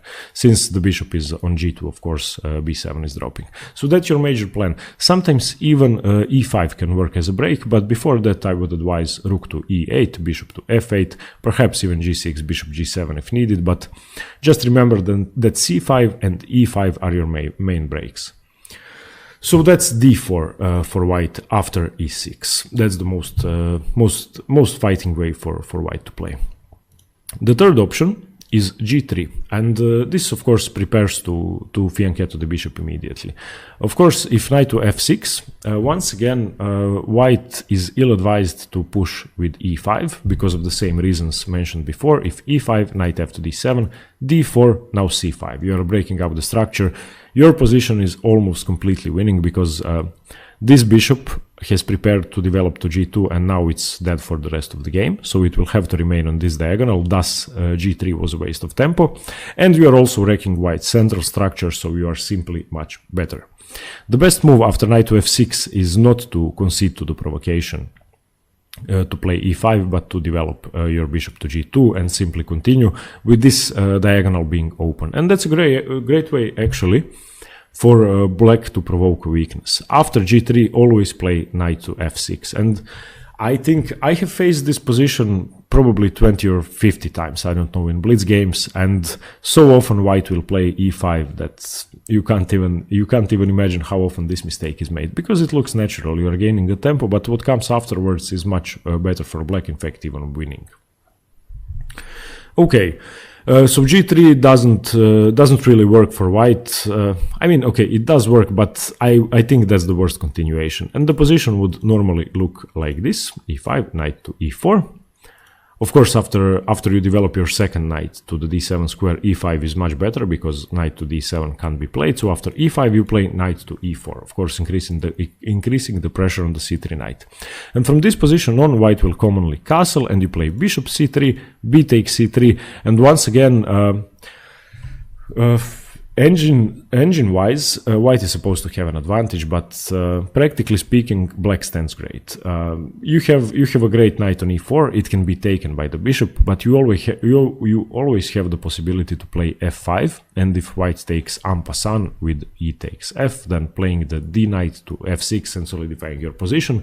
So I think black has great fighting chances. Let's just look at the position. These are the most common moves.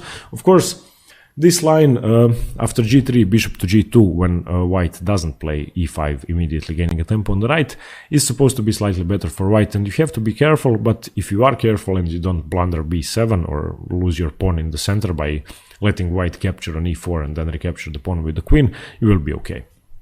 In this position, you just play b5, and after queen to g4, which is now preparing to take your knight, you play f5, and after e takes f6, knight d takes f6, queen takes c6, okay, is a pawn down for white, but still the position is completely playable. And engine-wise, after king to h8, this pawn with queen takes c6 shouldn't really be taken, because now black will have a lot of initiative. So after queen to a6, then knight takes c3, attacking the rook, and you will at least gain the dark squared bishop, or have a solid equal position. But this line should be studied the most, I think. If white plays g3 on move 6, you have to be careful if after knight to f6 he plays bishop to g2, because this could lead to a lot of of trouble for black, but if black plays well, then the position is unsound for white, I think. Even though, okay, you shouldn't really trust the engines in the opening, and if the position is 0.3 or 0.4 is absolutely irrelevant from a human perspective, and that shouldn't discourage you for playing a line. And if you look at Grandmaster games and the games of the top 20 players, they often enter positions which vary from 0.5 to minus 0.5, and that doesn't really mean much if you understand the position. So just remember that in this line you have to be careful about white capturing your pawn twice. Remember that you play if white plays en passant here, you take with the d knight, even though your e pawn is dropping, and white should of course never be tempted to take this pawn because you have great initiative. And you can see that your structure is superior to white's. You have a lot of attacking prospects. Your knight is a monster on e4. If white captures, you can recapture back. If he ever tries to dislodge your knight with f3, then the g3 pawn is critically weak. Okay, let's go back. After the move e6, the fourth most common continuation for white is to play bishop to e2. And after bishop to e2, this is the most passive way for white to play, but it's still okay. You play knight to f6. Once again, e5 is a bad move because of knight to d7 and c5. So castles, knight b to d7, d4, d takes c4, knight takes c4, knight takes c4, queen takes c4, and this is your common Caro Kann position. This you can see from the main line. You can see from many positions in the Caro Kann, and this is your most common structure you will have. And most often you will exchange your light square bishop, which happened here. You have a favorable position because of that. You have a good structure with c6 and d6. You have your good bishop open on the diagonal. You are going to castle kingside. You're going to play queen to c7 or queen to b6, pressurizing b2, and your position is perfectly solid. So this is what happens after bishop to e2. Now let's go back 1 second to the sidelines. So this was the main line with bishop to g4, and of course you just have to remember that white's options aren't limited. Of course, white gets to choose a lot of stuff, but all of that happens after these moves: h3, bishop h3, queen to bishop f3, queen to f3, e6, and now white chooses either d3, d4, g3 or bishop to e2. And you have to know all the lines. Once again, as in all of my videos, I will recommend that you find some games on chessgames.com, find some games online, study at least 20 to 50 games in each line to make sure you are prepared, and do that over the board. Don't do it on your computer screen, because playing it over the board will give you your own ideas and you won't be tempted to use the engine. And in order to understand the position, you have to think with your own head without the help of an engine. So on move 6, white gets to choose the line: d3, d4, g3 or bishop to e2.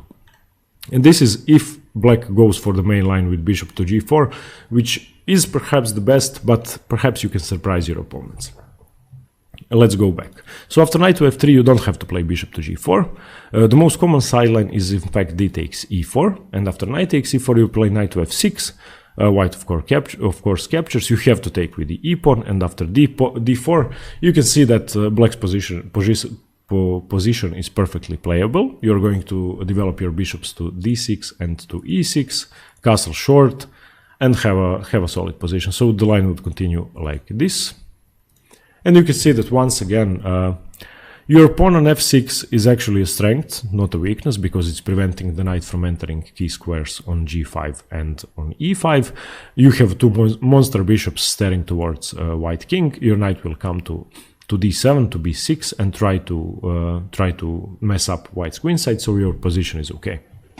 But I think that after knight to f3, d takes e4 isn't a fighting enough line for black, and it doesn't give you that many prospects. Even though this position is solid, playing bishop to g4 or on move 3 gives you a lot more chances. So I would say that this isn't the best way for black to play. So don't be tempted to, after knight to f3, take the e4 pawn.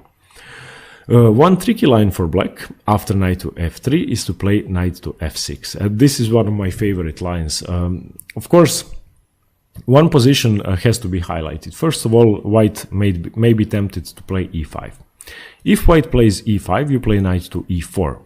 And now, the most common mistake in the Caro Kann that I've seen so often is white capturing on e4, and that it isn't immediately losing, it just makes black equalize, and very comfortably that is. So if white takes on e4, then d takes e4, knight to g5, you have to keep defending, and white has to play knight to g5. If knight to g1, that's, I mean, are you conceding to a loss already or what? So that wouldn't work. And now black plays queen to d5. And after queen to e2, he has to defend his pawn some more. He has to attack your pawn. You play bishop to f5. g4 is the best move, and now bishop to g6. And you can see that white has overextended on the king side. White is attacking your weak pawn, but it can't really be taken yet until it's attacked by another pawn. And in fact, even after bishop to g2, the e5 pawn is dropping anyway. So after queen takes e5, d4, queen takes d4, knight takes e4, and h5 by black. You can see that the material situation is one pawn up for black, and there is actually no other way for white to save the position but to sacrifice a pawn. So remember that if in this position, after knight to e4, if white takes, you are winning a pawn. So knight takes e4, d takes e4, knight to g5 has to be played, queen to d5, queen to e2. Of course, in this position you can take the pawn immediately, but you have to defend your pawn first if you want to stay material, if you want to be material up. So bishop to f5, and now white's best try is g4. Of course, if white tries to defend at any point with f4 or d4, you simply take en passant, and this is reinforced with the bishop, and this is just absurd because it's weakening your king too much. So g4, bishop to g6, and now the e5 pawn is inevitably dropping, bishop to g2 trying to attack. Now queen takes e5, and taking on e4 immediately is bad. The best move is to play d4. If you take on e4, then okay, your position is slightly worse if you are white, because black immediately strikes with h5. So you can now see that white's position is getting opened up. Black is going to play knight to d7, castle long, and just crush white. So even though the engines will tell you that black has a slight advantage, practically speaking, this is much easier to play. So this line you have to remember if you want to surprise your opponents. Knight to f6 is a great way to play, and if you don't go for bishop to g4, which is supposed to be the most solid engine-wise, knight to f6 is a great alternative. Just remember that after e5 you play knight to e4 and you hope that white takes. However, the solid way for white to play, and the way which keeps white his opening advantage, is bishop to e2, and this is now a normal position. Bishop f5, castles, e6, d4, knight takes c3, b takes c3. You can see that this is almost the advanced Caro Kann, and in fact it's one exact position from the advanced Caro Kann, so you have to know that position as well. Check out the video in the description below. Okay, so I think I have covered all the main variations of the two knights, and of course the opening is very complicated. Let's go over the opening moves once again. e4, c6, knight to c3, d5, knight to f3. Now the main line for black is bishop to g4, after which the game continues with h3, bishop f3, queen f3, e6, and white can play either d3, d4, g3, or bishop to e2 from the main line. However, if after knight to f3 black doesn't play bishop to g4, he can either take with d takes e4, which isn't the best, or he can play knight to f6, which is a great way to play, because after e5, knight to e4, white can have a solid position with pawn to e2 and you enter the advanced Caro Kann, or he can blunder with knight takes e4 and give black a lot of initiative for that. Okay, I hope you understood the position. I would advise you to watch the video a couple of times, and once again, of course, try to play out the games yourself. Find example games and practice the position. That's the only way to learn. And I hope you got something from this video and that you understood the two knights variation of the Caro Kann. Thanks very much for watching, and stay tuned for more chess. See you later. Bye.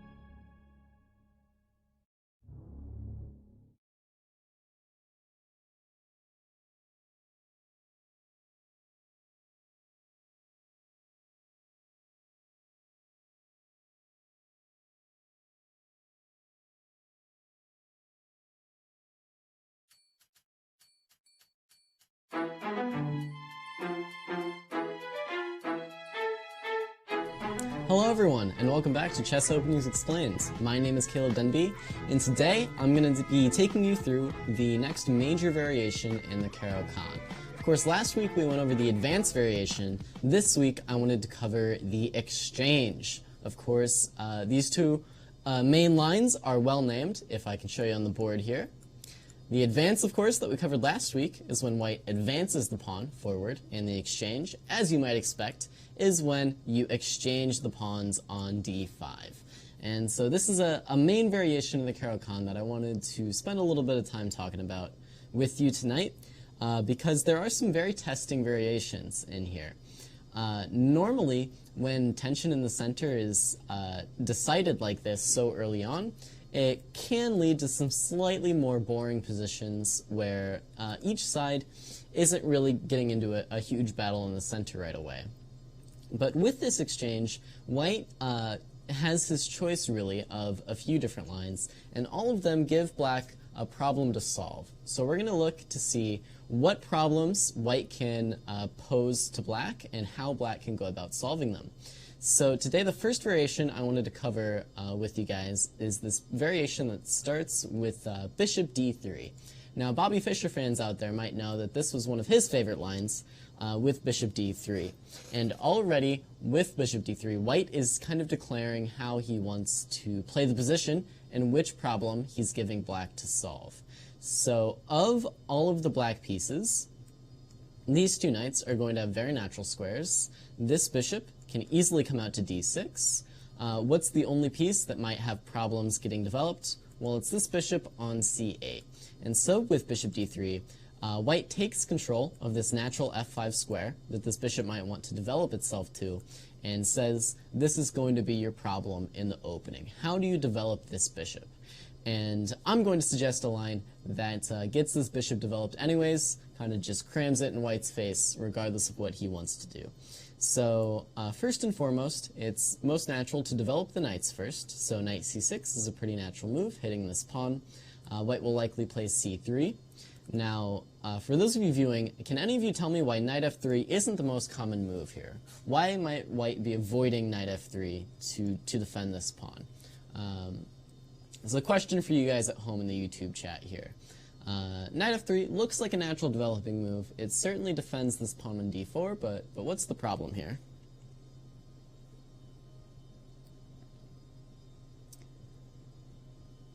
What's the problem here?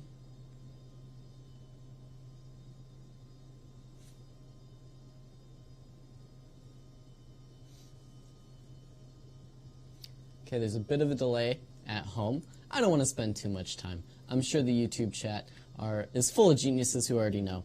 Of course, this isn't in line with white's opening play so far. So far, white played bishop d3, and the purpose was we wanted to make it difficult for black to develop the bishop. And yeah, everybody has it now. With knight f3, you're simply giving black this g4 square now, so it doesn't make quite so much sense to allow black to develop like this.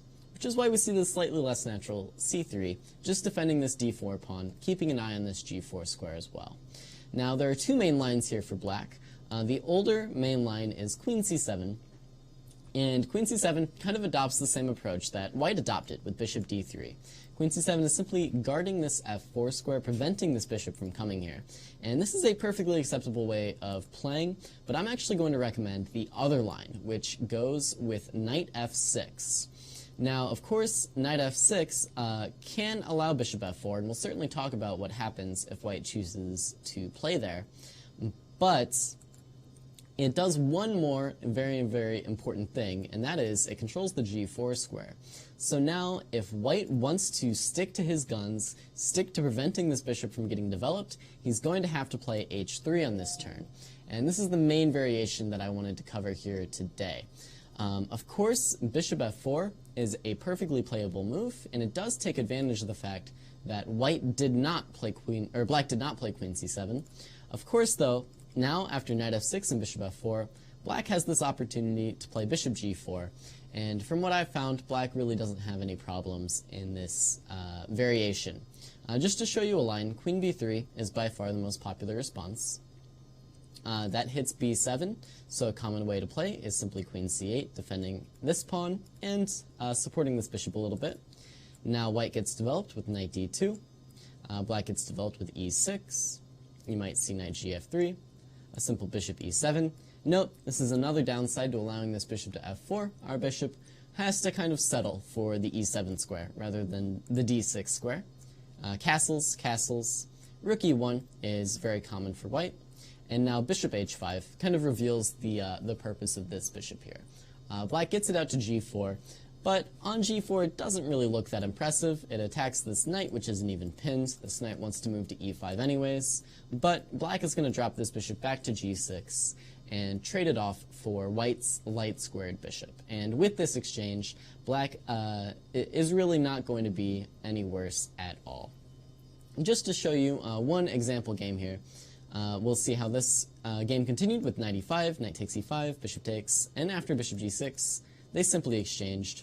White played h3, black got this queen to a better square, and they exchanged some pieces and agreed to a draw eventually. So open h-file is both a strength and a weakness, with black putting some pressure here, but e6 is really the only weak spot in black's camp, and his pieces all have good squares. And so this game was agreed to a draw. I will just flip through it very, very quickly. Black opened the h-file like this, kept an eye on this e6 pawn, and after some controversy, the game was agreed to a draw in this position. So no real problems for black is the point of what I was saying here. With that in mind, I do think the more testing variation is not bishop f4, allowing black to get this bishop developed. I think the slightly more testing variation is actually with h3, and it seems to violate some opening principles to move so many pawns like this so early on, but white is really sticking to his guns here and saying you're going to have a tough time developing the bishop. Now, does anybody at home already know this idea, I wonder? If you've got it in mind, why does it show O1 if they agree to a draw? That was a sideline. I was showing what happens if bishop f4. We're looking now at the main move h3 in this game. If you at home have any ideas on how we can get this bishop developed, please share it now. The answer is about to be revealed to you. It might be a sensible time to simply give up and just develop a dark squared bishop. The move e5 is really common here, but this isn't actually what I'm going to recommend. It's a perfectly fine way of playing, but I like the slightly more combative g6 instead. Now after knight f3, we'll develop this bishop out to g7, white will get castled, and then, you guessed it, we're actually still going to develop our bishop out to f5. So this is my proposed solution to the problem that white posed us with this opening. Black's problem in this opening was, how do I develop the bishop? And this is the solution I'm recommending. You play g6, you fianchetto, and you bring this bishop out to f5. Now, for example, if white ignores this bishop out here on f5, we can simply go for a trade on d3, and it's much like the previous line I looked at, where black trades off his bad bishop, quote-unquote, for white's best minor piece, this bishop on d3, and you really shouldn't have too many problems. Just for an example line, this is from a game of Alexeyev against Turov. It was a rapid game, I believe, but it's a little beside the point. Just to show you some moves. The game can often continue like this. And after a move like e6, you see black's structure is very, very solid. Common ideas are you're just going to bring this knight into c4 after a move like rook c8, for example. And really, there's nothing to play for with white. With black, however, if you still want to try to play for a win, you can consider things like going for a minority type of attack after you improve this knight, things like that. There's definitely still stuff to play for here. Other than that, of course, the testing variation is to actually snap this bishop off the board with bishop takes f5. This, of course, fractures the black pawn structure, and you end up with this kind of funny-looking structure in the center for black. Now, the upside to this is you really gain a stronghold square on the e4 point. If you drop a knight into the e4 square, really the only way white will be able to kick it out is with the move f3. And f3 isn't so much a move that white really wants to play.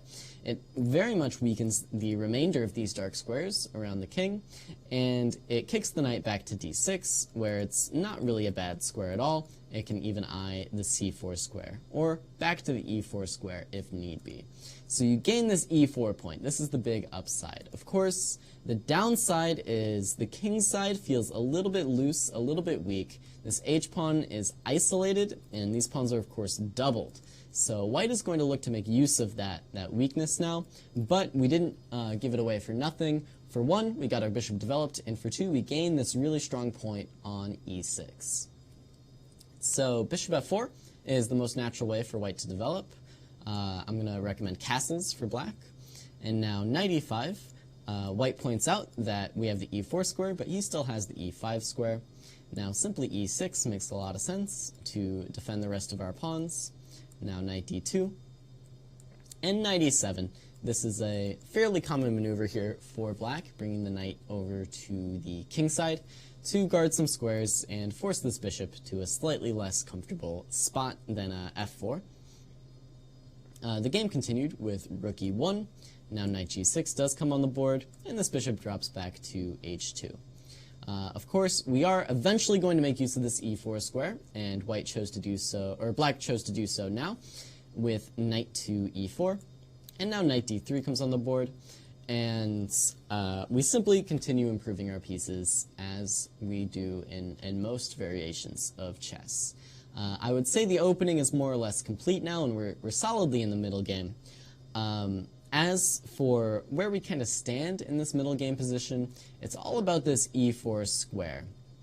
This knight on e4 is a really, really powerful piece, and it's going to be tough to dislodge without playing f3. So white is eventually probably going to commit to this move. In the meantime, black can do a lot of useful things. For example, this bishop isn't its brightest on the g7 square, so in the game, black had developed it out to h6, and now it's looking at a lot of uncomfortable squares. And the reason I like this so much for black is the pieces all seem to have a purpose. They seem to work together, and it is actually black who is stronger in the center. Now, the game can go a lot of ways from here, but just to show you how this game developed, white went for knight f3, aiming for this e5 square, and black now, with the benefit of having these double pawns, can guard both the both the e5 square and the e4 square with f6 and f5. So f6 comes on the board to stop any knight e5 business. Now white tries to get at this weakness a little bit. b6 is a pretty nice move by black, just stops the white knight from ever coming into c5. Queen b3 was white's choice. Rook c8 makes sense to guard c4. King h1 came on the board. Queen d7 guards some weaknesses. Now rook ae1 to get at e6. King h8. Knight g1. The unfortunate truth for white is that the black pieces are well placed enough that knight g1 is the only way to get this knight out of the way to play f3. Now we saw rook e8 to simply guard this pawn. f3. Black actually chose the d2 square, hitting this queen. Queen d1, knight c4. And now, in the game, white found nothing better than to actually play f4. Perhaps he could have tried something like g4, but I really don't believe it so much for white. If he does play like this, well, he might get hit with the move f4 by black himself when black is looking to plant this knight onto e3. So that's why f4 was chosen, largely to prevent f4 from black. But now, of course, this once again gives up the e4 square, and after knight f3, knight e4, I can't imagine a world where black ever loses this game with this strong central knight compared to these shattered white pieces. Black did end up going on to win, actually, and I will show it quickly. g4 was played, f takes, h takes, and now eventually black expands on the queen side a little bit, comes up with this move f5. It's a nice move to keep this bishop a little bit hemmed in. G takes f5, e takes f5, and we see the stronghold on e4 persisted up until white broke and captured, giving black this nice passed pawn. Knight g5 was white's choice, rook f6, and bishop back to h6. Now this knight kind of invades. Queen d5 is a very nice move, pressuring this white king. Rook e3, but now knight f3, and rook g6, rook takes, h takes, a3, king g7, bishop g3, b5 from black, knight g1, and then I'll let you at home try and find black's next move. It's a pretty fun one. Takes advantage of some pins, and it's a great way to reroute the knight.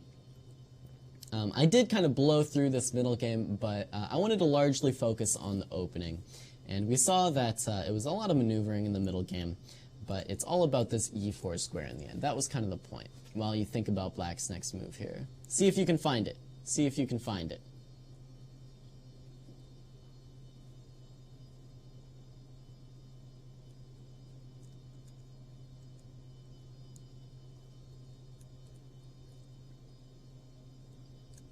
Okay, bishop takes f4 has been suggested, which is ambitious, but it does lose a piece. You get a check, but I'm not sure it's quite enough here. You're not quite checkmating me just yet. Not quite checkmating me. Yeah, Akarsh has it. It's, of course, knight e5, when this pawn is pinned and this pawn is pinned, and this knight's coming in to g4. A pretty nasty move here. Queen f1 was white's choice. Now rook h8 makes a threat. So king g2, and now knight g4. And this king really doesn't have any squares. Rook e1 was played, and black actually brought the rook back over to c8, and king g8.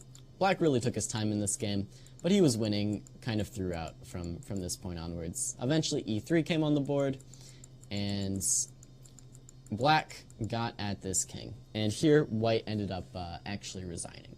So of course, white didn't play perfectly this game. The point was, when you get this e4 stronghold, the point was, this is kind of what the game revolves around. Black having this e4 strong point, and white trying to kick this knight out of the way, but then black's pieces are already so active that white doesn't have a ton that he can really do about it. That's why I like this line so much. Black really takes the initiative, plants the knight on e4, and forces white to come up with ideas. So that's all I have on this line of the exchange with bishop d3. Of course, this is kind of the favorite of Bobby Fischer. Just to recap, the point of bishop d3 is to take away these squares from the bishop. And so, of all the lines I covered, the point is we're trying to solve this bishop on c8.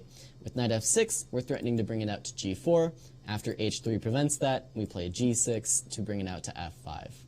And in this main variation, we get this fun structure in the center where we have this nice e4 control. And all the other variations, we wind up trading this bishop off for this bishop on d3. And with these pieces off the board, it becomes a lot more difficult to pressure black with the white pieces. Okay. I think we're just about ready to move on and go with this game between the one and only Vasily Ivanchuk and Evgeny Niger. Of course, we are looking at the exchange Caro Kann. This is the starting position. And last game, we took a look at some various lines involving bishop d3. This game, I wanted to test you guys out on perhaps the most testing variation, or at least introduce it, with c4. And this is what our final two games of the day are going to be in here. This Panov attack with c4. So in the previous variation, the problem for black was this bishop on c8, trying to get it developed. In this variation, white takes a slightly more aggressive approach, trying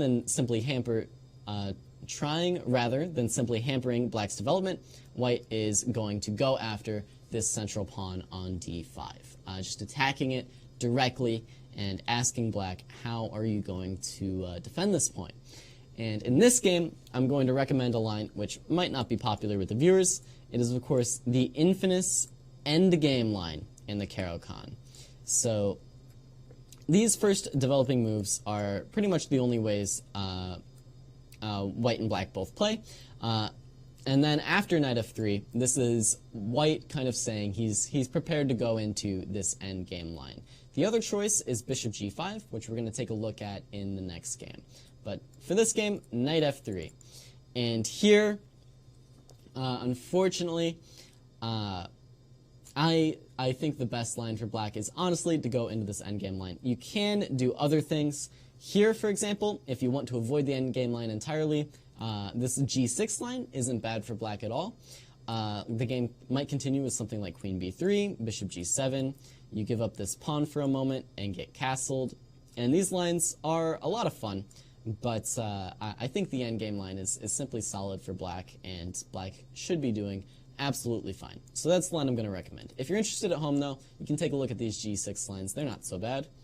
But, okay, I'm recommending knight c6 when after knight f3, bishop g4 is accepting the endgame line variation. The line continues in a pretty forcing manner.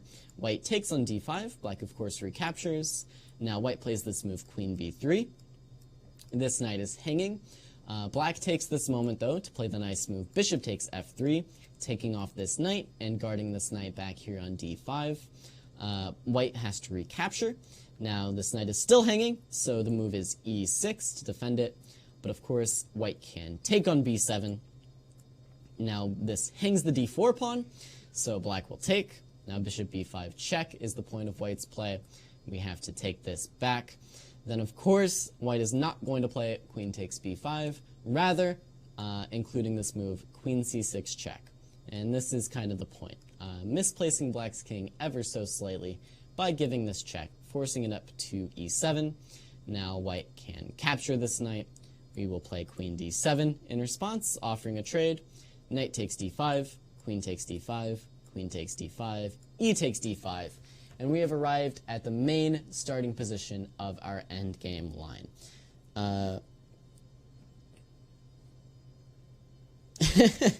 Didn't he lose to Caleb? He did lose to Caleb in response to the Bring Jonathan Schrantz back comment. Just to briefly go over what just happened again. So white was putting a lot of pressure here. We just developed naturally, and then white cashes in on d5. We take a moment to fracture white's pawn structure, but give up our b7 pawn in exchange for the d4 pawn. Then white develops with check, and white gets to prevent black from castling, and then we eventually see the trade of the queens. And that's how we arrive at this quote-unquote starting position of the endgame line. Of course, the line is appropriately named. We are in an endgame, and there's actually a few ways that this endgame can go.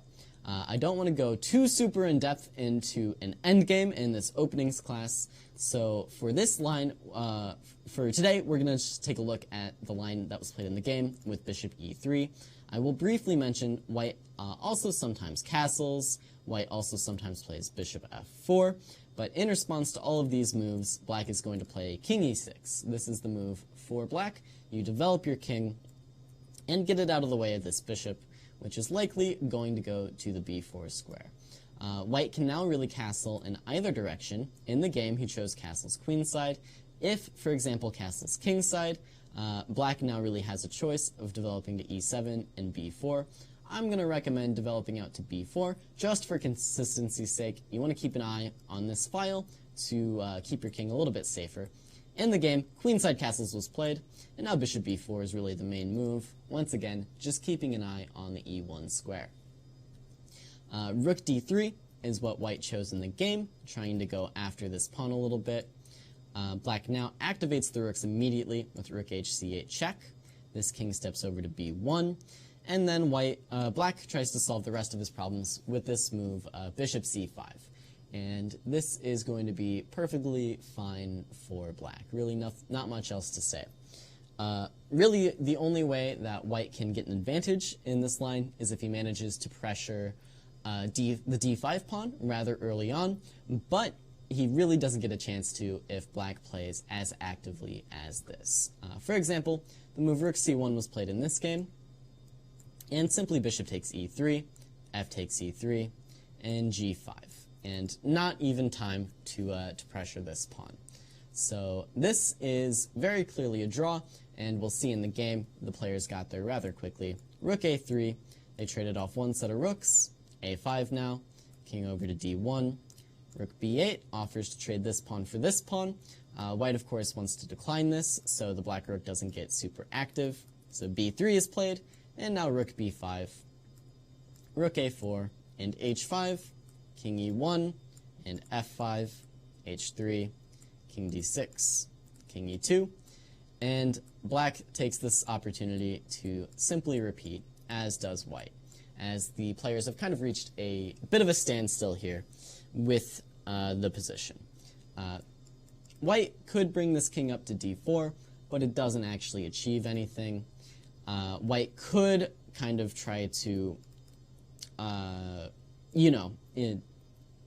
escape with this rook. Sorry, was struggling to find the word. Escape with this rook back to the d2 square. But once again, it really isn't making any kind of progress. If black wants to try something, he could try like king e5, but as soon as the king steps to the square, he might get met with f4 check. And now there's simply no way to create a passed pawn for either side, and as such, there's not really any winning chances. So this game was agreed to a draw. And once again, just the key points of this variation. This is, of course, the endgame line. The other line we're going to look at is bishop g5. The key points are knight f3, you want to meet with bishop g4, just getting your pieces developed. White cashes in on d5, black cashes in on f3, defending the knight for a moment, and now white's pawns get fractured, but this queen invades, and we end up in the starting position. And that's really all there is to this line. As for things you have to remember, e6 is almost always the square you want to put this king on. b4 is always the square you want to put this bishop on to support the king on e6 by guarding e1, and then it's just a matter of getting your pieces into the game, getting them active, and making sure you keep track of your pawns. And that's about all I have to say about the endgame line. If white castles right away before playing bishop e3, and black still plays king e6, isn't it scary with the king in the middle with open file with the railings? Let's take a look. So if white castles kingside here, and you still play king e6, isn't it scary? Well, you do get checked, but your king can actually step up to f5, and it's not at all unhappy about this. Here, the game might continue with something like bishop e3, when you could once again just simply play bishop b4, or white might actually just move the rook back over to d1 here, when you could play either rook d8 or even king back to e6. Both are perfectly reasonable moves. So it's really nothing more than a check. And if white ever tries to get fancy and tries to check you, you can always meet it with f6, just guarding this square. And the fact that these pawns are so fractured is really working in black's favor here. No way to get at this king on this nice solid light square. Okay. You can draw as black if you know 30 book moves. You don't even have to know 30, honestly. And all of the moves are pretty natural. It's not like it's a lot of memorization. It's a pretty linear line. White takes you take back. White stops defending this knight, you take it. Your knight's attacked, you defend it. He takes your pawn, you take his pawn. You get checked. I don't want to be in check. Better take the bishop. Got him in check. Gotta move my king. Then you offer a queen trade, and you're here. You've made it to the endgame line. And here, it's not so much memorization. You just want to put this king on e6 and this bishop on b4 and get your rooks into the game as quickly as possible without hanging any pawns. That's really all you need to know. Okay. So that's all I have for this game. Let's take a look at our third game of the day between Levon Aronian and Daniel Stellwagen. This game, of course, is in the exchange Caro Kann. And we're looking once again at this Panov attack with c4. In this case, knight f6, knight c3, knight c6. Last game we took a look at the endgame line with knight f3. Here, I wanted to introduce you guys to the slightly more fun line for both sides, bishop g5.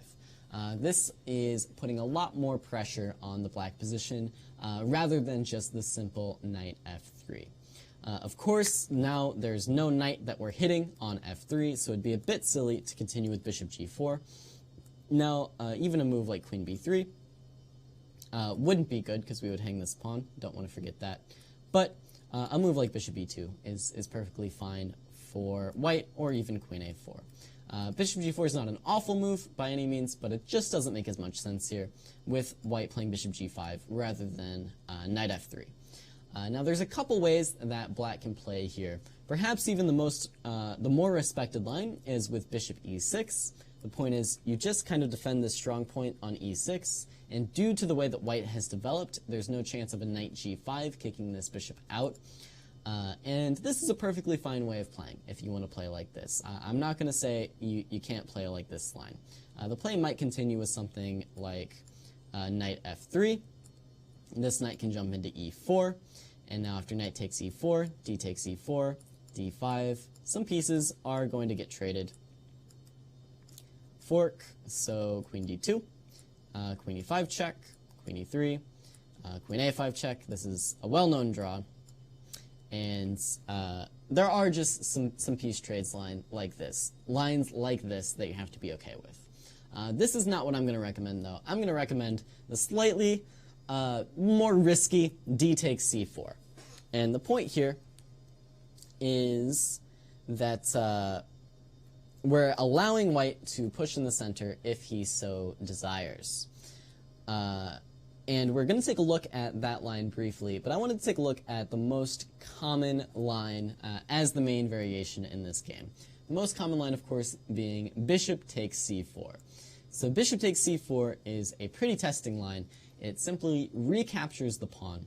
And now the danger for black is if you fall into this kind of trap. I don't know if I can call it a trap because black isn't losing after he takes, but it is kind of uncomfortable after you take immediately.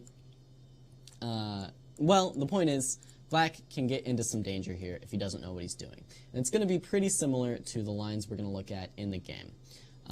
Important to play first, I think, is this move h6. This gains some time against this bishop out here on g5, and it's just a good move to include. So bishop h4, and now I'm going to recommend that black takes this pawn on d4. And this gets you into some pretty forcing stuff that you have to be a little bit careful with. So queen takes d4, knight takes d4, and queenside castles is really the only way to play.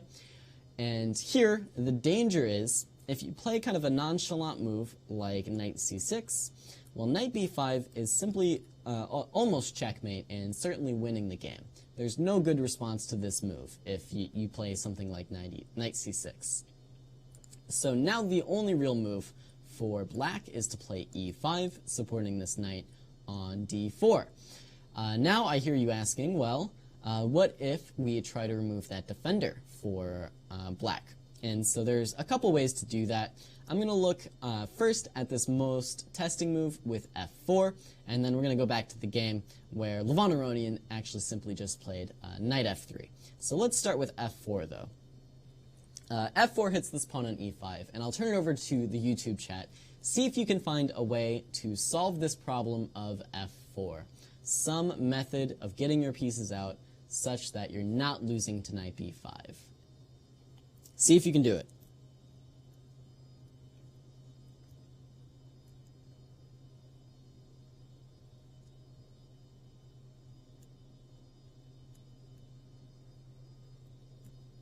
How can we solve this problem of the knight on d4 and this pressure on e5? What can be done here?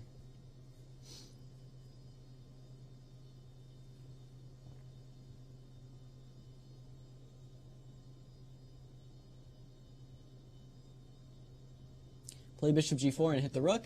Yeah, that's certainly a good start. So bishop g4 is the move, but of course now white has a really only one main option. If you play the move rook d2, trying to be insistent on this idea with rook d8, you're going to get met with rook c8 when there's too much pressure on this c-file with this king lined up for these ideas to really work. Now if you move this bishop out of the way, for example, the move knight e4 is going to come with pretty devastating effect. So bishop g4 is in fact the way to go, and white's going to have to respond with knight f3 now. You can imagine bishop takes f3, g takes f3, and then we still have to solve this problem, so rook c8 is the way to do it here.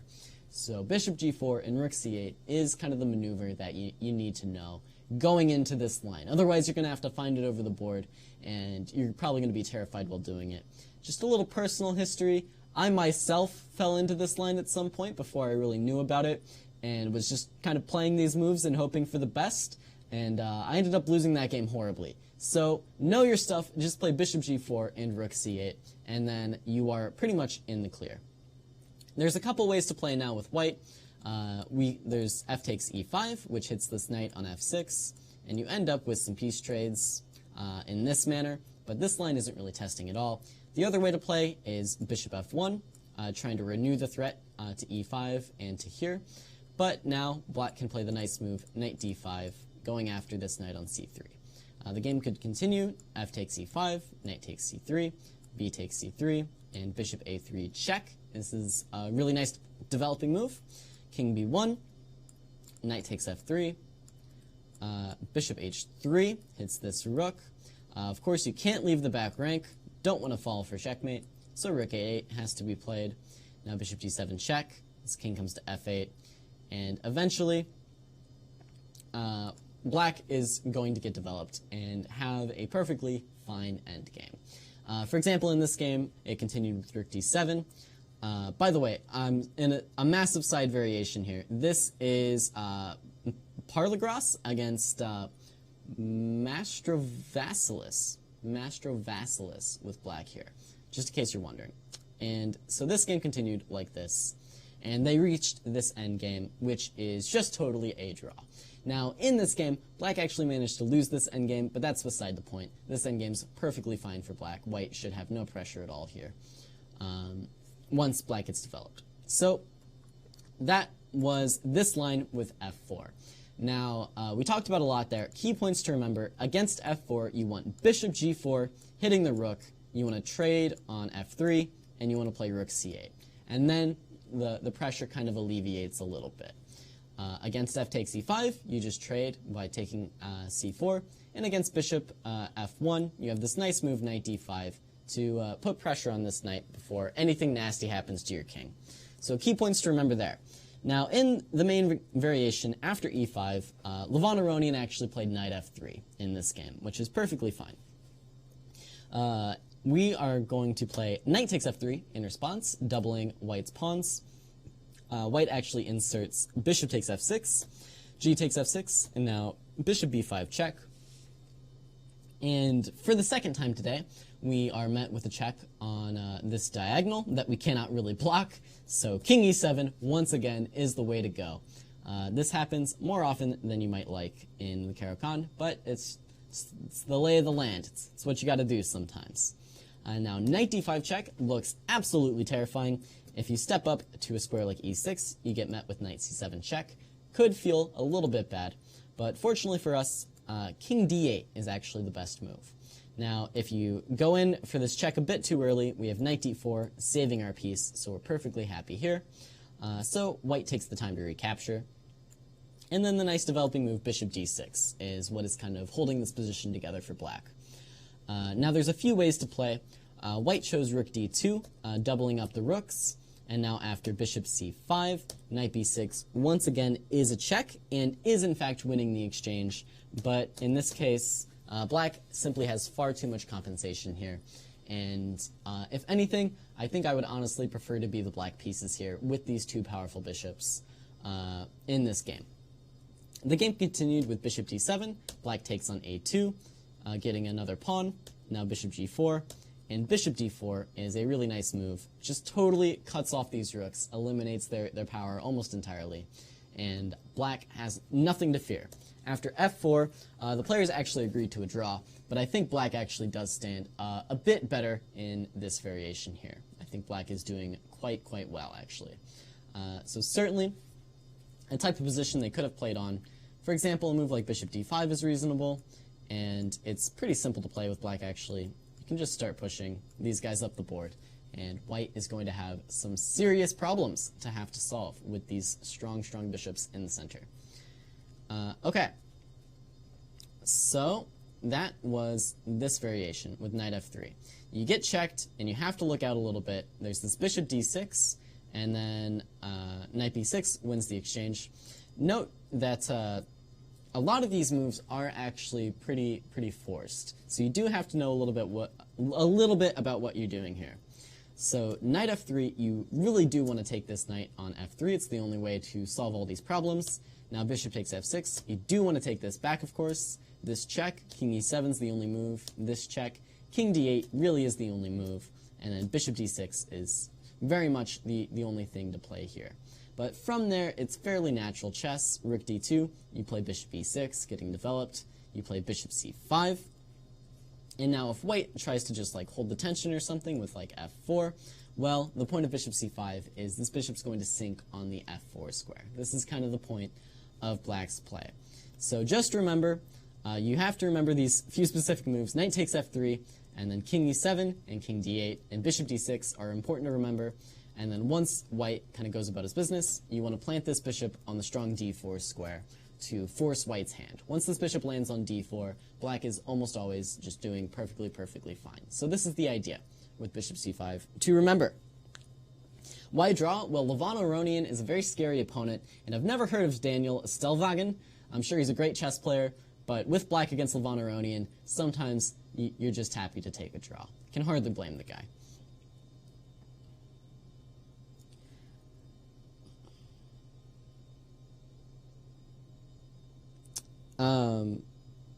Okay. So, yeah, I did skip over the last critical variation that I want to cover for the day. So we've covered pretty much all of the exchange, and now I want to talk about the last kind of big hurdle to overcome in this pan of attack. d5 in this variation does pose some other problems to black. So d5 is not recapturing this pawn on c4, but it is taking a lot of central space, and you have to be ready to meet this move. I'm going to recommend the line that goes with knight e5. And from here, sorry, one moment. Don't know why it flipped. Okay, knight e5, and from here, black can actually, white can actually simply recapture this pawn on c4, and the line can continue with knight takes c4, queen a4 check is white's point, regaining the piece, bishop d7, queen takes c4. And this is, I think, one of the more testing lines. It's not actually the main line of this variation. We'll go back and see that as well. But I think this line does give black some problems if he's not careful. I'm going to recommend the move h6. And I wanted to briefly stop and say this h6 move is almost always a good inclusion for black. We saw it in the previous line. You wanted to play h6 before you took on d4. It's the case in this line as well. h6 is a really nice move for black to start shaking loose this bishop from g5 and give the black pieces some more freedom.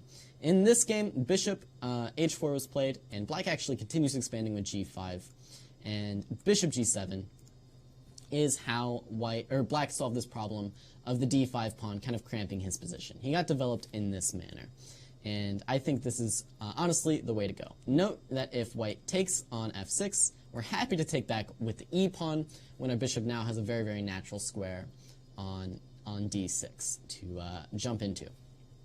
Okay, stepping back, rather than bishop takes c4, the main move here is in fact queen d4, and once again, this is the move h6. This is the way you want to play. Now, queen takes e5 doesn't really give you any problems. You simply take the bishop back, and if white wants to try and take a pawn here, he's going to get met with b5 and a rude awakening that the c4 pawn is not going to remain up for grabs. In fact, black is holding this pawn forever and ever, and moves like rook h5 are also going to be rather annoying for white to deal with. So probably bishop takes c4 is a bit more natural, and now simply a6. And if white wants to take this pawn, white can take this pawn. We're not really concerned about it.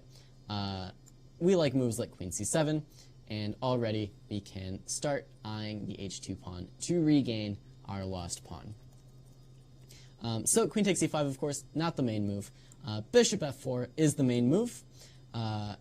Against bishop h4, you can play a move like knight g6, and it's largely the same, except you don't lose a tempo on your knight. So that's why bishop f4 is much more common.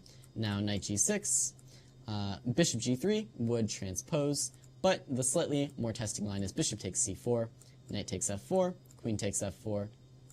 Now we do expand with g5 anyways, queen d2, and bishop g7.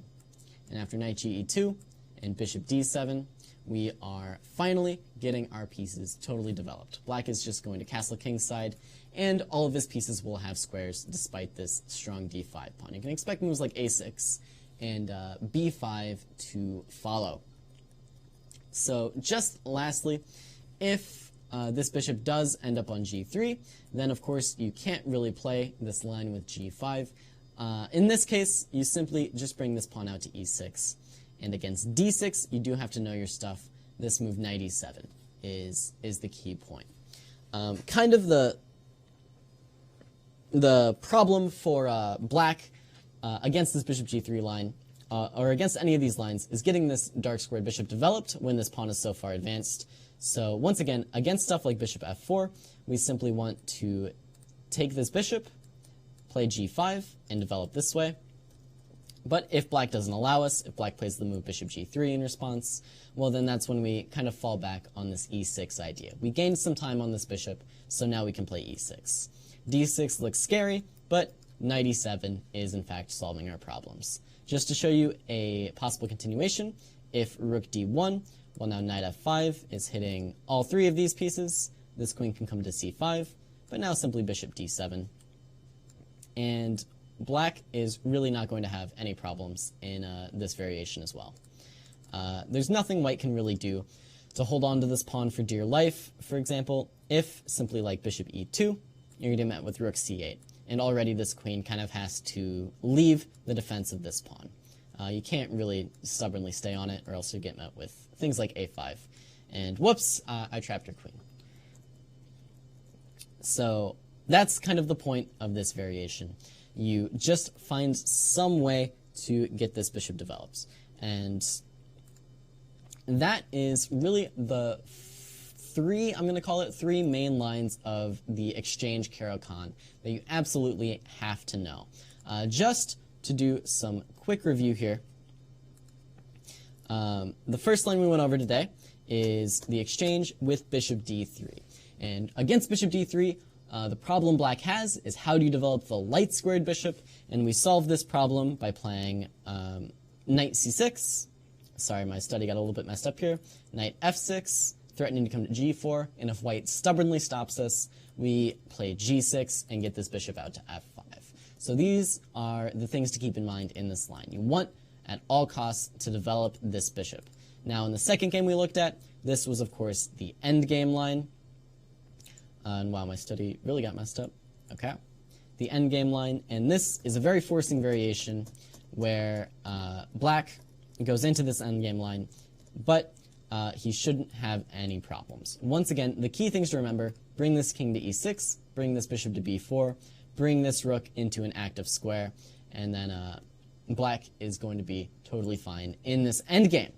And then, once again, if you want to avoid this line, I'm going to recommend a couple things. The main line used to avoid this is to actually play g6 here, but against this variation in particular, you can also kind of fall back and just play e6 and not develop this bishop. And you're going to end up in an IQP type of position. If you like IQP positions, this one is perfectly fine for black, but I really do prefer bringing this bishop out to g4.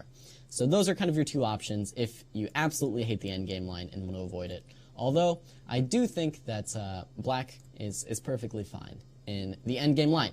And then lastly, we took a look at this scary, scary Panov attack where this bishop comes out to g5 and starts putting some pressure on your pieces. All right, I am going to open it up to any questions on this variation, the exchange variation. I see one from Brian Clark, and so yeah, we'll just do some questions for a couple minutes and then call it here. By the way, if you guys are interested, I will be doing a Twitch class after this called Tactics Time, where I go over some tactics for you. So the endgame variation was what I was just asked about. Is the queen trade the only way to go for white? The answer is honestly yes. If you play queen b3, you're going for this queen trade almost always. I think there are one or two games in lines where black or white chose not to trade. For example, after queen d7, you could play a move like queen c5 check, although actually no, you can't. That's a different line. I'm thinking takes. Now here you could play a move like queen b3 or a move like queen e2 check, but the fact is black's queen is just going to be better than yours. We're going to play f6 and king f7, and this queen is doing an excellent defensive job here for black, and the white queen is going to get kicked around just a little bit. This is not a bad way of playing, but I do think that it's more beneficial to black to have these queens on the board. Other than that, if you don't want to go for this line at all with white, you could play bishop e2 here, but now black really just has a good version of the IQP, where black's bishop ended up getting developed.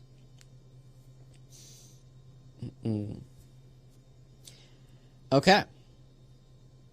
Is it okay for you to put these lines into chess pools for your own practice? Yes, please do. Please do. And on that note, a lot of these lines are the same lines that Lars Schandorf actually recommends in his book, The Grandmaster Repertoire for the Caro Kann. If you guys want a kind of complete book on learning the Caro, I would definitely recommend that one.